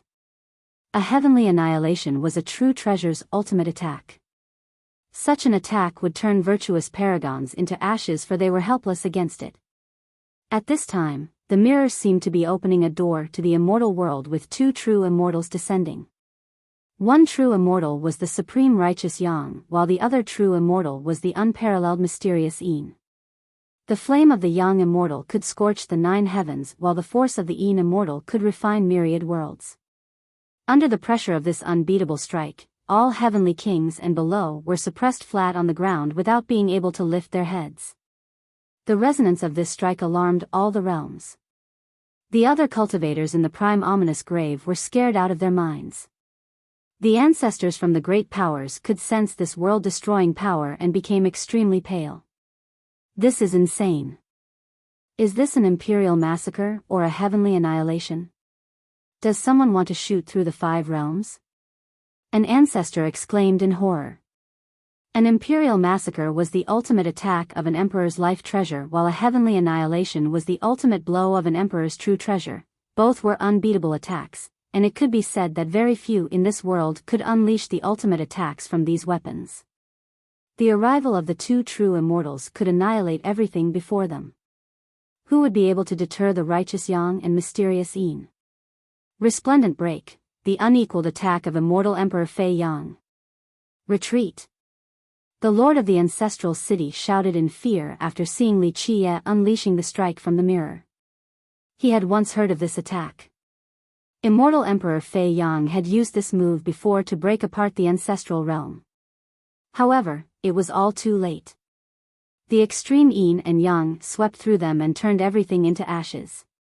The dozens of old men from the ancestral city were annihilated without leaving behind a trace. After this strike, Li Qie then entered the path of death with an incomparably domineering aura, as if he was unstoppable in this world. Many experts from the ancestral city failed to stop him as he opened up a path of blood, just like he said before. Little animal.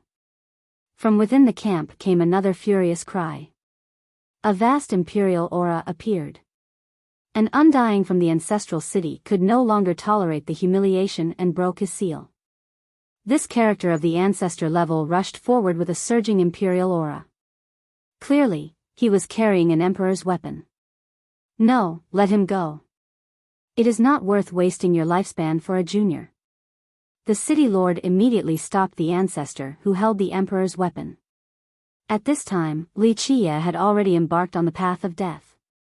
He turned around to face the ancestor and the city lord with a relaxed attitude.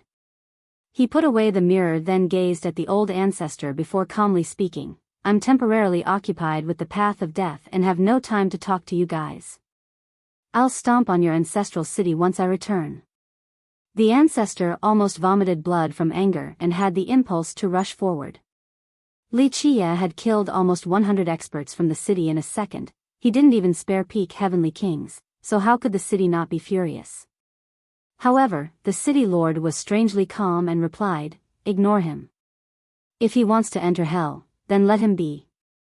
He coldly stared at Li Qie as his eyes were deriving a terrifying universal law. Ever since Li Qie stepped onto the path of death, the city lord had been looking at him as if he was looking at a dead man.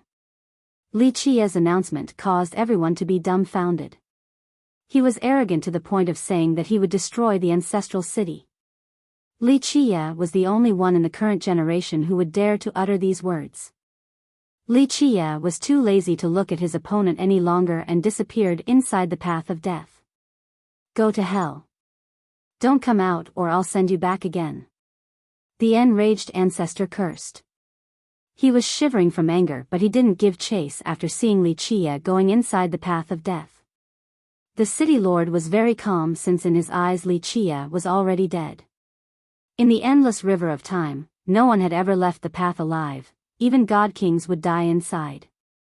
As for the rest, his announcement earlier had already startled them, but now that they saw, with their own eyes, him enter the path of death, they became even more bewildered. Their first thought was that he was crazy, that there was a problem with his brain, or maybe he was tired of living. Is he insane? A heavenly king from the previous generation asked whilst in a daze. They could understand if he chose the path of life. Surpassing all the trials inside was a symbol for an unbeatable and eternal genius. Dizwa had once entered the path of life, so after beating him, it was understandable for Li Qie to enter the path of life as well. However, it seemed that he went crazy and ran into the path of death instead. Everyone knew that the path of death had no chance of survival. People had never heard of someone leaving it alive, not even unbeatable god kings. These were existences who could fight 300 to 500 rounds against an immortal emperor. Think about it, if even god kings died on the path of death, then other people shouldn't even dream about passing. This news quickly spread around, driving all the listeners crazy. His declaration of destroying the ancestral city became insignificant compared to him entering the path of death. One can survive against the heavens but not themselves. A great character lamented after hearing this. He was alive and well, yet he chose to run into the path of death. What is the point outside of committing suicide? Many great characters from the human race sighed in regret. What is wrong with Li Qie? Defeating Dizhua and having 12 palaces already made him the number one in the sacred netherworld, and becoming the immortal emperor in the future would definitely not be an issue. If he kept on going like this, then he would definitely achieve invincibility. Why enter the path of death now? Another human expert added. In a short period of time, many didn't understand his choice regarding the paths. They only came up with one possible answer: he was tired of living. While the rest were confused, Li Qie was walking on the path of death. The path of death was silent and shrouded in a frightening mist. He slowly proceeded deeper as the corpses below his feet became more numerous. It was apparent that they were great characters when they were alive. Even remnants of virtuous paragons could be found. He marched through these white bones in this serene and dreadful atmosphere. The only sound that could be heard was that of his steps crushing the bones.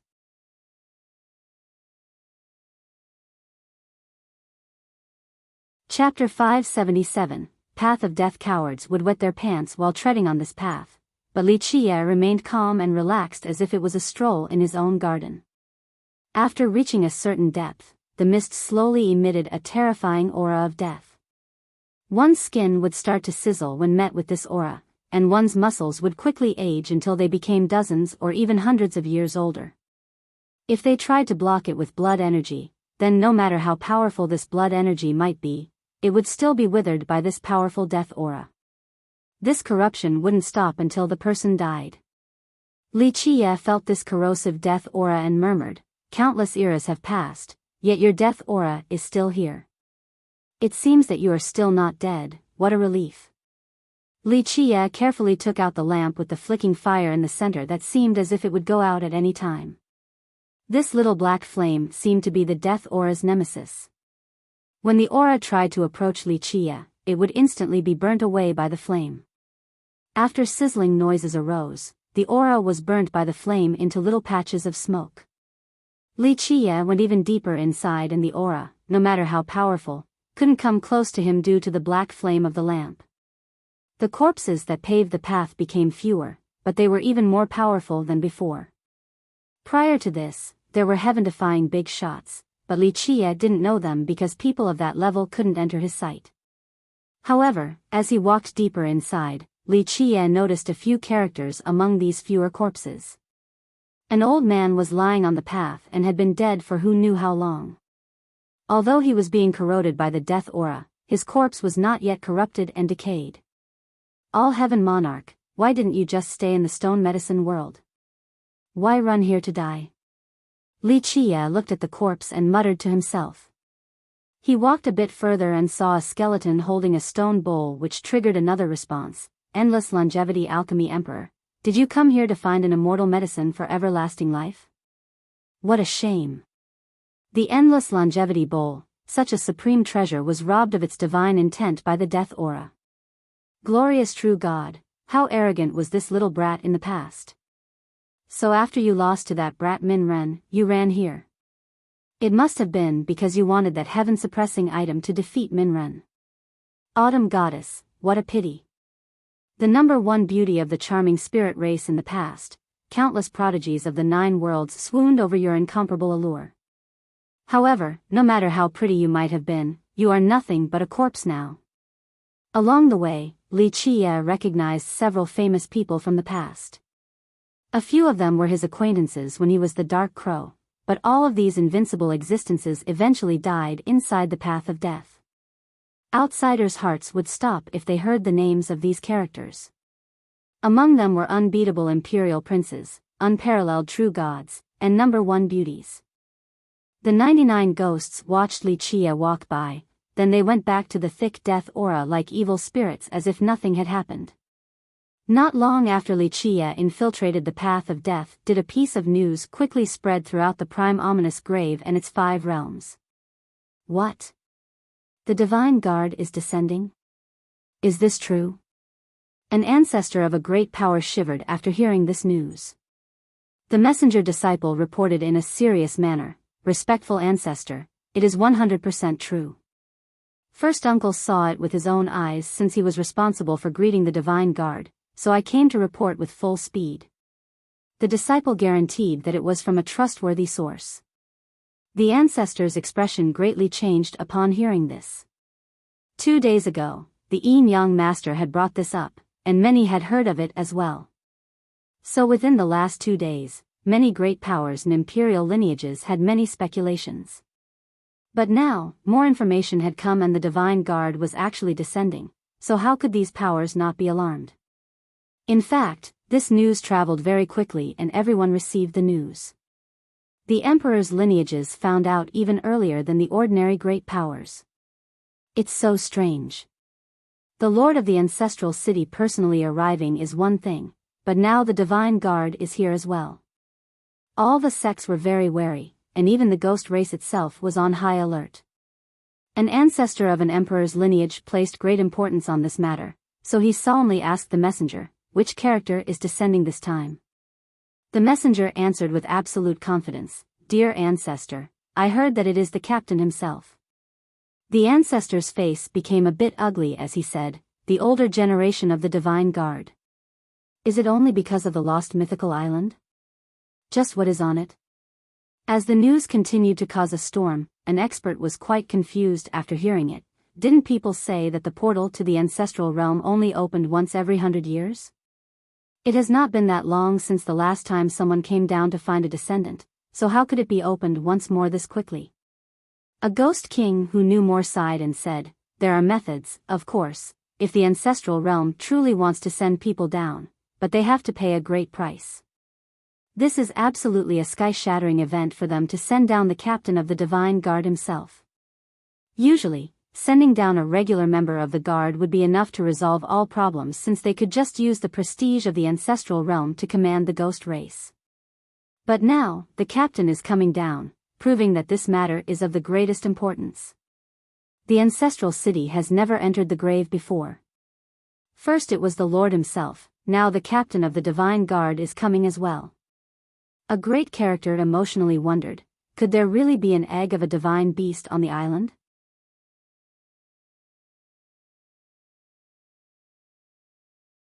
Chapter 578, Headless Man, will withdraw from this place immediately.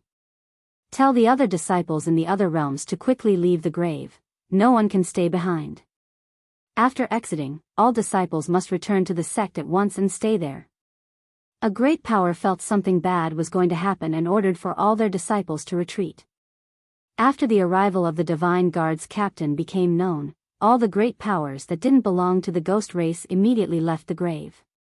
This news made people uneasy, especially for those of the other races. The ancestral realm would not carelessly send someone down, so this signaled the coming of a big event. Now, when a captain was personally coming, it had to be a catastrophic event. Of course, after the other races left the grave, there were still some ancestors who lingered behind to wait for the next event. While the outside was chaotic because of the divine guard's descent, Li Chia had reached the end of the path of death. Other people wouldn't have a method for penetrating so deep into this place, not even god kings, true gods, or other deities.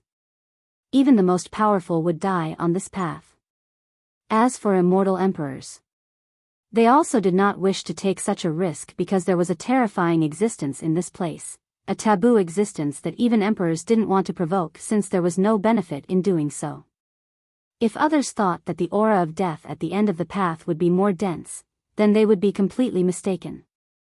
There was not the slightest bit of ghastly energy or aura of death at all. This place resembled a courtyard that was now tattered with broken structures. A slight breeze signified the coming of autumn, creating a comfortable and relaxing feeling as if one was in one's own backyard. Inside these ruins was a little pond. It seemed to be man-made but was actually crafted by the natural order of life. The occasional bubbles that emanated from the water's surface proved that there was a flowing source of water. Whether it was man-made or natural was not important since it was just a very ordinary pond, but looking at the existence inside the pond would instill chills into spectators. There was a person walking around in this pond. This person had a tall stature with an ancient and untraceable dressing style. He quietly walked laps around the pond, each step traveled the exact same distance as if they had been measured to perfection. And the most dreadful part wasn't the person walking around the pond like a robot, it was that this person had no head on his neck. A headless man trod around the pond step by step with extreme precision without stopping. He had been doing this for countless years through the shifting of eras. Anyone would break out in a cold sweat when they saw this mysterious and frightening scene. The cowardly ones would be wetting their pants. Upon further reflection, it made sense since this was the end of the path of death. Not to mention a headless man walking around, it wouldn't be outrageous to see evil devils in this place. Li Qie was neither disturbed nor frightened by the scene ahead inside these ruins. He still had his always calm demeanor. The endless years. Li Qie looked at the headless man and murmured, millions of years to wash away the aura of destruction and cure the eternal wound.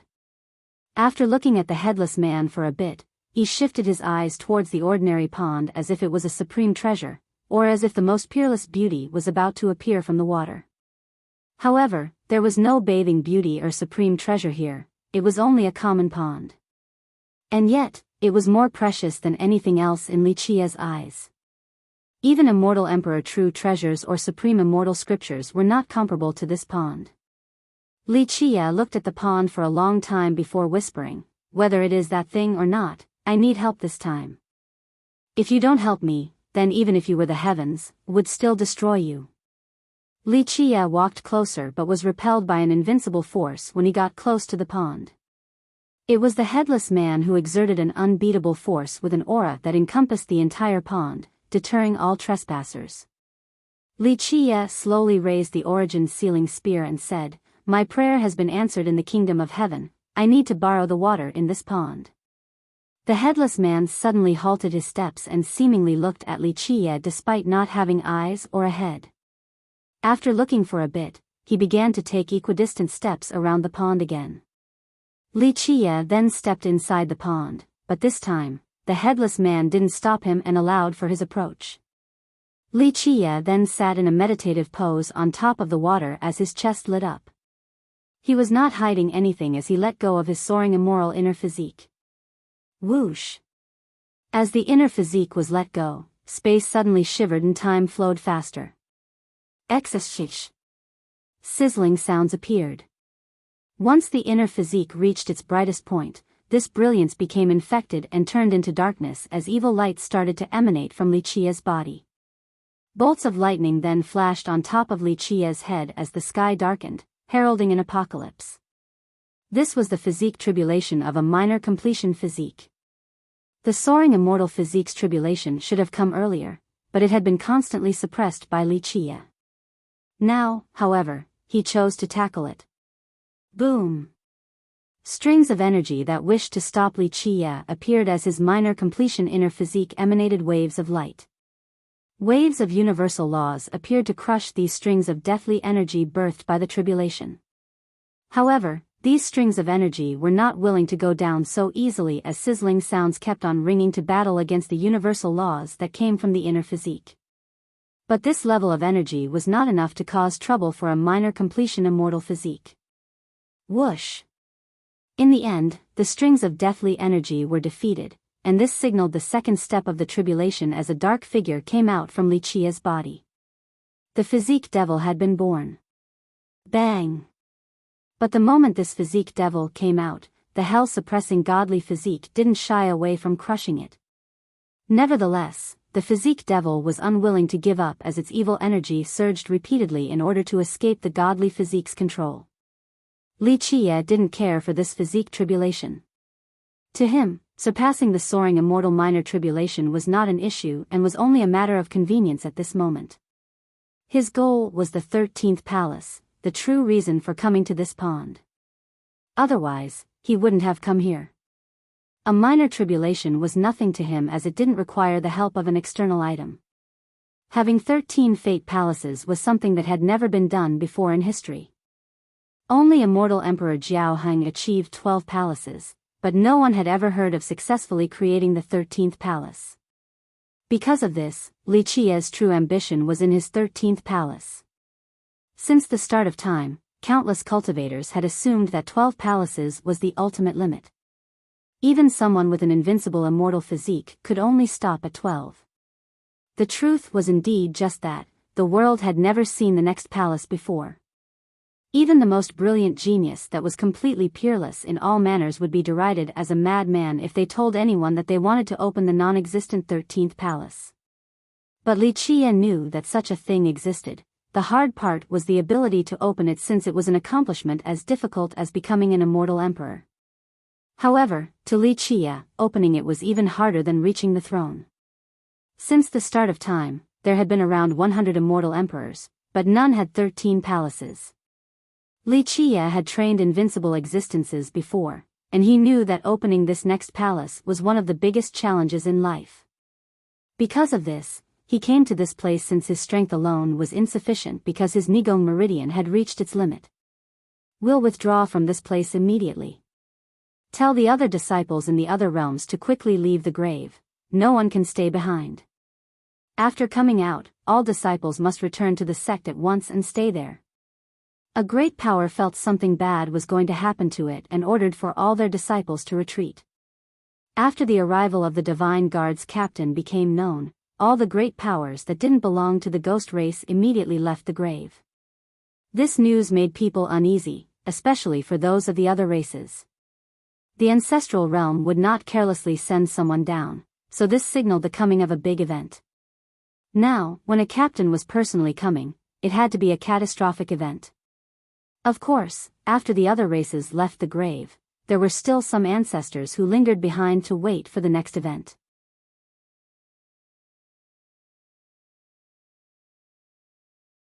Chapter 579, Captain of the Divine Guard for Cultivators. The Nigong Meridian could only contain a maximum of 12 palaces. Forcefully opening further palaces would only result in the destruction of the Nigong Meridian, along with the other palaces. At this point, a roar appeared with the emergence of the 12 palaces. One palace opened its doors and a dried trunk that looked like a hand flew out. This was the tree branch he obtained from the 1,000 Islands. At this point, thousands of roots entrenched themselves in Li Qi's Nigong Meridian, while newly grown green branches stretched into the pond. These new branches were like divine spears and penetrated into the depths of the pond, quickly taking root inside under Li Qi's command. These branches swiftly absorbed the water in the pond and led them into Li Qi's meridian. After absorbing the essence under the pond, Li Qi shivered as his dried Nigong meridian suddenly became quite moist. It is time. Li Qi became fairly spirited as he took a deep breath. His blood energy surged with the opening of the sea of blood, while his life will powered his longevity blood. All of these things fueled each other, allowing his Tao foundation to suck up even more essence from the bottom of the pond. At the same time, his body continued to emit terrifying sounds, since the physique tribulation's deathly energy and physique devil was still rampaging while being suppressed by his hell-suppressing godly physique. The arrival of the Divine Guard's captain was explosive news inside the prime ominous grave. Although the captain entered the grave with a low profile, being part of the ancestral realm's Divine Guard made maintaining a low profile a difficult feat. Amazing images appeared where he trod, such as auspicious clouds and golden springs. The Grand Tao hymned in resonance as phoenixes flew quickly behind him. The captain wore a set of divine armor that gave him a majestic and awe-inspiring aura. Auspicious rays surrounded his body while the supreme universal laws shone below his steps. When he moved, the stars would also rotate as the heaven and earth followed him. Such a heaven-defying and powerful existence was worthy of fear and awe. Even legendary masters had to retreat before an existence of his level. Moreover, the captain had the backing of the ancestral realm behind him. This meant that even eternal existences would not carelessly offend him. Some reclusive ancestors of the ancestral city also accompanied this existence. Whether this captain was strong or not was not important. Since he represented the ancestral realm, the ancestors had to follow and protect him. The lord of the ancestral city was an amazing character. He had lived for an entire generation, yet his blood energy was still extremely formidable. The captain of the Divine Guard was not necessarily much stronger than the city lord, but since he came from the ancestral realm and represented their will, even the city lord didn't dare to neglect him. The ghost race was quite alarmed to see the current situation. One ancestral city lord was already scary enough, but now the Divine Guard captain is here too. Who would dare to cause strife in this situation? I think even legendary masters wouldn't dare to act boisterously here. A ghost king shook his head and said, boisterously? Only suicidal people would act this way at this key moment.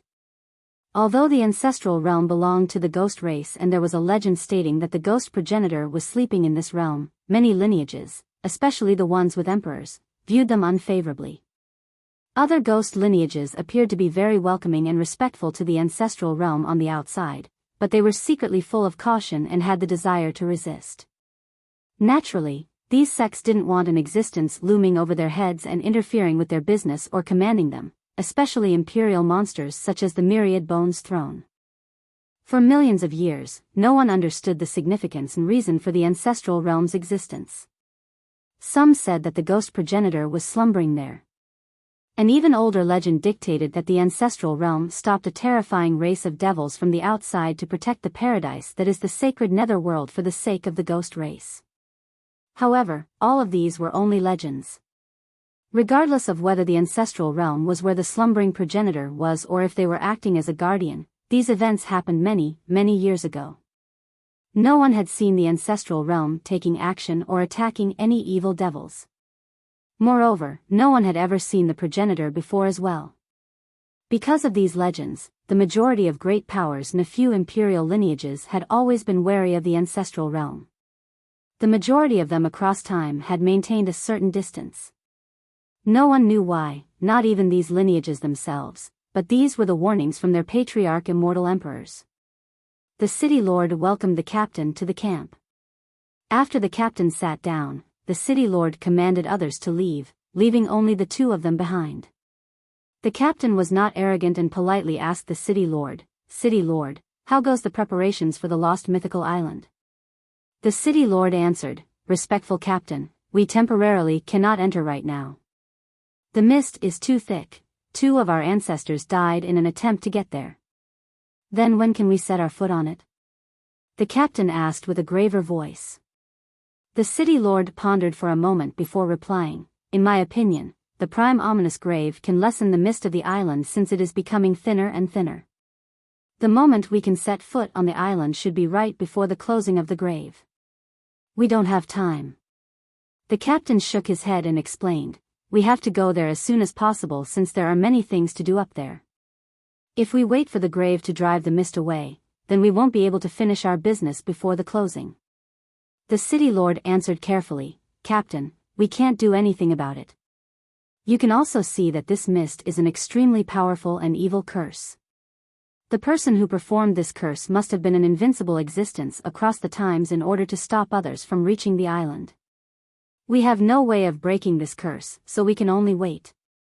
City Lord, I'm afraid that we do not have the time to wait. This matter has reached His Excellency, the Heavenly God. He commanded me to bring down a decree to accelerate this matter. The captain spoke with a serious tone, City Lord, I am not trying to posture before you. It's just that this matter is not trivial. His Excellency wants me to expedite the process, please understand. This matter even reached His Excellency's ears? The city lord spoke with a changed expression. He had only seen the Heavenly God once, but he understood the Heavenly God's invincibility. Yes. His Excellency told me to descend just to rush this matter. If it wasn't for the fact that it wasn't time for the portal to open, His Excellency would have come down himself. The captain replied with gravity. The city lord was scared out of his mind. The Heavenly God himself descending, such a thing had not happened for a long time, and it would create widespread panic if this news were to come out.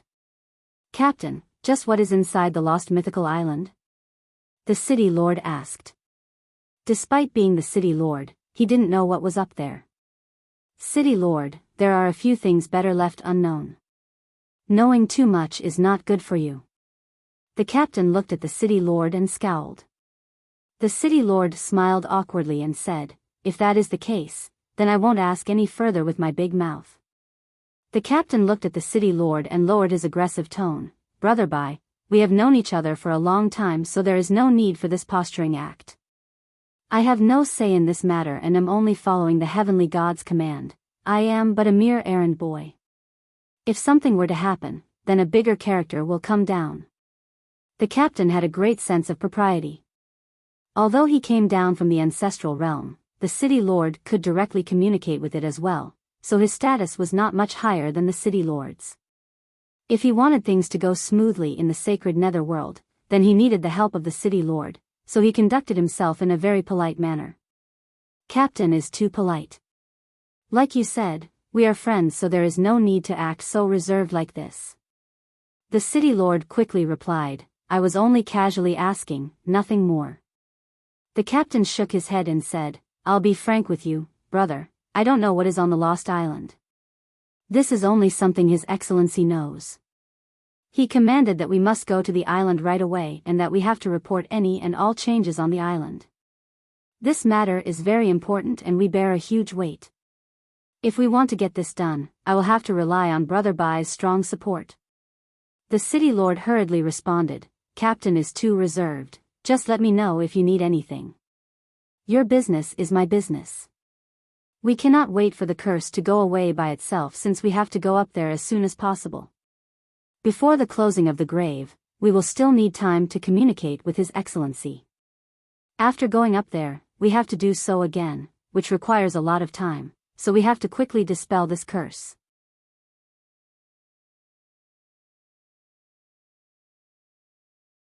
Chapter 580, Decree of the Heavenly God. This level of ancestral curse is not something we can break.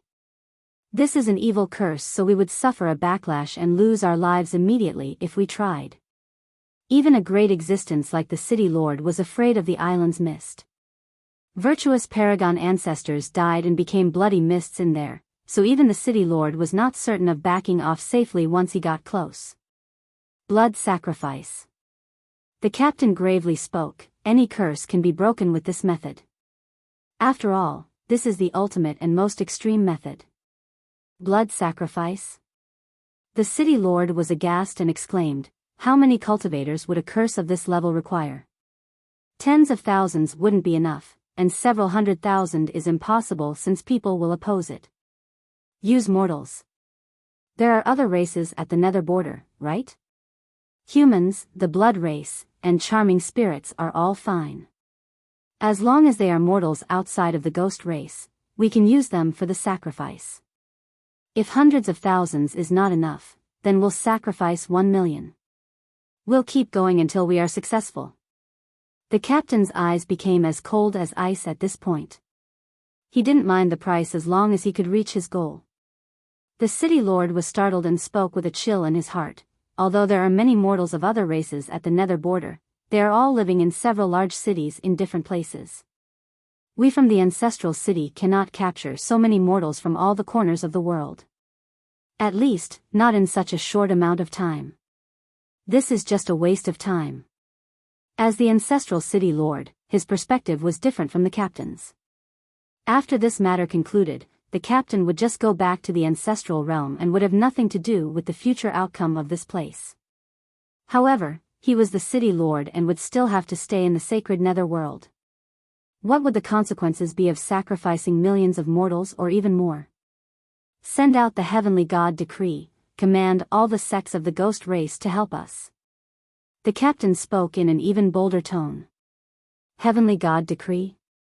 The city lord's heart sank. As the city lord, of course he knew the significance of this decree. This was the highest level of decree from the ancestral realm and could command all the ghosts in the sacred netherworld. His Excellency was afraid that something unexpected might happen, so he sent me down first with the heavenly God decree and gave me the power to use it when necessary. The captain explained. If you have the decree, then it is very good. There is no need to worry about the other powers not helping us. Please show the decree and I will send people to the sect masters of the great powers right away. The city lord heaved a sigh of relief. To him, the amount of dead mortals was not important. Whether it was 100,000 or 1 million, all were just numbers. However, he didn't want to be the butcher that started this whole operation and bear the sinful name. The responsibility of sacrificing millions of mortals as well as creating feuds with the other races would all be on him afterward. After the captain returns to the ancestral realm in the future, the sacred netherworld would point its sharp tip at him. He didn't want to be the public enemy of all the races. But now, with the heavenly god decree, all the imperial lineages and great powers of the ghost race would be dragged down with him. The entire ghost race would bear this, it wouldn't be just him. In the shortest amount of time possible, the decree was sent to all the great powers. An imperial lineage's sect master was shocked after reading the contents and showed an extremely ugly expression. Although cultivators looked down on mortals, for millions of years, very few cultivators stretched their hands towards them. Not interfering with mortals was an unwritten rule of the cultivation world. Only those of the evil Tao would take action against mortals. Of course, there were also cultivators who killed a few hundred or so mortals occasionally. It was not a big deal. However, 1 million was a cause for hesitation. This was the same as destroying an entire city, a large-scale massacre. These large-scale massacres were not rare in history. The victors would completely annihilate the losers. This was a common scene in the cultivation world. However, this was limited to just their own circles and the sects and clans within. Any sect or clan massacring millions of mortals would be held in contempt by others and might be the victim of a justice crusade from the other races and sections. Fuck, this is forcing us to be the spear tip. An imperial sect master angrily cursed after receiving the decree. Another one exasperatedly stated, that old city lord of the ancestral city is a sly fox. He won't do it himself and wants to drag us down into the mud with him. Many imperial lineages and great powers convened because this situation was too serious. Should we carry out this heavenly god decree? An imperial lineage started the meeting. The decree clearly stated that any sect who collects 1 million would enjoy a supreme technique from the ancestral realm. These techniques that originated at the beginning of the ghost race were very tempting to the great powers, but they were nothing to the imperial lineages. They had emperor's laws and did not lust after the original ghost techniques. These imperial lineages were not moved by the decree at all and didn't want to carry it out compared to the great powers. However, one imperial lineage stated their worries. Who dares to not carry out the heavenly god decree? Do you want a visit from the heavenly god the next time the portal opens? A few great powers were upset but had no choice except to follow the order. The ancestral city is dragging us down with them. On the other hand, some great powers were eager and excited. A sect master from this group exclaimed with vigor, a supreme origin technique, our sect needs such a technique. Destroying one city for the captain to trade for one. So what if 1 million mortals must die? A few great powers were very biased, especially against the human race, so they were especially happy and had bloodthirsty eyes the moment they saw the decree. We should already have taught these races a lesson, especially the humans. Let them know that we ghosts are the rulers of the sacred netherworld. Another side showed their utmost support in the face of this decree. The order of the heavenly god shall be carried out by the myriad races. This is our glory. They hoped to utilize this rare chance to earn some merit for the ancestral realm. Perhaps in the future, they could even send their disciples up there to strengthen their sects and countries. In an instant, many great powers took action, even their ancestors personally took on the task. A few imperial lineages disliked the decree but had no choice outside of acquiescing. The decree represented the will of the heavenly god, a decree of the highest level in the ancestral realm. Very few people or sects in the sacred netherworld would dare to oppose such a decree. No one wanted to antagonize the ancestral realm since they didn't want a personal visit from the heavenly god at the next opening of the portal. This was not a favorable event or anything and perhaps could end in sect destruction. Thus, after accepting the decree, whether willing or not, many sects took action. However, this was not something absolute, and there were those who dared to oppose the decree. When this decree landed on the table of the Myriad Bones Throne's sect master, after reading it once, he handed it back right in front of the ancestral city's messenger. He rejected the decree and told the messenger, "We, the Myriad Bones Throne, will not become involved in such a thing. The ancestral city's business has nothing to do with us." Both the ancestral city and the captain of the divine guard were at a loss of what to do against the Throne of Bones' refusal to comply. Both the ancestral city and ancestral realm couldn't punish the Throne of Bones, at least, not at the moment. The ancestral city was indeed powerful, but the throne was even stronger. One sect with 3 emperors allowed them to conduct themselves with pride against any lineage or power. The ancestral realm was stronger than the throne, but this was the sacred netherworld and not the ancestral realm. It was beyond their sphere of influence. Even the descent of the heavenly god would not be enough of a threat to the throne. After all, the throne once had 3 emperors, so its hidden power must be unbelievable. Who knew what terrifying existences could be sealed beneath the throne's grounds? The throne's refusal caused many sects who hated the decree to have second thoughts. The Myriad Bones Throne rejected the decree. "Sect master, shall we continue with the order or not?" An elder asked his sect master. "Are you kidding?" The sect master shook his head and said, "Of course the Throne of Bones dares to oppose the heavenly god decree. The ancestral city can't do anything to them, and neither can the divine guard's captain. But as for us, it is better to just comply obediently." Another power who refused the decree was the Nether Crossing Swamp. Of course, it didn't outright reject the decree in such an arrogant manner like the Throne of Bones.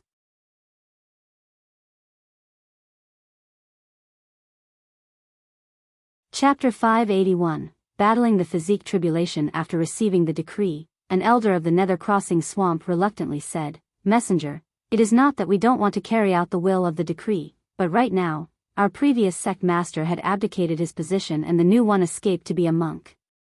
Our inner workings are in turmoil and the elders are chaotically arguing just for a new sect master. We are a snake without a head at the moment, and no one can take the lead. In this situation, how can we have the ability to carry out the heavenly god decree?"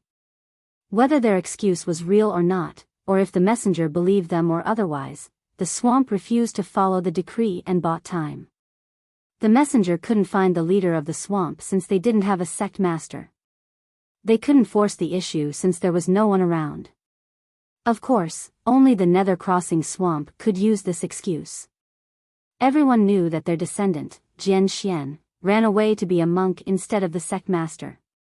This was not a secret in the northern Misty Field or the entire sacred netherworld.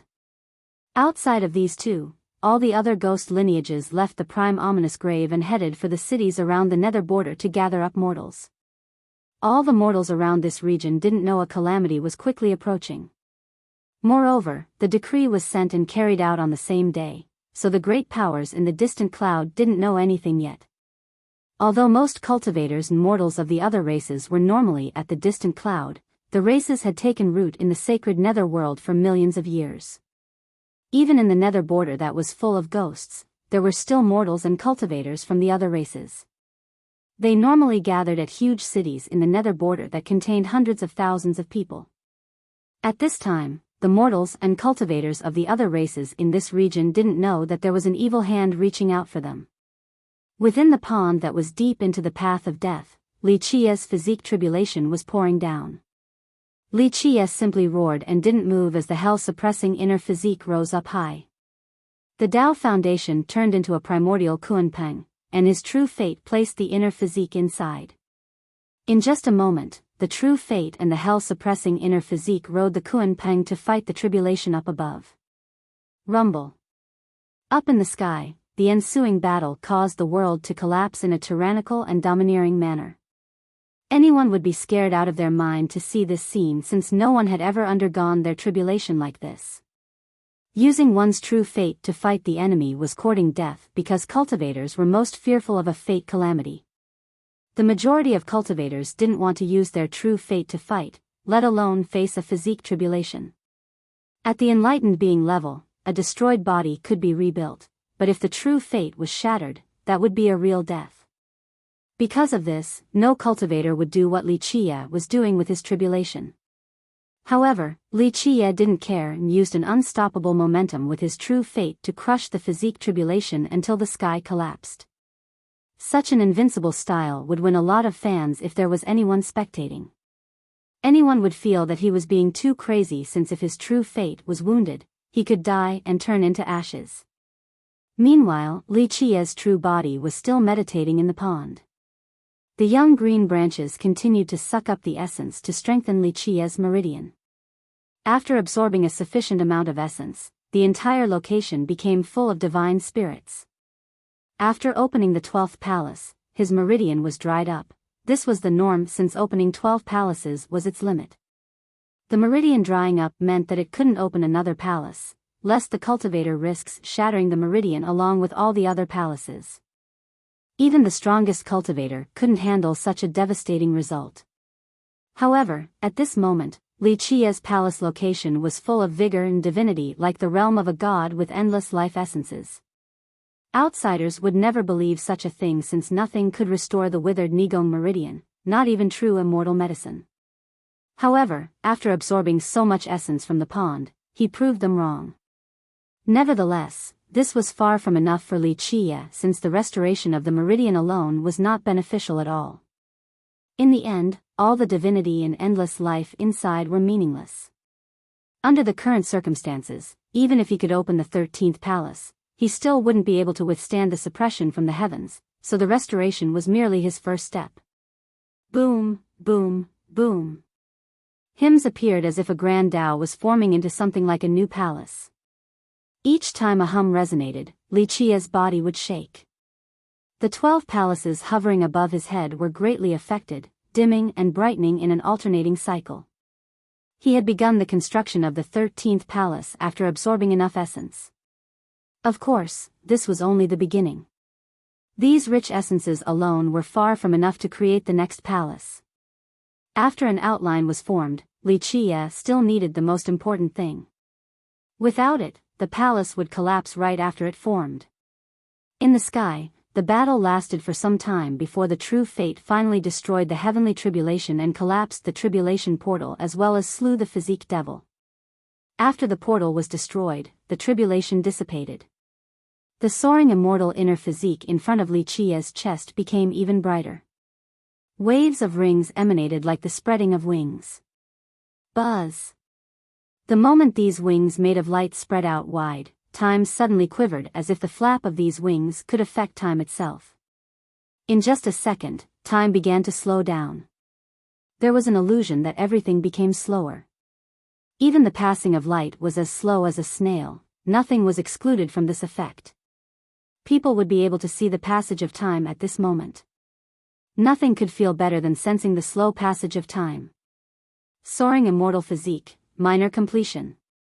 At this moment, Li Qie had 2 minor completion immortal physiques. Outside of the Black Dragon King, Li Qie was the only other one who successfully accomplished this. It was the fastest physique in this world. Although it was only at minor completion, its speed was still at an awe-inspiring level. With this, no heavenly king would ever be able to catch Li Qie, not even the highest level of heavenly king, a heaven's equal king that specialized in speed, unless this particular king also cultivated the soaring immortal physique. At grand completion, its speed would be at the limit of this world. When exerted to its maximum potential, one could jump outside of the temporal constraint and soar across eternity. Li Qie was only at minor completion and was far from reaching that level, but what kind of power would the combination of 2 minor completion immortal physiques have? Extreme speed and extreme weight. This combination would be the most terrifying weapon in this world. One strike could cause the destruction of the heaven and earth. Other cultivators would be ecstatic at achieving minor completion, but Li Qie was emotionless. He was still sitting in the pond, focusing all of his will into opening the 13th palace. A minor completion soaring immortal physique was not a cause for pride to Li Qie, but opening the next palace was indeed a glorious thing. There were several big cities back in the nether border, sites of congregation for the other races besides the ghosts. Outside of these huge cities, there were also other smaller cities all around. At this minute, All of them were suffering a calamity with screams that pierced the sky only to be answered by ominous black clouds. The apocalypse had come to these mortals and even the cultivators in these cities. They didn't know what was happening before being brought away. Blackstone City was one of the biggest cities in the Nether border. It was built on top of a rolling mountain range. This was the place where stone golems gathered in the Nether border.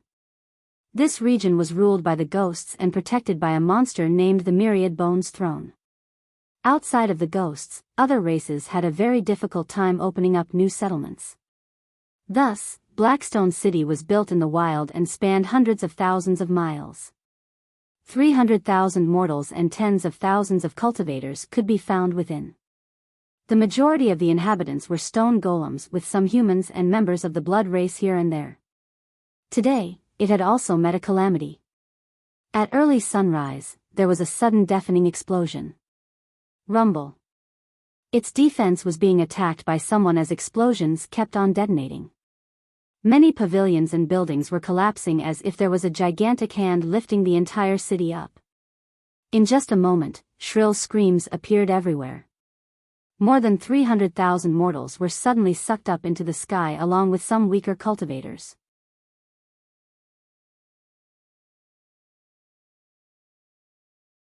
Chapter 582, The Great Disaster, Father. A child screamed as he woke up and shockingly found himself being sucked up into the sky. The child quickly grabbed onto his father, a pale man who instinctively grabbed onto his child.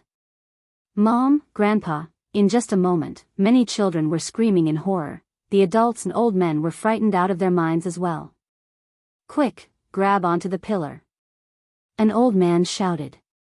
His heart was stricken with fear and was aghast. There was also a muscular man who grabbed on tightly to his bed stands, but it was all useless. He was still sucked up into the sky. In an instant, more than 300,000 mortals were sucked up as treasure pouches came down to trap all of them. What is going on? The weakest of cultivators were also sucked up from the ground and were deathly pale from fear, just like the mortals. The ghost race. They screamed while their souls were escaping from their bodies after seeing the big shots from the ghost race standing in the air. These big shots all had divine rings around their bodies and great blood energy. They hovered in the air as if they were deities while using treasure pouches to suck in all the mortals and cultivators. Greenvine Ghost Tribe, Sacred Earth Sect, what feud does my Blackstone City have with you? A loud cry appeared. The Blackstone monarch and several hundred of the strongest disciples of the city flew into the sky with rising fury. This was met by a thunderous roar from above. We have no feud, but we can't disobey the order of the heavenly God. All of you stand aside or you will be sucked in as well. The Blackstone monarch looked at the victims then angrily cried out, Sacred Earth Sect, you are pushing us too far. If you want to take away my citizens, then ask the spear in my hand first. Very well, as you wish. The thunderous voice replied. A palm descended with the intention to smash apart the entire Blackstone city. Activate. The Blackstone monarch cried out. His spear aimed for the sky in a very tyrannical manner. Pluff. The palm only slightly trembled against this fierce spear then counter-attacked from an unbelievable angle. Boom. The Blackstone monarch couldn't dodge the palm.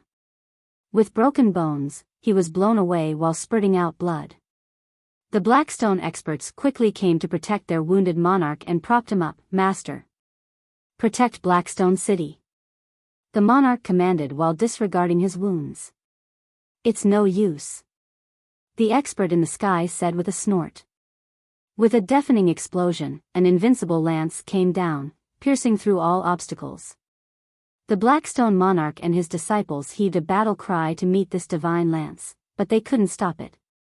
Miserable screams emanated and, in just a moment, many Blackstone experts died beneath this lance. The Blackstone monarch glared furiously and screamed, Die. The heavily wounded monarch wanted to use his strongest attack to slay the existence in the sky.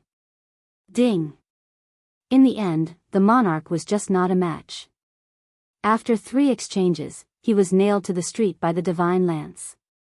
Although the lance pierced his body, the monarch still stood straight and didn't falter even in the face of death. You don't know your own limits. The powerful existence in the sky stared at the pinned monarch emotionlessly and shouted, "Take away all the mortals. The divine guard is waiting for a new batch to perform the blood ceremony." The rest of the ghost experts were spirited from the victory and took out more pouches to collect the remaining mortals and cultivators. Continuous wails could be heard from within the city. Countless mortals didn't know why a calamity descended upon them. They tried to grab onto whatever was close, such as pillars or trees. However, it was all useless. How could mortals oppose powerful cultivators? A few cultivators inside the city quickly fled after seeing the unfavorable situation, but they didn't make it far before being stopped. The attackers consisted of 2 great ghost powers with many disciples, quite a considerable force. Another heroic group let out a loud cry, wanting to unleash all of their skills to save their people, but it was meaningless. A powerful existence stepped in, blowing away this entire group with a swing of his hand. Southern Tang City was another large city in the nether border, one that had been standing for millions of years. There were more than 500,000 inhabitants that mainly consisted of humans. The humans worked together to make Southern Tang a prosperous city. There were more than 40,000 cultivators at this city that did not lack heavenly sovereigns and heavenly kings. Boom! Before many citizens could leave their beds this morning, it was as if the sky collapsed. While being completely lost, countless mortals in the city were sucked up into the sky. A few people were still snoozing only to find themselves being sucked into the sky. They exclaimed in horror, "What the hell? Oh mother!" They all lost their minds from the current situation. A treasure bowl created a terrifying black hole above the city's sky, and it sucked up the hundreds of thousands of citizens. Father! Mother!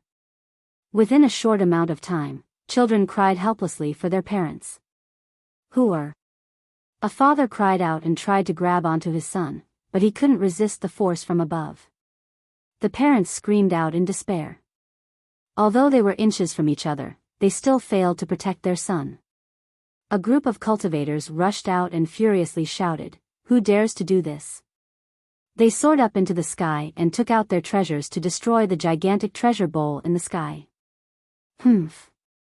However, a snort appeared, coming from a person that was standing behind the bowl. He had a pulsing boil on his forehead, and a ferocious bug flew out from within. Ah! Screams resounded as this bug pierced these cultivators' bodies, killing them instantly. When the corpses fell to the ground, they immediately decayed into pus, horrifying spectators. Seeing the bug killing so many cultivators left the rest with chills running down their spines. They cried out, aghast, after seeing the ghost race in the sky, the Insect King lineage. Insect King lineage. Don't think you can do as you please here. The strongest heavenly king at this location cried out while looking at the bowl that was sucking away countless mortals. He wanted to put a stop to the unstoppable engulfment. At the same time, a bloody light descended from the sky, accompanied by an unstoppable imperial aura. Pluff! It pierced right through the heavenly king's head, causing blood to erupt as he immediately breathed his last. Immortal Emperor Life Treasure. The cultivators in the city gasped after seeing their most famous heavenly king die to the light. It is not too late to surrender. A big shot from the lineage that was standing above them spoke gravely, "Otherwise, we shall grant you a fate worse than death." The boil on this big shot's head was moving as if a nether insect king could fly out at any moment. The spectators felt the creeps and quivered after thinking about the terrifying nether insect king. Another heavenly king from the previous generation solemnly asked, "Southern Tang has done nothing to your sect, so why must you do this to us? We, the Insect King lineage, have no grievances with your Southern Tang city." The big shot from the lineage revealed a sinister smile and answered, "But His Excellency, the Heavenly God, had given his order and we cannot disobey. Moreover, all humans deserve to die." He spoke with a sharp glare that radiated anger and a terrifying, murderous aura. There were reasons for this big shot from the Insect King lineage to hate humans so much. First, not long ago, Wuxia killed the ghost insect evil child, their descendant. Second, Li Qie cracked the evil bell, their emperor's weapon. Eventually, the lineage expended numerous amounts of effort to restore the evil bell, but it was still extremely damaged and had reduced power. Their hatred for Li Qie ran deep, so it was a shame to them that he had died in the path of death. Now, the heavenly god wanted mortals from the other races for the blood ceremony, so the insect king lineage was the first to heed their call. They personally came to the southern Tang city in order to capture all the humans for revenge. The divine guard captain wants your fresh blood for a sacrifice. If you all surrender, then I'll spare you from pain. This big shot gazed at the cultivators in the city and let out a dark smile. The southern Tang cultivators furiously shouted after hearing this, "We'll die either way. Don't waste words with these bastards." One heavenly king personally led a group of experts to rush into the sky once more, kill.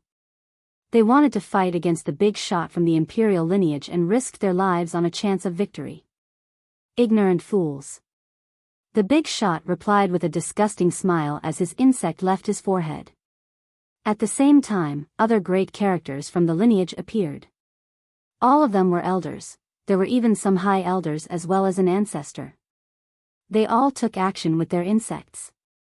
These bugs immediately left their flesh pouches, creating an extremely horrifying scene. Ah! Suddenly, screams echoed out continuously as one cultivator fell after another. The lucky ones died on the spot, but the unfortunate few quivered uncontrollably after being bitten by the insects. It was a terrible and agonizing fate as they watched their bodies rot inch by inch before dying. Some experts couldn't handle this kind of pain and committed suicide. Father. A child screamed as he woke up and shockingly found himself being sucked up into the sky. The child quickly grabbed onto his father, a pale man who instinctively grabbed onto his child. Mom, Grandpa, in just a moment, many children were screaming in horror, the adults and old men were frightened out of their minds as well. Quick, grab onto the pillar. An old man shouted. His heart was stricken with fear and was aghast. Below was a muscular man who grabbed on tightly to his bed stands, but it was all useless, he was still sucked up into the sky. In an instant, more than 300,000 mortals were sucked up as treasure pouches came down to trap all of them. You're tuning into the Biyao's Wuxia Chronicles YouTube channel. Don't forget to subscribe and join us on this journey to catch the most captivating stories.